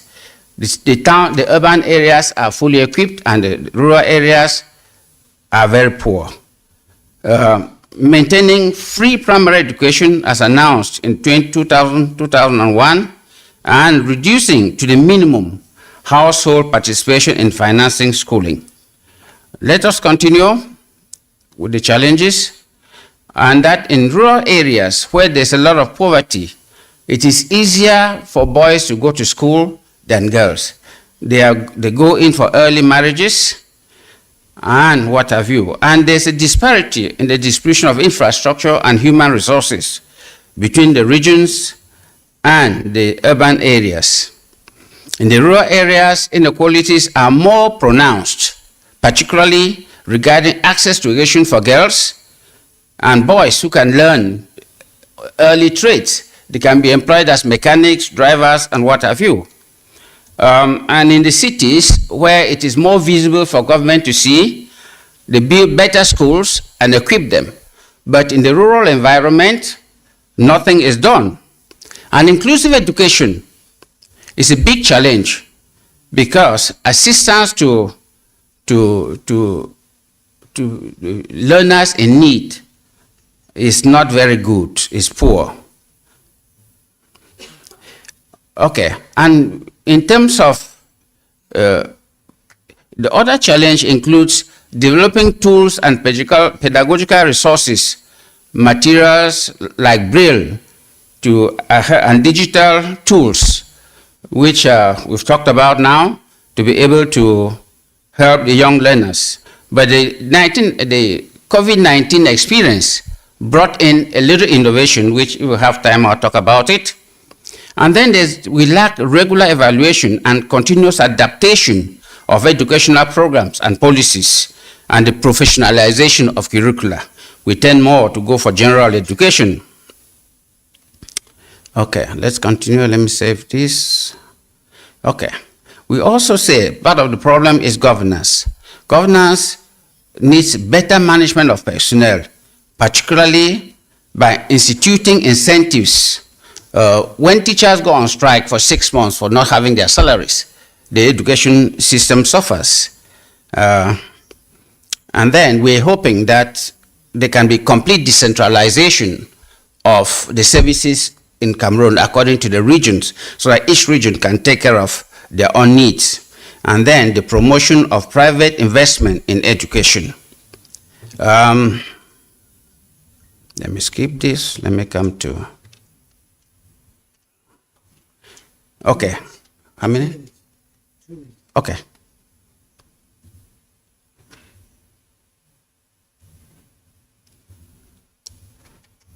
Oh, come on. Let me come to some of the results that we've been able to obtain. Okay. By the creation of decree of 130 p.m. of December 10, 2018, the Educational Reform Support Program was created, and this is able to take care of statistics of schools and their needs and the numbers per region and what have you. And then the establishment of the SISH, Educational Management Information System platform, which provides all available statistical data in the education sector, was also created. And then the National Development Strategy also put education as a priority on their list of priorities. And then to support the country's industrialization, the government plans to structure its development policy around human capital, focusing on education, training, and employability. I just want to say that in 2022-2023, the universities, there was no university, and they stopped selection of students for doctorate programs in the university because they realized that the doctorate programs did not help develop neither the institution, the state, nor the individuals. Curiously, a few days ago, it was reinstated. But I believe that the government has done some groundwork to see why they are restarting the PhD programs. And let me say something about the National Center for Education, which is in the Ministry of Scientific Research. The Ministry of Scientific Research, of which I'm part, does only research. And it has institutes, one that takes care of agricultural research, the other that takes care of medicinal plants, and I am in charge of the Institute for Social Science Development. So the CNE is a misnomer, it's an old name, because in the 2019-2020, it produced only didactic materials, but with reforms, they changed it into the Institute for Social Sciences. So I have 130 social science researchers, and we do work, and education is only one of the departments where that is why we are presenting this to you. Well, these are some of the things that I wanted to tell you, and I say thank you. Say it in Arabic, please. Say it in Arabic. Okay, thank you. Thank you, Stephen. Please join me here. Okay. You're right or you're left? As you wish. As you wish. Right now, maintenant, on demande à notre ami Samuel de nous rejoindre. We would like to invite Mr. Samuel to join us. Samuel is Secretary General in the Ministry of Higher Education, Scientific Research and Innovation for the National High Council for Scientific Research and Innovation. Samuel, you have the floor.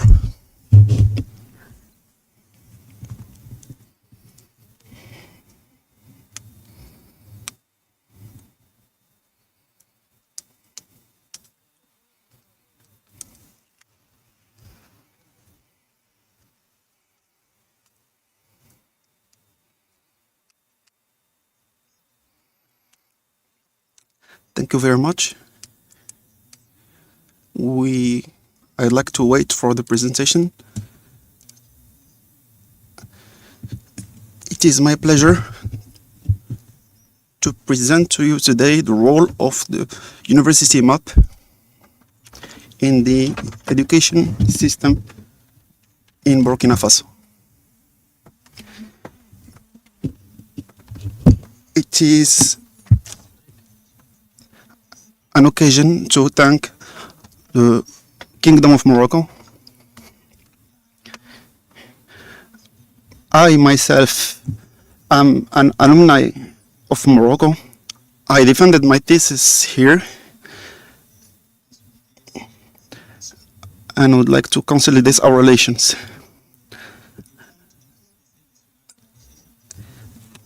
I am today here in the National Council of Research, Scientific Research and Innovation.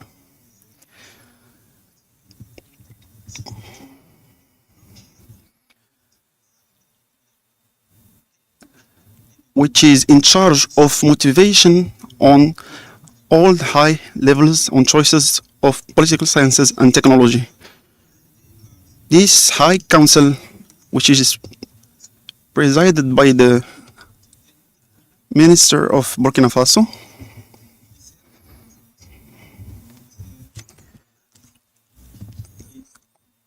by the Ministry of the Higher Education and Innovation, which I am the Vice Secretary General. I would like to invite you to talk about the university map, and then we would like to talk about the challenges. I'd like to thank Madam the President,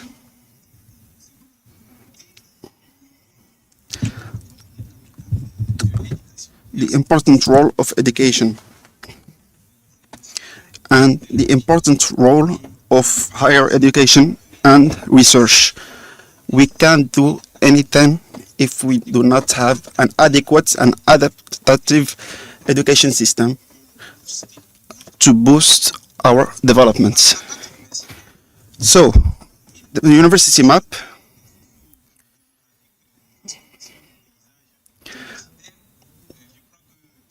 in the context of the socio-demographics and the transformation of university landscape. In Burkina Faso, 55.3% of the population are under 21. that means that we have a population which is somewhat young, and this population needs references, and there is nothing better than as a reference than a good system, educational system.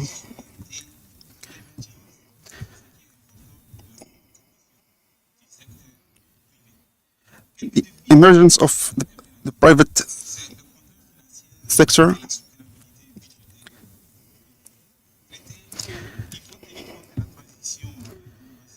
we should take into account numérique et puis aussi tenir compte de la qualité académique, mais aussi des standards internationaux. Je crois qu'il y a eu l'appel ici de plusieurs. Aujourd'hui, il est très important que chaque système éducatif puisse être adapté à son contexte, mais on ne peut pas se développer tout seul. Il faut tenir compte du contexte.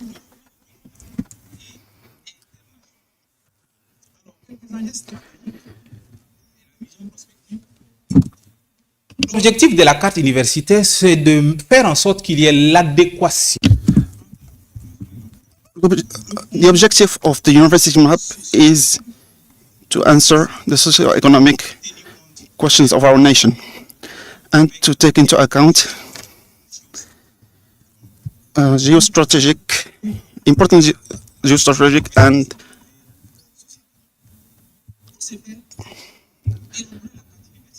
and to elaborate on that, we have to recognize that il y a une direction qui s'occupe des statistiques et puis de l'évaluation. Chaque année élabore. the Burkina Faso has 13 regions. Today we have 10 regions, and each region is presided by and has its own autonomy. When we elaborate the university map, and then in 2013, the White Book of Higher Education, Research and Innovation has touched upon the challenges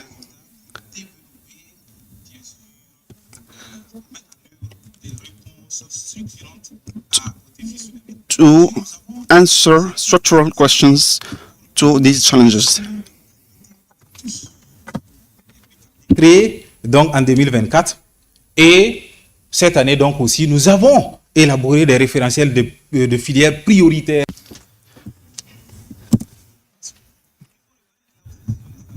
We have to recognize that these statistics that we are today in 76% in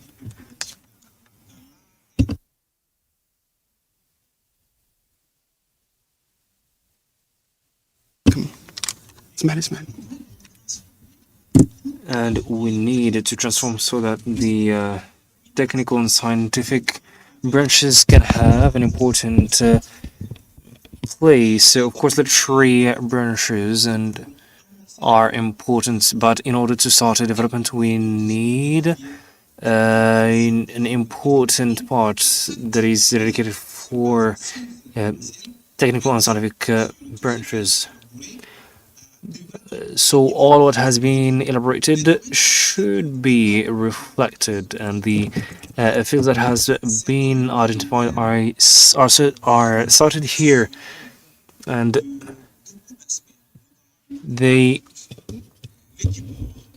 draw the attention to many aspects like the equipments, the experts in the domain of aeronautics and our space, energies, renewable energies and technologies.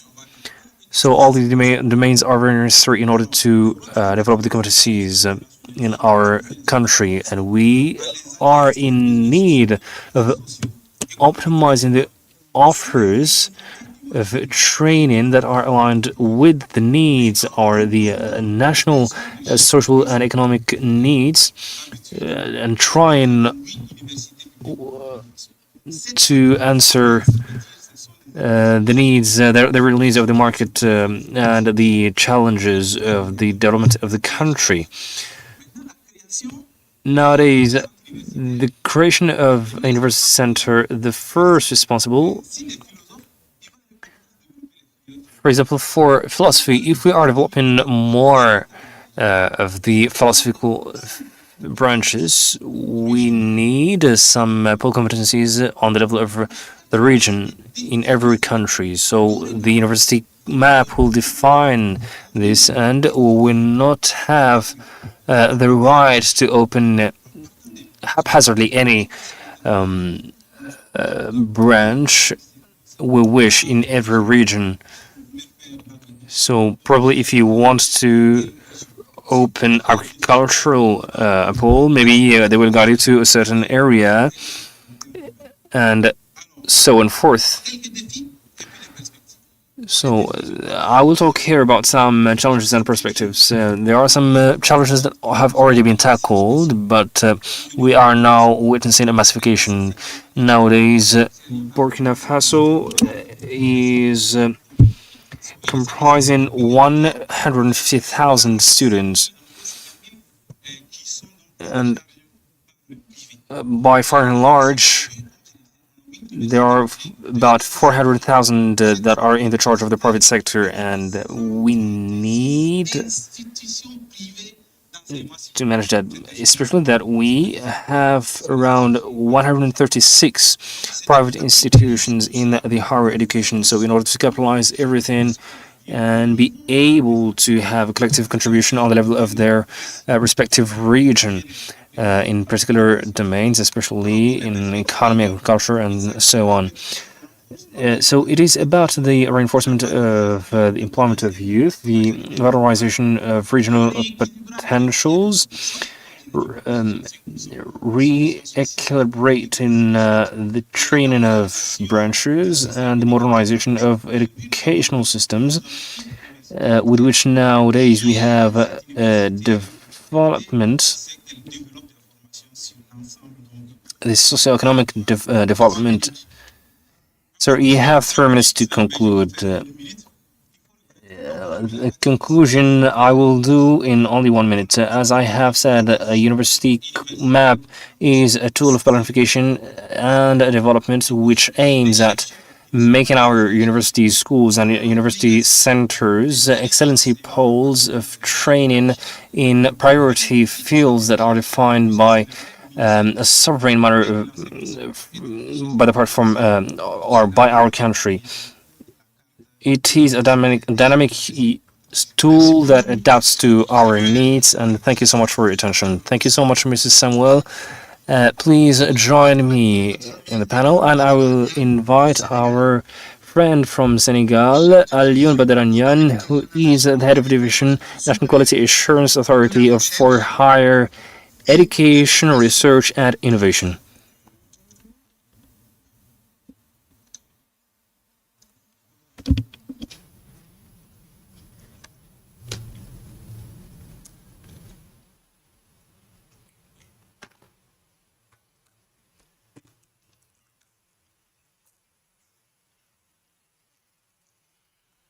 Merci beaucoup. Donc, bonjour tout le monde. Thank you so much. So, good afternoon, everyone. And I will seize the opportunity in order to thank everyone, namely the President, who has warmly invited us to this conference. So, swiftly, I will share with you some of the ideas that are asked up around the quality assurance, and we will maybe reiterate what has already been mentioned this morning, especially the contribution of the Annex UP in order to compile the statistics, the rates of success of students. So we have drawn some conclusions around this, which is of very much importance, but we need to use this data at a given moment in order to predict ourselves to the future and think about the development of our education sector. In this regard, I will give you the plan of my presentation, an introduction, and a history of the creation of the Annex SUP.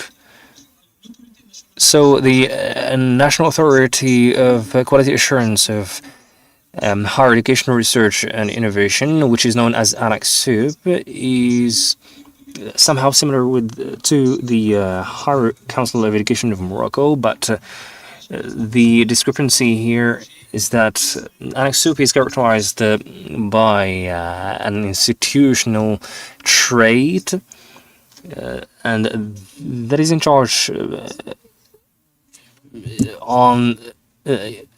in charge of the administrative aspects of innovation in Senegal. So this is the gist of its role. It's since 2012 that ANAC-SUP has been created in order to promote a culture of assessment and quality assurance.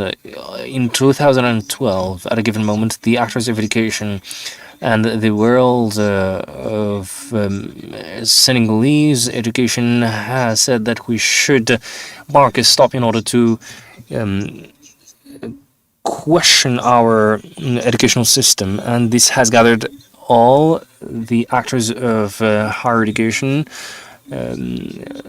namely with the presence of the professor philosopher Suleiman Vani, and it has been for months that they are reflecting all these weave-ins regarding the educational aspects, so whether it regards students or teachers,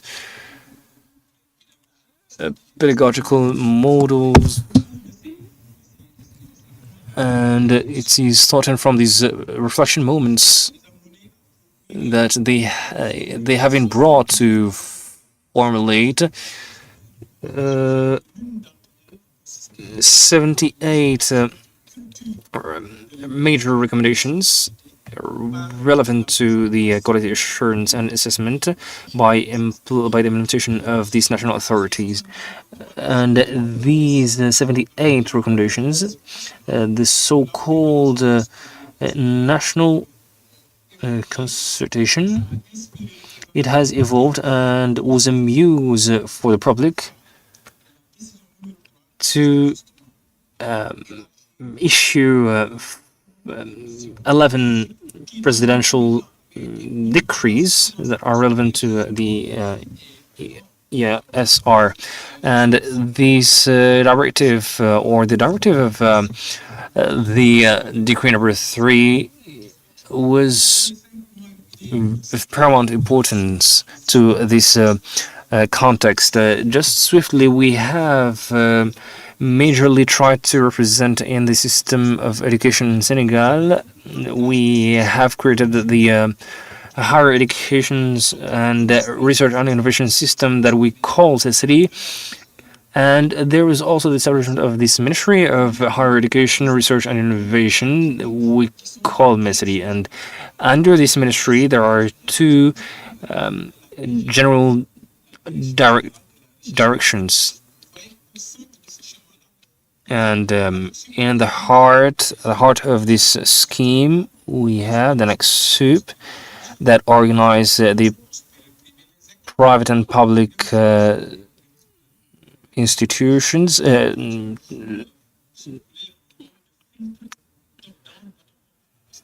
We can go on this scheme up and down, but on the political level, we should go through the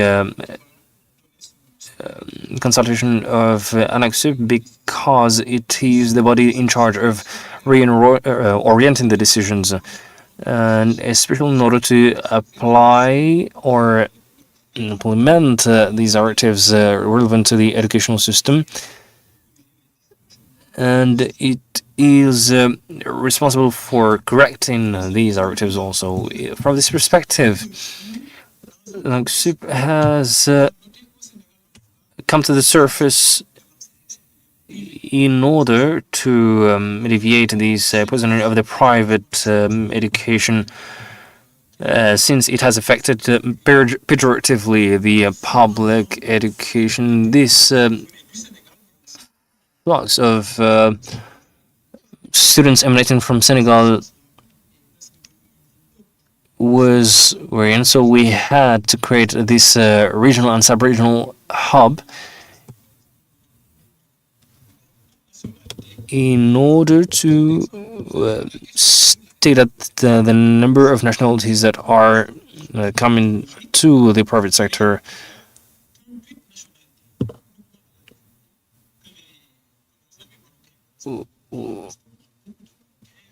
if you state at the number of students that are specializing in dermatology,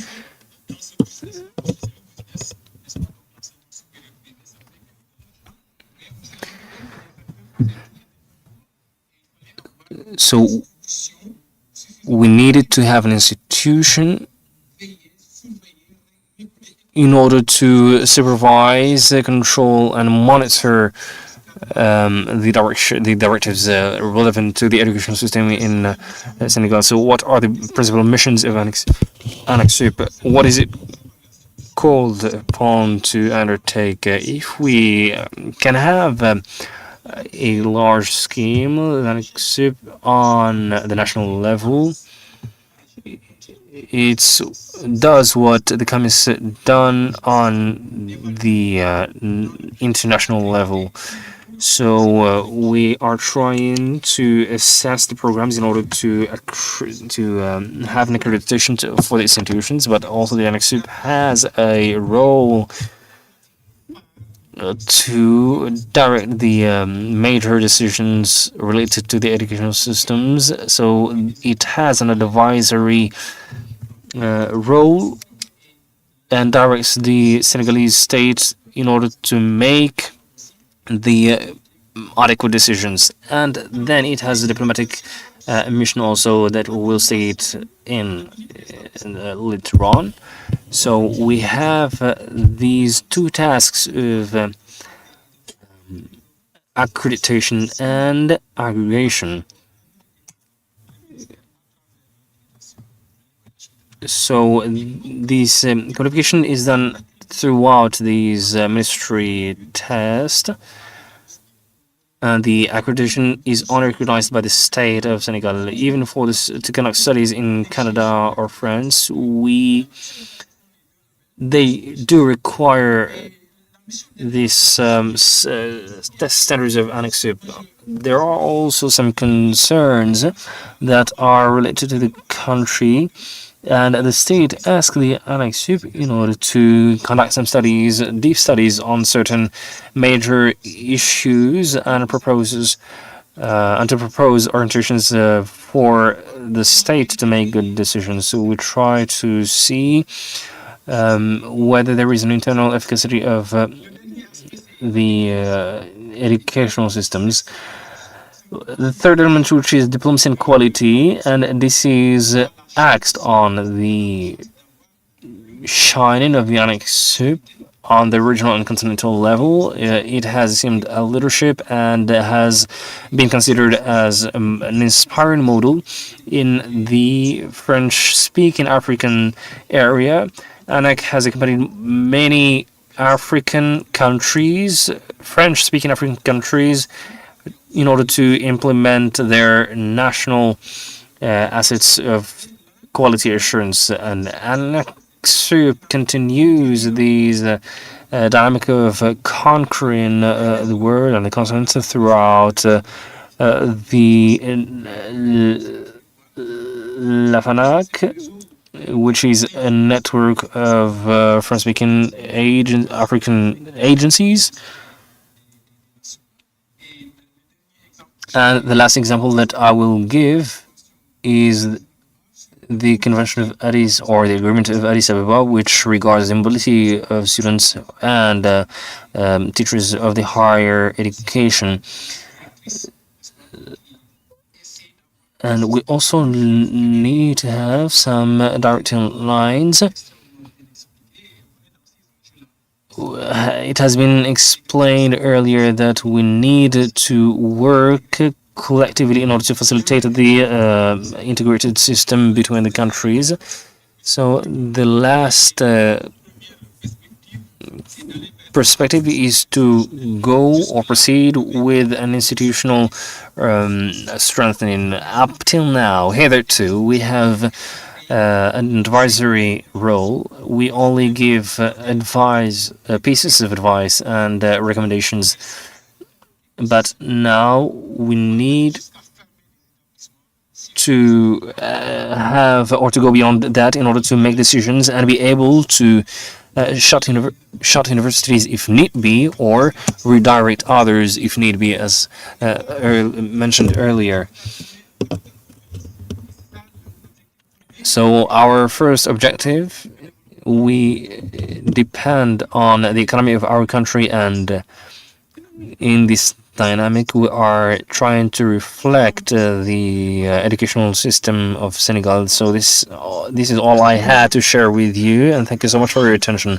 Thank you so much, and you can join us, and I will ask also our friend from Burundi, Leonidas, who is the permanent executive secretary of the National Commission for Higher Education. Mr. Leonidas, the floor is yours.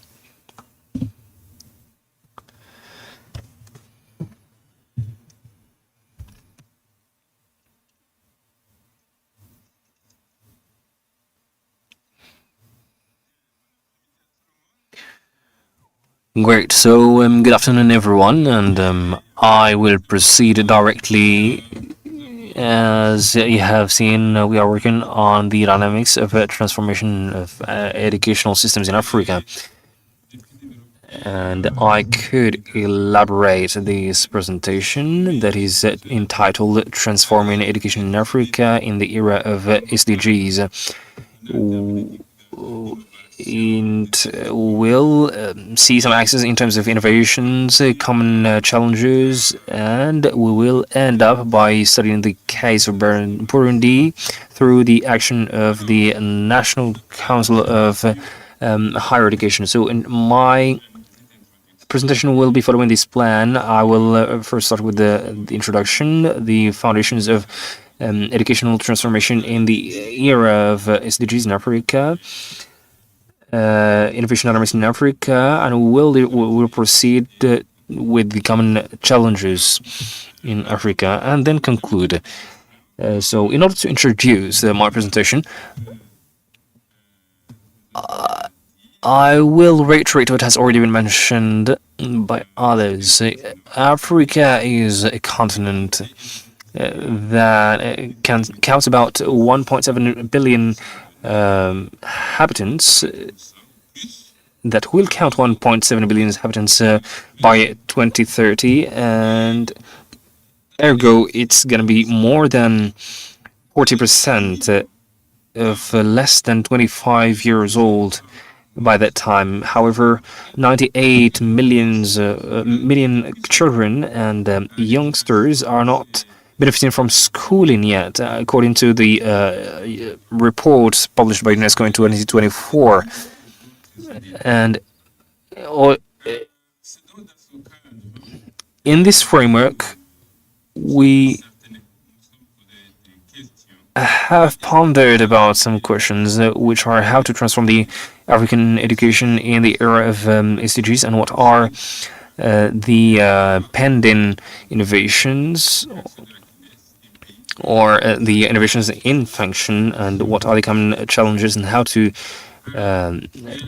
do this transformation by acts according to the expertise or experience of Burundi. Education is, of course, at the heart of sustainable development, and as you know, the SDG 4 aims at ensuring inclusive, equitable, and quality education, and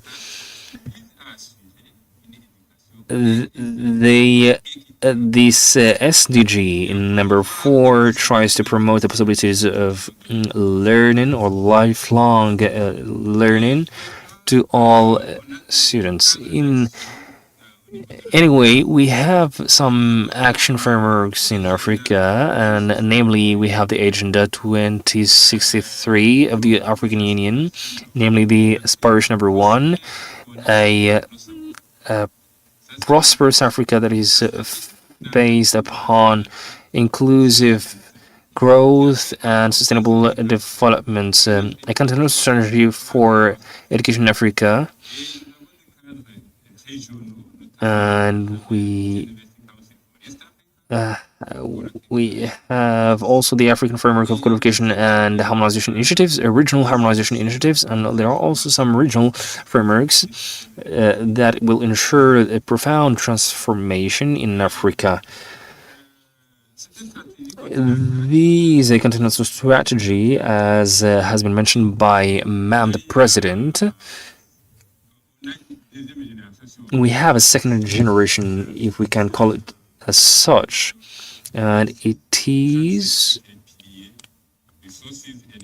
it will be functional from 2025 to 2034. And this strategy will be addressing primary, pre-primary, and also secondary schools. All this is done in the dynamic of transforming our educational systems. So we start by innovation dynamics in Africa. We first of all have curriculum reforms that are based upon competencies. We can cite here the case of Kenya, Senegal, and Morocco, to name but a few.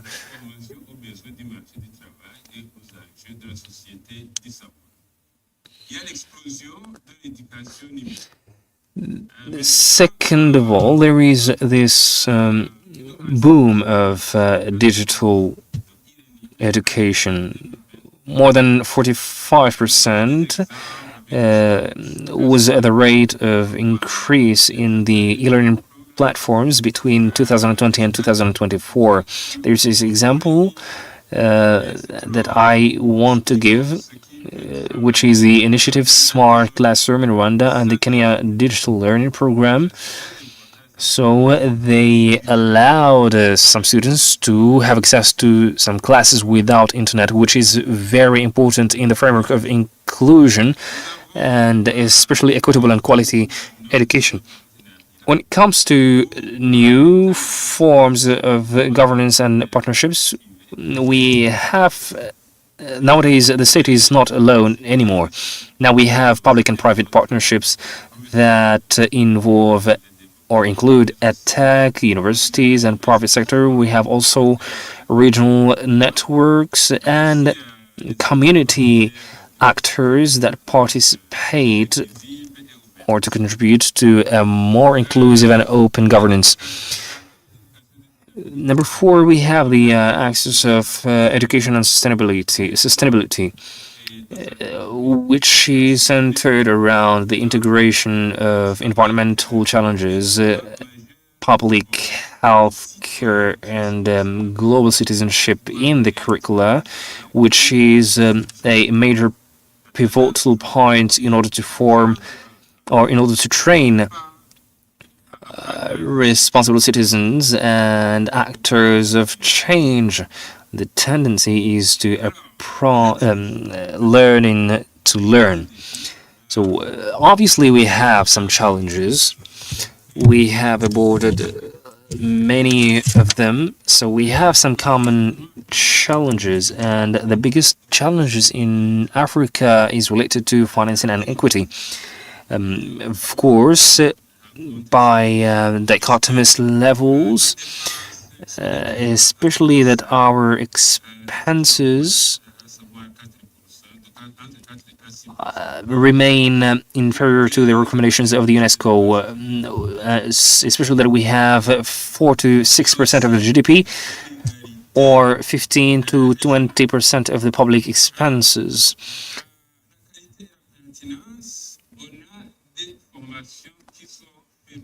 As for equality and pertinence, so we have 40% of the students that could already integrate the market labor, and also the inequality when it comes to access. For the case of Burundi,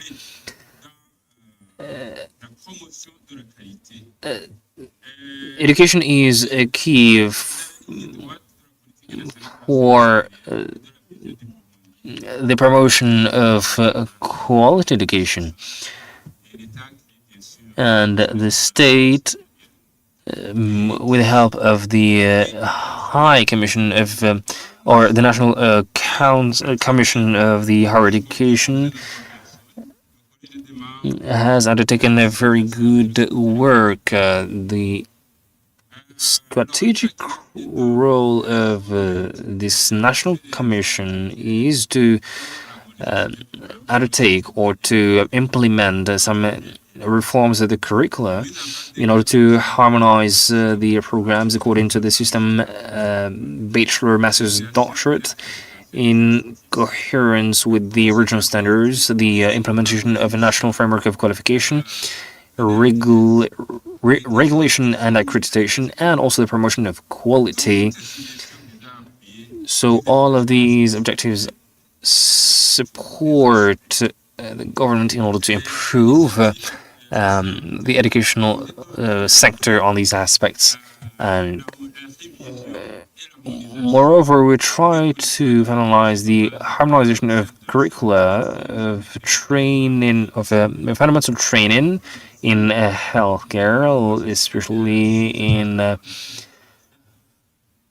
medicine, nursing, and other sectors. Especially for medicine, we used to have a program of 6 years, and now the program is of 7 years. We also rely upon a regional assessment of medicine faculties. We try to reinforce the university governance in parallel with that, and we also try to valorize the applied research. You have 3 minutes. Conclusion. So, in conclusion, we say this, that transforming education in Africa is daring to rethink our systems in the light of SDGs. We need to go forward and surpass the knowledge to competencies. As a key message, I will restate what has been mentioned by UNESCO. Education is not a cost, it is an investment in prosperity, and I would like to thank enormously the Higher Council of Education, Training and Scientific Research, and namely Madam President for having invited us to this key event that is of paramount importance to our educational sector in Africa. Thank you so much, and thank you so much for joining us. And now I will ask Ahmed Dinapu Adulai from Ghana, who is the General Director of the Tertiary Education Commission, and the floor is yours. Please, you have 1 minute.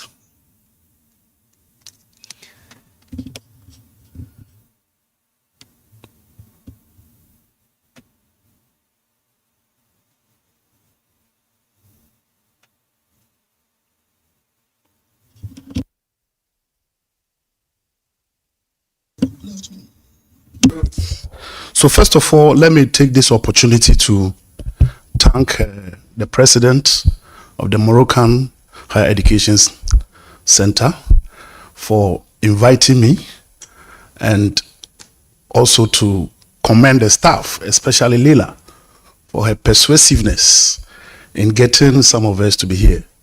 I don't know about you, but I feel very saturated relative to higher education in Africa. I mean, I live here as an expert when it comes to higher educational delivery and its organization, and I think the president and her team, I mean, they need to be commended. And if you don't mind, let's give them a hand of applause for what they are doing.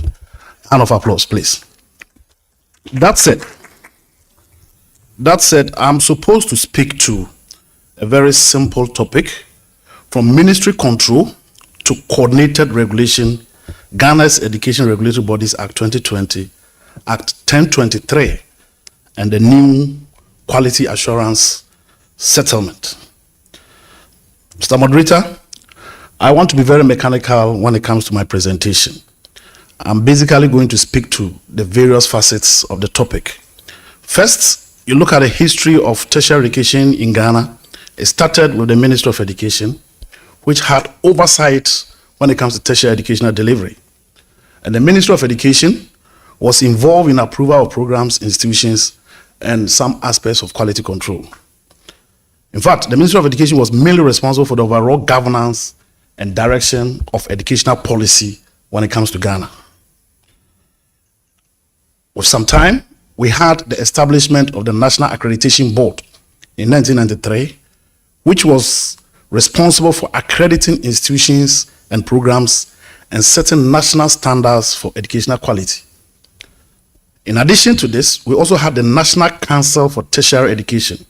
This was a body that was responsible for advising the Minister of Education and giving policy clearance when it comes to tertiary educational delivery in Ghana.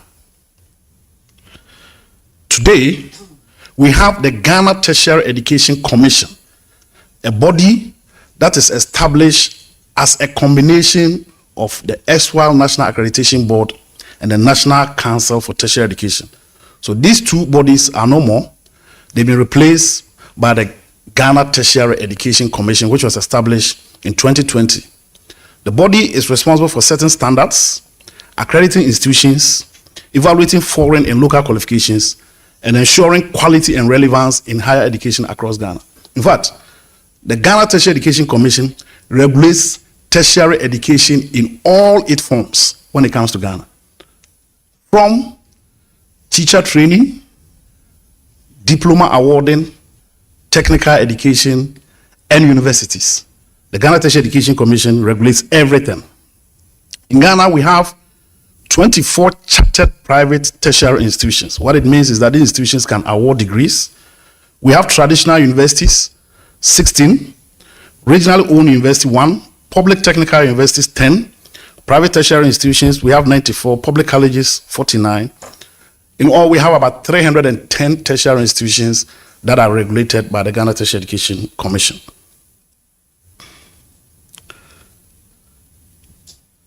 What we have currently is a shift from a centralized control, as have been emphasized by most of the participants here, to a specialized regulatory agency. The Ghana Tertiary Education Commission has emerged as a central actor when it comes to quality assurance in tertiary educational delivery when it comes to Ghana.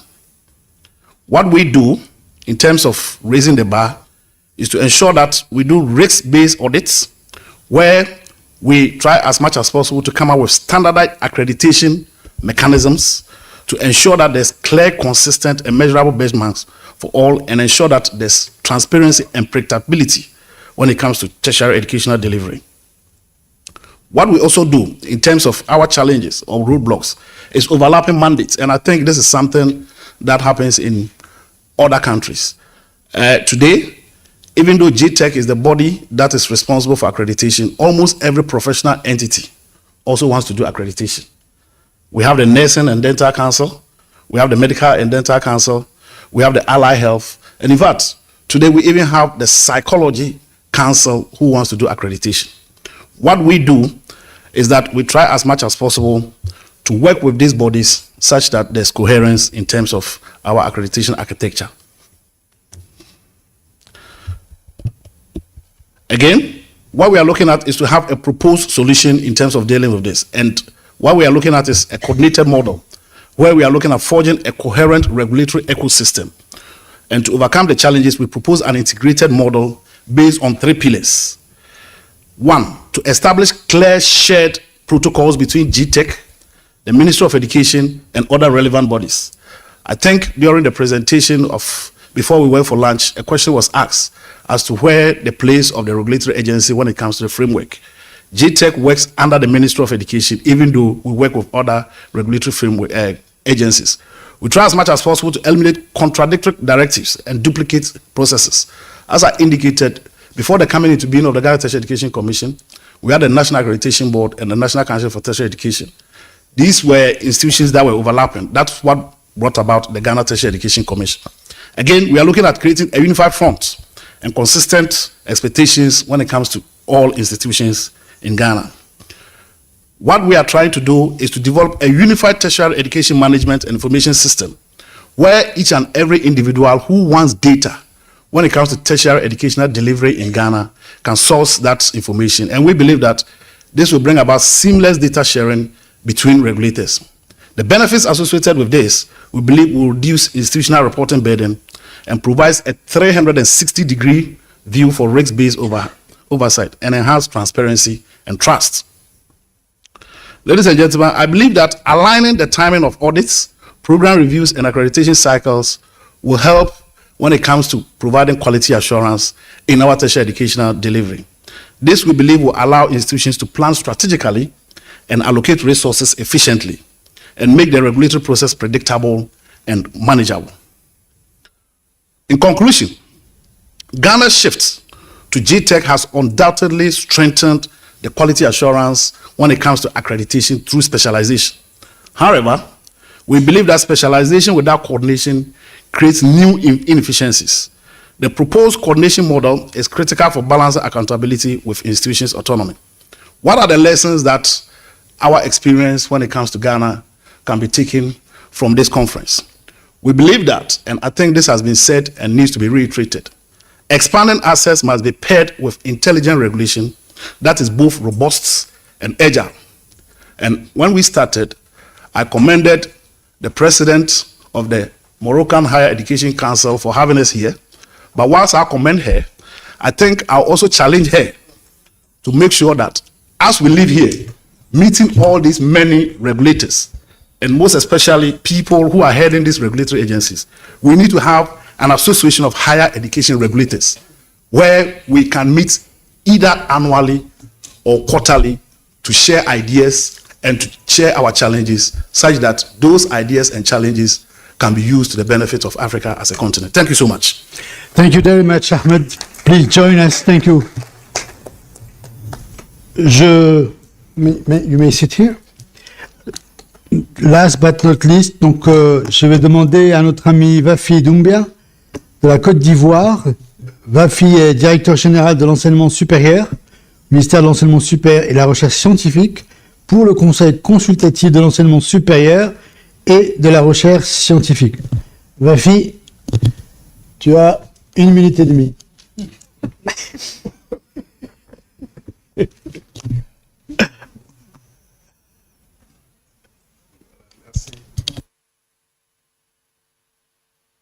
Modérateur.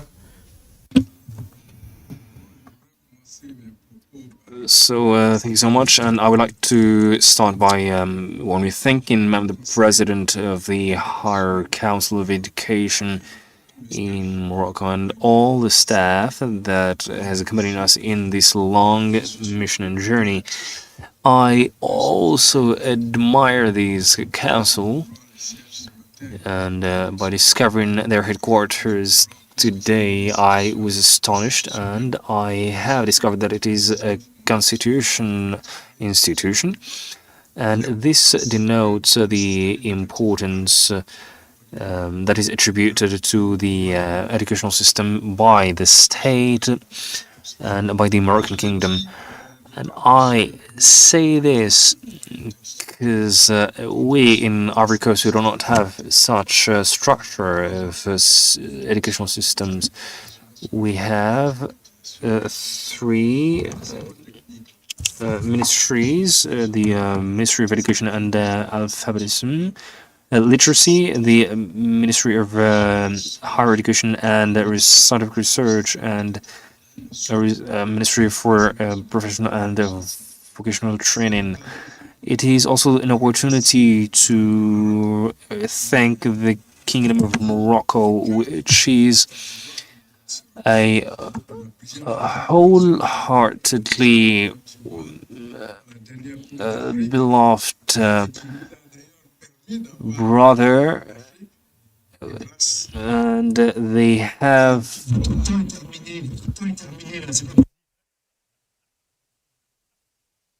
they are organizing the African Nations Cup for football. So this is also a good opportunity to reiterate our relationship or in football. But I will now try to focus on my presentation, and the plan of my presentation will be as follows: the introduction, the presentation of the higher education system in Ivory Coast, the institutional assets and the academic assets that are implemented, and in order to proceed with the strategies and reforms implemented since 2011, I will present the major achievements in higher education and the major reforms in order to namely respond to the issue of adequation between training and the job market, unemployment, and I will conclude afterwards. Sorry, but when they prepare my PowerPoint, they like to add these effects. So my introduction, since the school entrance 2012 and 2013, Ivory Coast has been committed in a vast reform program of its educational system. In this program, we include the promotion of access to education, and we compel the children of Ivory Coast to go to school until the age of 16 years old. We have also been focusing on the reinforcement or strengthening of school infrastructures and university infrastructures, the recruitment. Nowadays, we have thousands of primary and secondary schools, even in our villages. We have proximity villages in which there are enough schools, and equally, we are trying to develop universities in Ivory Coast, and our objectives is to attain 14 universities all over Ivory Coast, and these universities are situated in the big regions. And we should take into account that we are working in order to install more of these infrastructures, of course,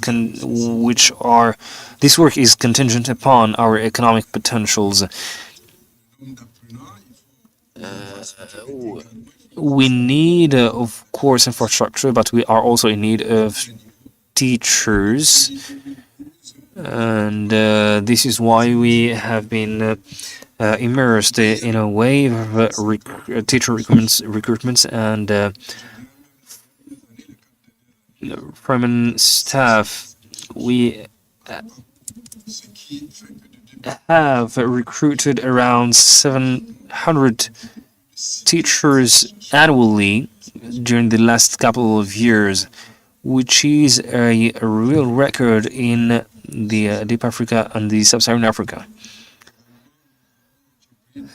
Moreover, we have undertaken some institutional and pedagogical reforms in order to promote the employability. As I have mentioned, this concerns the entirety of the educational system, but I will focalize in my intervention on the higher education and scientific research in Ivory Coast. So I will deliver a succinct presentation of the ecosystem of higher education in Ivory Coast. And this ecosystem, or this presentation, will be about 3 steps. The first of which is before 1990, which corresponds to the period of transformation. I will talk about this later on. And the educational system in general, and in particular the higher education in Ivory Coast, was ranked among the best in the French-speaking Sub-Saharan Africa. And its training offers were comparable to the international higher education systems, allowing the Ivorian students to effectively pursue their studies in all the university systems all over the world. And I would like to mention once again Morocco for their work also that allow our students to come and benefit from your training and schooling, and this is always maintained. And however, there are some difficulties that we have been facing since 1990s. And there is also the second phase of that lasted from the 90s until 2011. And we have in this framework worked on a dynamic that was confronting the drastic reduction of investments in the higher education, especially in favor of the structural adjustment programs. And this was the major problem of the phase between 1990 and 2011. So since the start of the 90s, the higher education has been constantly disturbed, especially because of these political mutations that the country has known. So I will try to proceed swiftly in order to be in time. The consequences of all these crises is that we had a reduction of teaching programs with the dropout of university years. There is this decline on the level of trainings and the success rates, which is an internal outcome that includes the augmentation or the uncontrolled augmentation of the staff. There is this inadequation between training offers and the needs of society in the market or in the job market, especially that the insertion rate was very weak. We also are talking about the strong concentration of effective students and the lack of effective teachers in the system. And then we have this phase that has come after 2011. This phase will focus on reforms in order to correct and try to find solutions to problems that have been accumulated since the 90s. So in order to answer to this, we have the institutional assets. We should say that the Ministry of Higher Education and Scientific Research, in its organogram, it is not very comprehensive. There is the General Direction of Higher Education that I administrate. There is the General Direction of Research and Innovation, the General Direction of Quality and Evaluation. There is also the National Agency of Quality Assurance, the NAC-ESR, that has been created not so long ago, and this Observatory of Professional Inclusion and of graduates of higher education. And there is also the decentralization universities, decentralization programs. So always in the framework of the institutional asset, there is the law of 2023 that is relevant to the higher education, research and innovation. This law will organize a set of bodies, of governance bodies,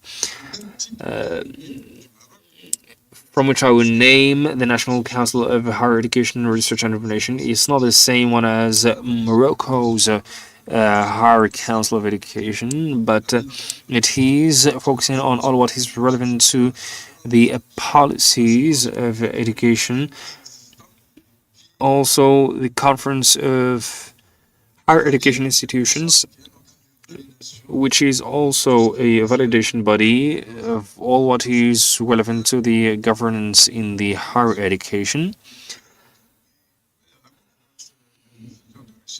There is the Conference of Research Institutions, so we also have some commissions that are in charge of diplomas equivalence and the recognition of equivalence. Also, the Interministerial Technical Commission that opens the creation of higher education institutions. When it comes to academic assets, we have more than 300,000 students, which amounts to 53% of the students that are enrolled in public institutions and 47 in private establishments.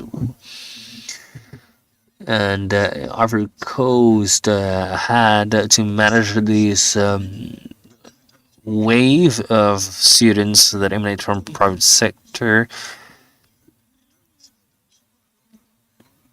So this has affected the students that were benefiting also from public university, the cost of which we paid as a state. There are already 9 public universities, and always in the academic assets, we have 2 big public schools that are under this trusteeship of the UBU. And we have also 571 private institutions, 444 of which are big private schools dedicated to the training of BTS, and 127 private universities.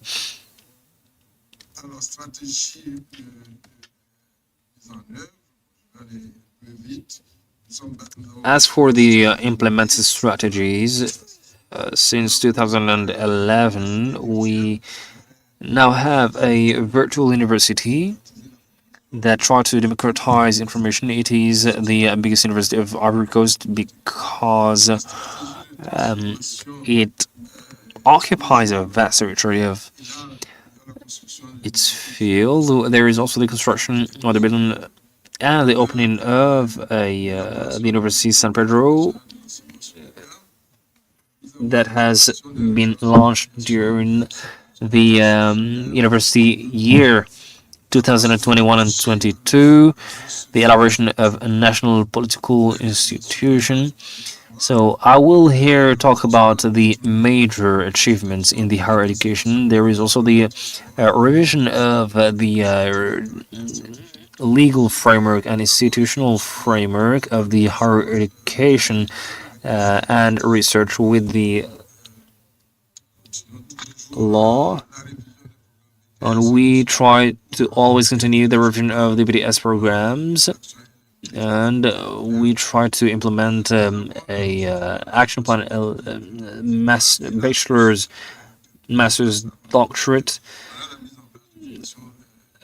In order to proceed, we have tried to implement some professional and complementary trainings and specialization trainings of short term that end by certificates of competencies that reinforce the offer of technical and vocational training in the big universities of higher education.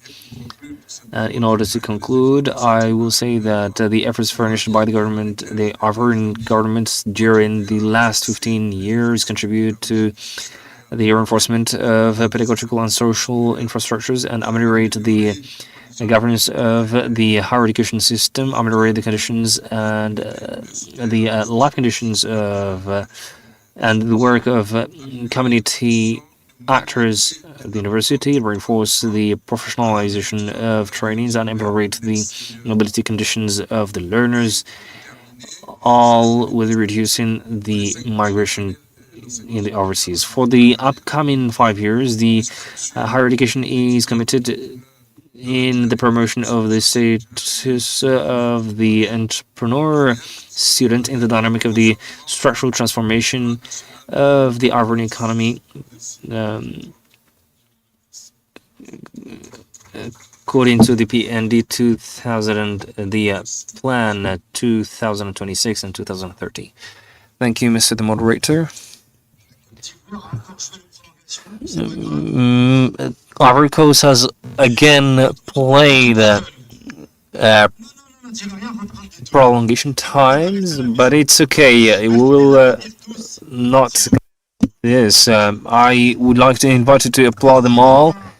Thank you so much for keeping time as it should be done, Madam President. I have managed to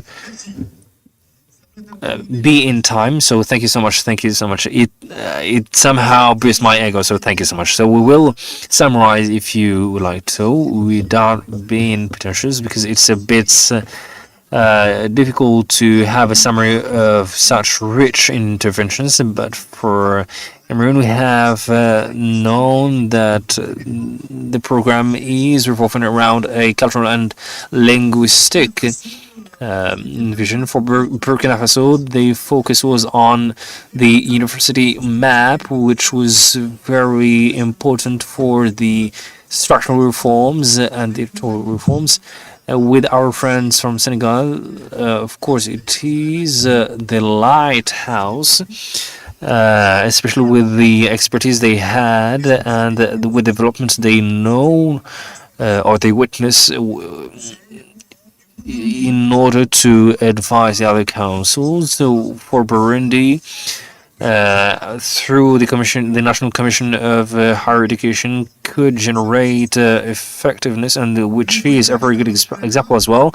Our journey to Ghana with our friend Ahmed, who has demonstrated how governance that is based upon transparency, responsibilization, and accountability was a leverage of performance in the educational system. And last but not least, our friend from Ivory Coast, who had some additional minutes, has talked about science research that has been at the heart of the transformation strategy of the educational system in Ivory Coast. Thank you so much all for your interventions. Maybe we'll take 2 or 3 questions, if there are any. There is also a difficulty to raise the first question, so I will offer 2,000 to pose the first question. Yes, Mrs. Lassie, but you will not have 2,000 euros. Maybe you will have 2,000 francs, and that will be all in order to optimize the costs. And maybe we can proceed with Mrs. Mohammed. Thank you so much, and I would like to thank the speakers for their excellent presentations. I would like, first of all, to board in the different agencies nowadays. What are their perspectives? And we have listened to the expertise of Senegal, and I would like to thank him for that. What is the perspective of the free trade in Africa? Can we have some common standards in Africa, especially under the framework of the continental African programs? I think that we can succeed all if we follow. And how can these agencies approach this question in order to aim in reality to have in direction lines in order to have an equity of education access in the entire continent? Second question.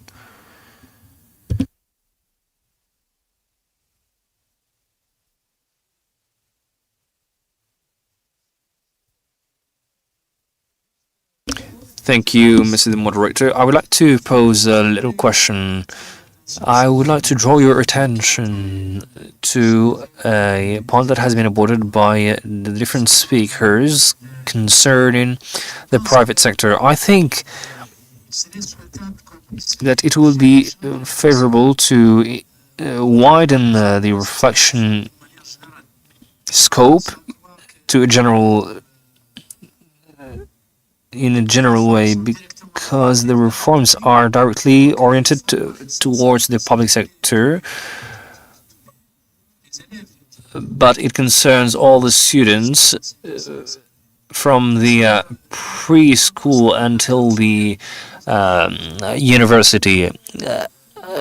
On the other hand, we have talked about the school map, and it is one of the priorities of the higher education, but this school map is applied on all the levels. It has also a territorial aspect, but it also has an aspect of quality and pertinence of decisions that we should make altogether. Thank you so much. Third question, ladies first, and it's not any lady. So thank you so much. I have one question for all the speakers. Maybe if we link all the reports that has been issued by the UNESCO, the BAF, and they, etc., they demonstrate the rate of women and girls that are excluded, and there are some alarming figures. 2/3 of illiterate people in Africa are women. 1/4 of girls drop out of school before primary schools, and 44% of girls are married before maturity age, and there are a lot of schools that do not have any sanitaries. So maybe there are a lot of countries that are underrepresented in this aspect. So maybe we can talk about this. First of all, I have a contribution and a remark regarding an expression used by Dr. Nashil, which is about the necessity of a high-level commitment. I would like to say that for Mauritania, this political commitment with the proclamation of the orientational law in the High Council is only an ammunition. And the second motive of benefiting from these educational systems is the infrastructure, which are linked to the ministry or the presidency. So one other point, which is reinforcement of institutional assets that only have advisory role. I would like to have recourse to the diction of the road code. There is what we call the dead spot, because the role of the head of the institution has some dead spots when it comes to reforms relevant to the educational systems. But we have 40% of possibilities of reform are undertaken by the president of or the head of the institution, which means that the rest, the 60% that remains, is shared by the other stakeholders or parties, the relevant parties. I also would like to mention that the recommendations of the UNESCO that have been issued in the reports should be taken into consideration. We cannot advance with the educational system while we overpass the role of the teacher. We still have some institutions that are still using chalk,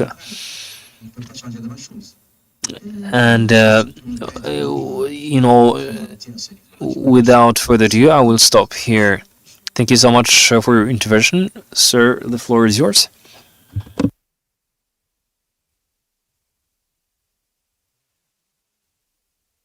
There is a little button on which you can press. Thank you so much. I have a little remark. Hearing or listening to many interventions, we can notice that there is some similarities between the different educational systems in Africa. So we need to assert that these are factors of development and they are linked somehow in a certain context, and we need to project ourselves to the future. There are in some interventions that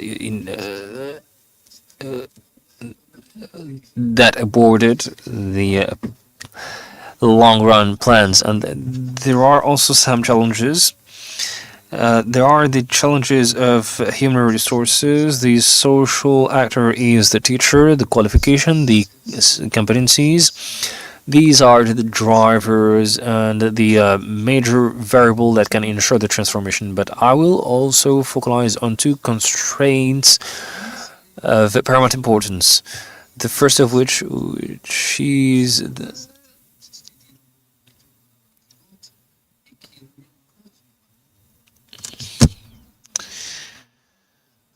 regarding some plan that has been standardized in order to measure the discrepancies, and we try to detail the itineraries and study the models. And now there are some very swift transformations, and there are some models that are unable to adapt. And another constraint which is relevant to the digitalization and especially artificial intelligence. And I think that it is a matter of the past. We should know how to proceed in order to minimize or to mitigate the damages of this transformation. First of all, we should take into consideration the identity and how to preserve it. And we should know how to make the proprieties of law to contribute on the level of the different institutions of the state. No, I will not yield the floor to you. I'm joking. You have the word, and afterwards I will give the word to Mr. Salah. Thank you so much for all the speakers of today's sessions. I would like to pose a very specific question regarding the roles that are played by the council. These are a role for the majority, if not for all, an advisory role. We should not deny that the effort you are furnishing has a feedback on the executive level. Do you think that it has a favorable echo when it comes to the public policies? Thank you, Mr. Salah. With the floor is yours in the back. Thank you, Mr. the Moderator, and I would like to thank all the speakers for their excellent presentations. I will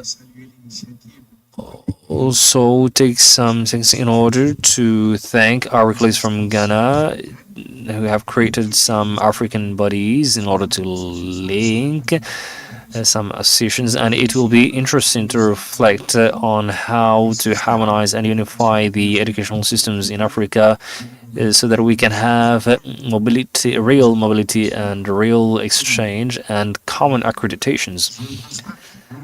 I will reiterate the statement that is referential regarding skills and competencies.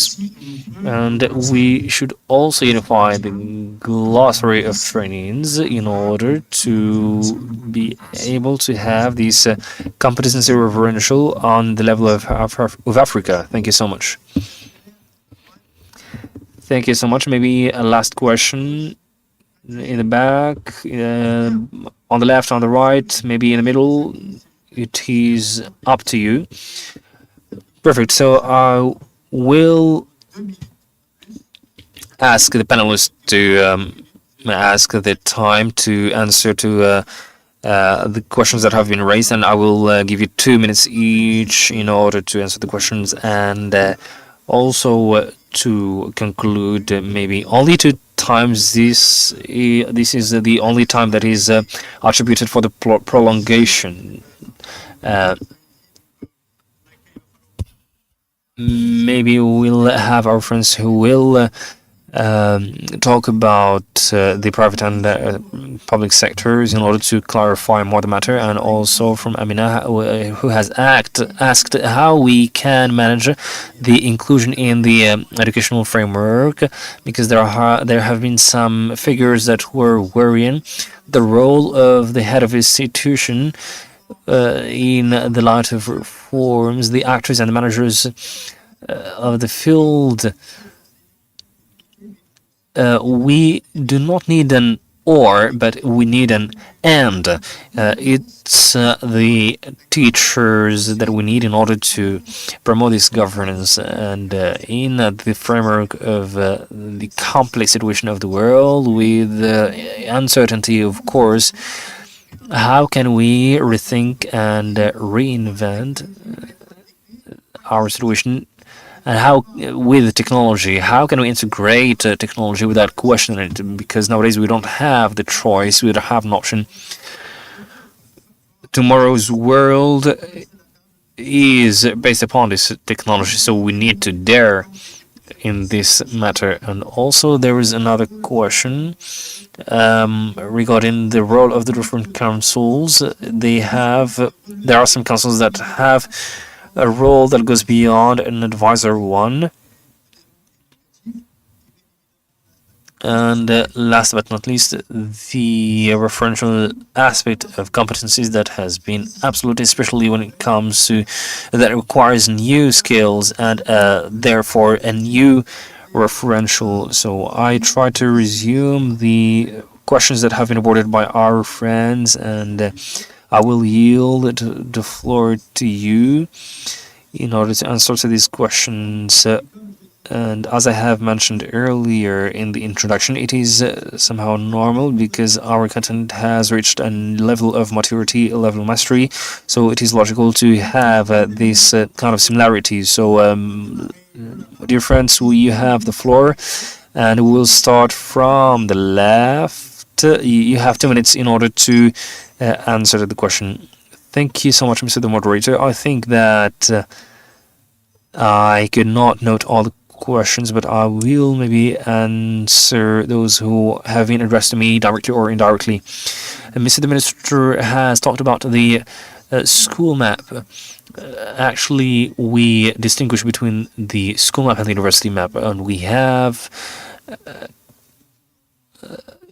witnessed a development of a university map of the educational system, especially in the light of regionalization, because nowadays in the university we only receive the life costs that are emanating from the secondary school. So we need a certain coherence in the entirety of the system, and nowadays we have an opportunity to avoid errors, but we should not be afraid of making mistakes, and we have we need to have a firm will. This university map has been debated in the Council of the Ministry in order to say that it is very important and we need some rigor in this work. And I would like also to recognize and greet Mr. the spirit of the president, Saad Nasa, who has stated that we should still push even after 10 years of efforts in order to achieve better results. There are some shortcuts that have been created. If we wish, we can first of all go through the classical system. So all this is included in the traditional, the educational system, and the private sector should not be competing with the public sector. When it comes to the problem of healthcare, we cannot say that the works of the private sector will overshadow the public one, but they should complementary. Of course, we said that starting from now, we should have at least 50% of permanent teachers in the private sector. Thank you so much for respecting the time frame. Thank you so much. You are invited to dinner anyway this evening, so don't worry. And moreover, it's Madam the President who has invited you. Thank you so much, and I will intervene on two interventions in the private, as we have stated in Burundi, and I think it's the same in all the countries. There is a proliferation of incidents in the private sector. So in 2018, we have conducted an inspection and a systemic assessment that has yielded to the total closing of 10 institutions, and in 2025-2026 we'll conduct the same work. It has started in April with the general report, and of course we have, if we find some institutions very bad work, eventually they will be closed. As for the question of the exclusion of women, of course, this is an unfortunate statement that we can see everywhere, but we need to do something about it. In Burundi, the government has tried to undertake work in order to ensure education to women and diminish the rate of dropping out of girls in their courses of training.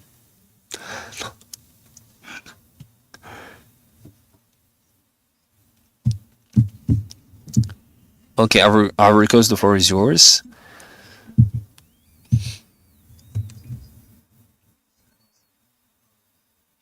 I'm sorry. And when it comes to the school map, I have mentioned it earlier. Nowadays, all the primary schools have started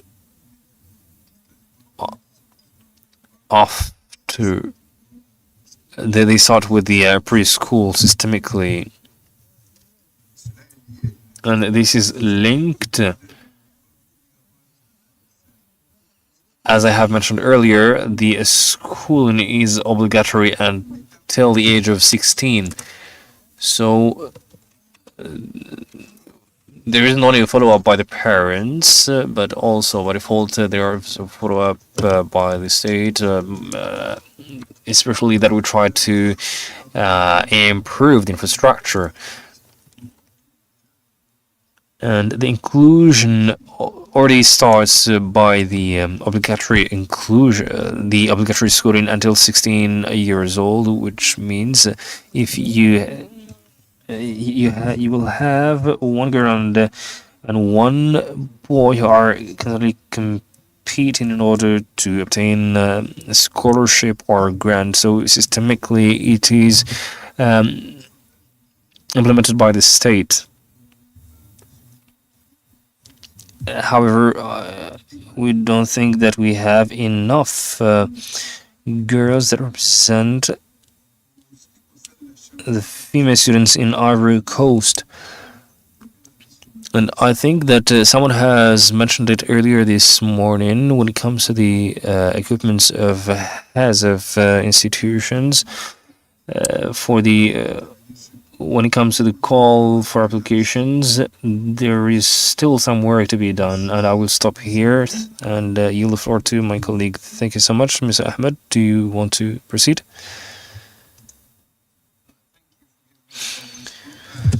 I just want to talk about the private and government roles in education.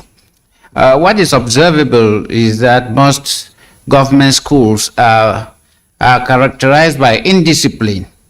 Though they are very cheap, meanwhile in the private sector, there's greater discipline and they are more expensive.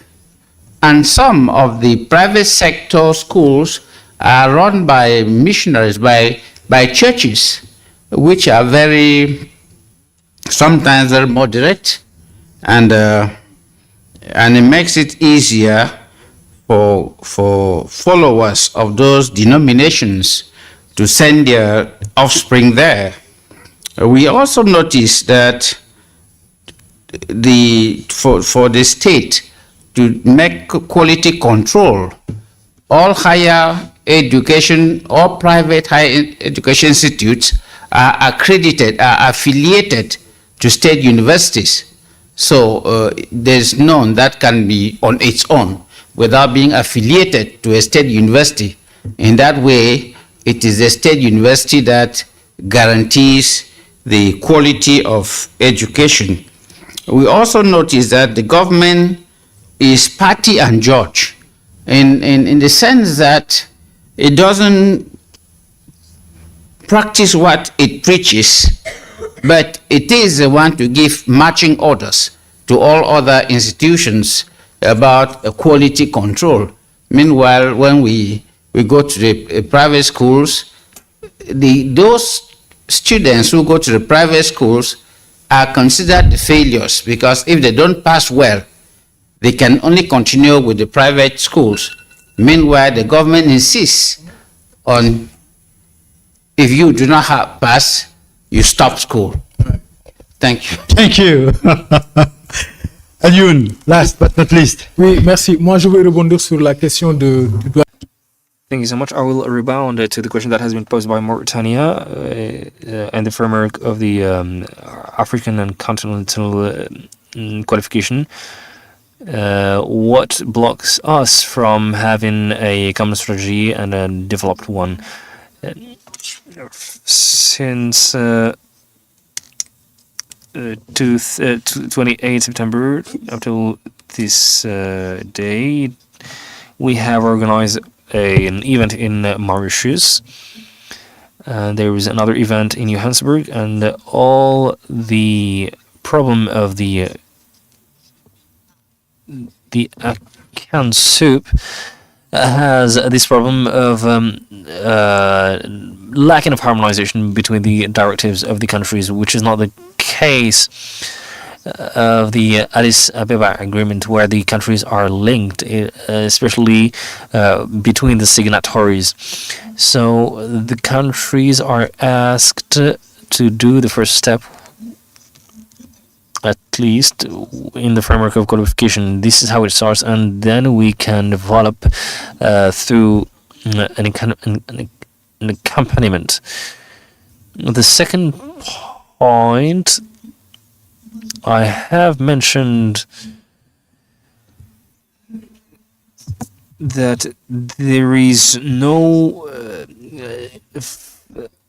African project in the framework of an education system that is not financed by the European Union. We do not develop strategies.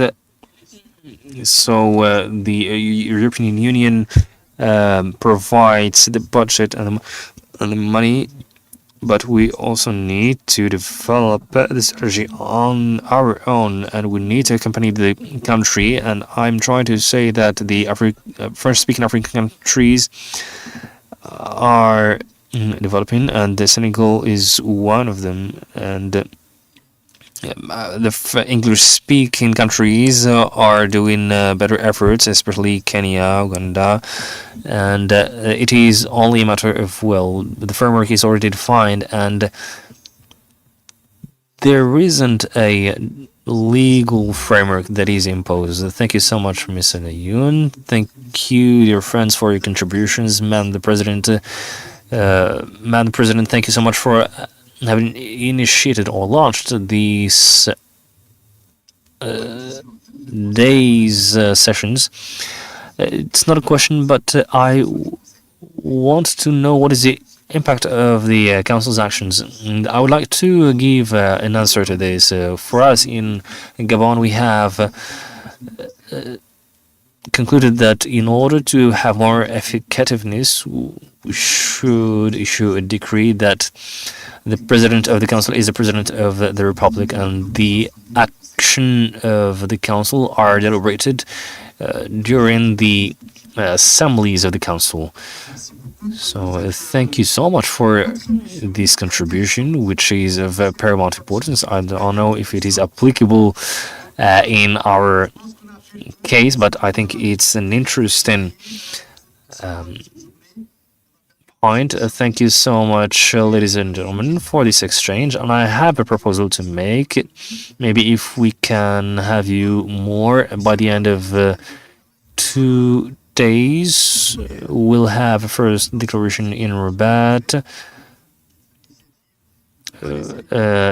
Maybe it will be an initiative, and do not leave Europe to guide us, and we can have better Africa, or better Africas in the plural form.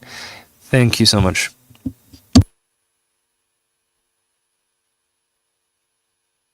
On me dit de vous dire que demain on commence à 9h30.